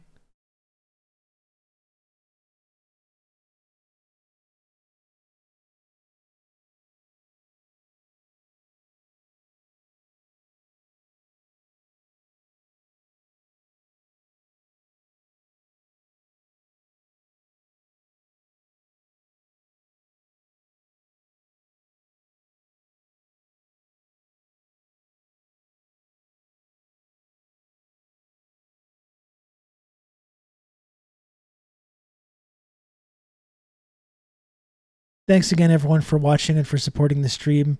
Diego, I never got to your comments. You left some really kind of heartbreaking and personalized comments. Is that something that you're just comfortable sharing with the chat? Is that something you want me to revisit and to read? I wasn't able. It was so devastating. I read what you were writing and sharing about your family in Chile and elsewhere, and the kind of horrors that they were inflicted. But it was at a time when I was trying to get people to subscribe to the program, and it felt weird and fucked up to acknowledge it while you were sharing that. But I really appreciate you sharing that with us.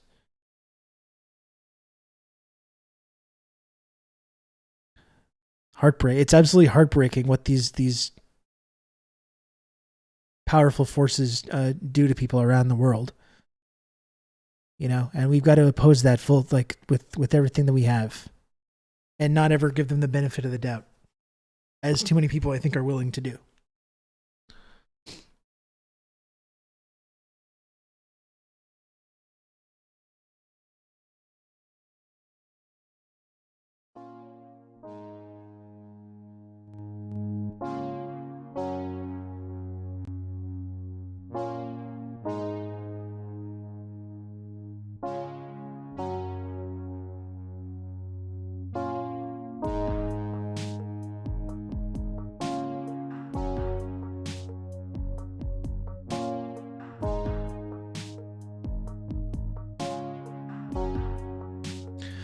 Just checking who to raid here. Thanks again, everyone, for watching. I really got to go.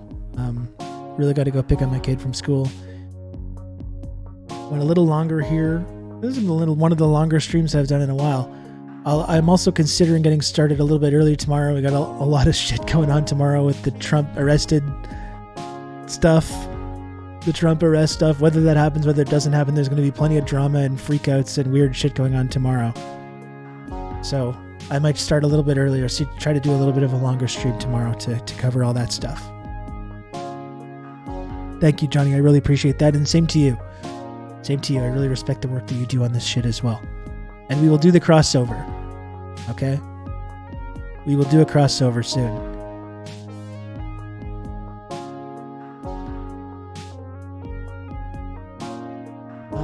Who am I rating here?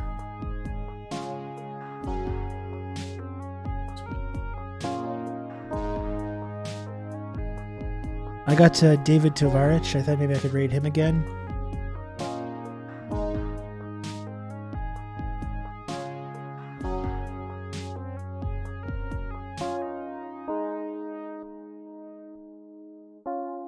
Did that work? Did it not work?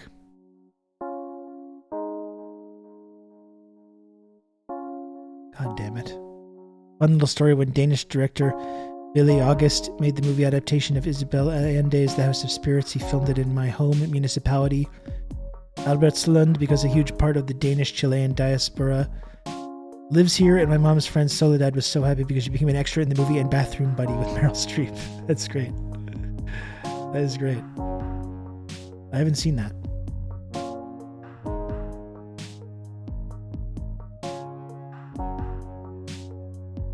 Oh, and I forgot to charge my phone. Oh.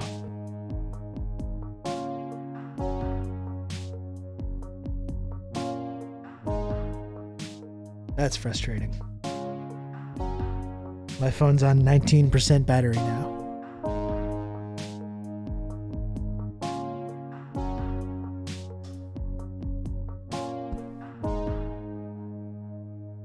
You've just become an elite member of the Friendship Triangle. Ben. Ben and PS. Thank you so much for the 5 gifted subs. Very much appreciated, Ben. Thank you. What a great send-off. What a great send-off. We love it.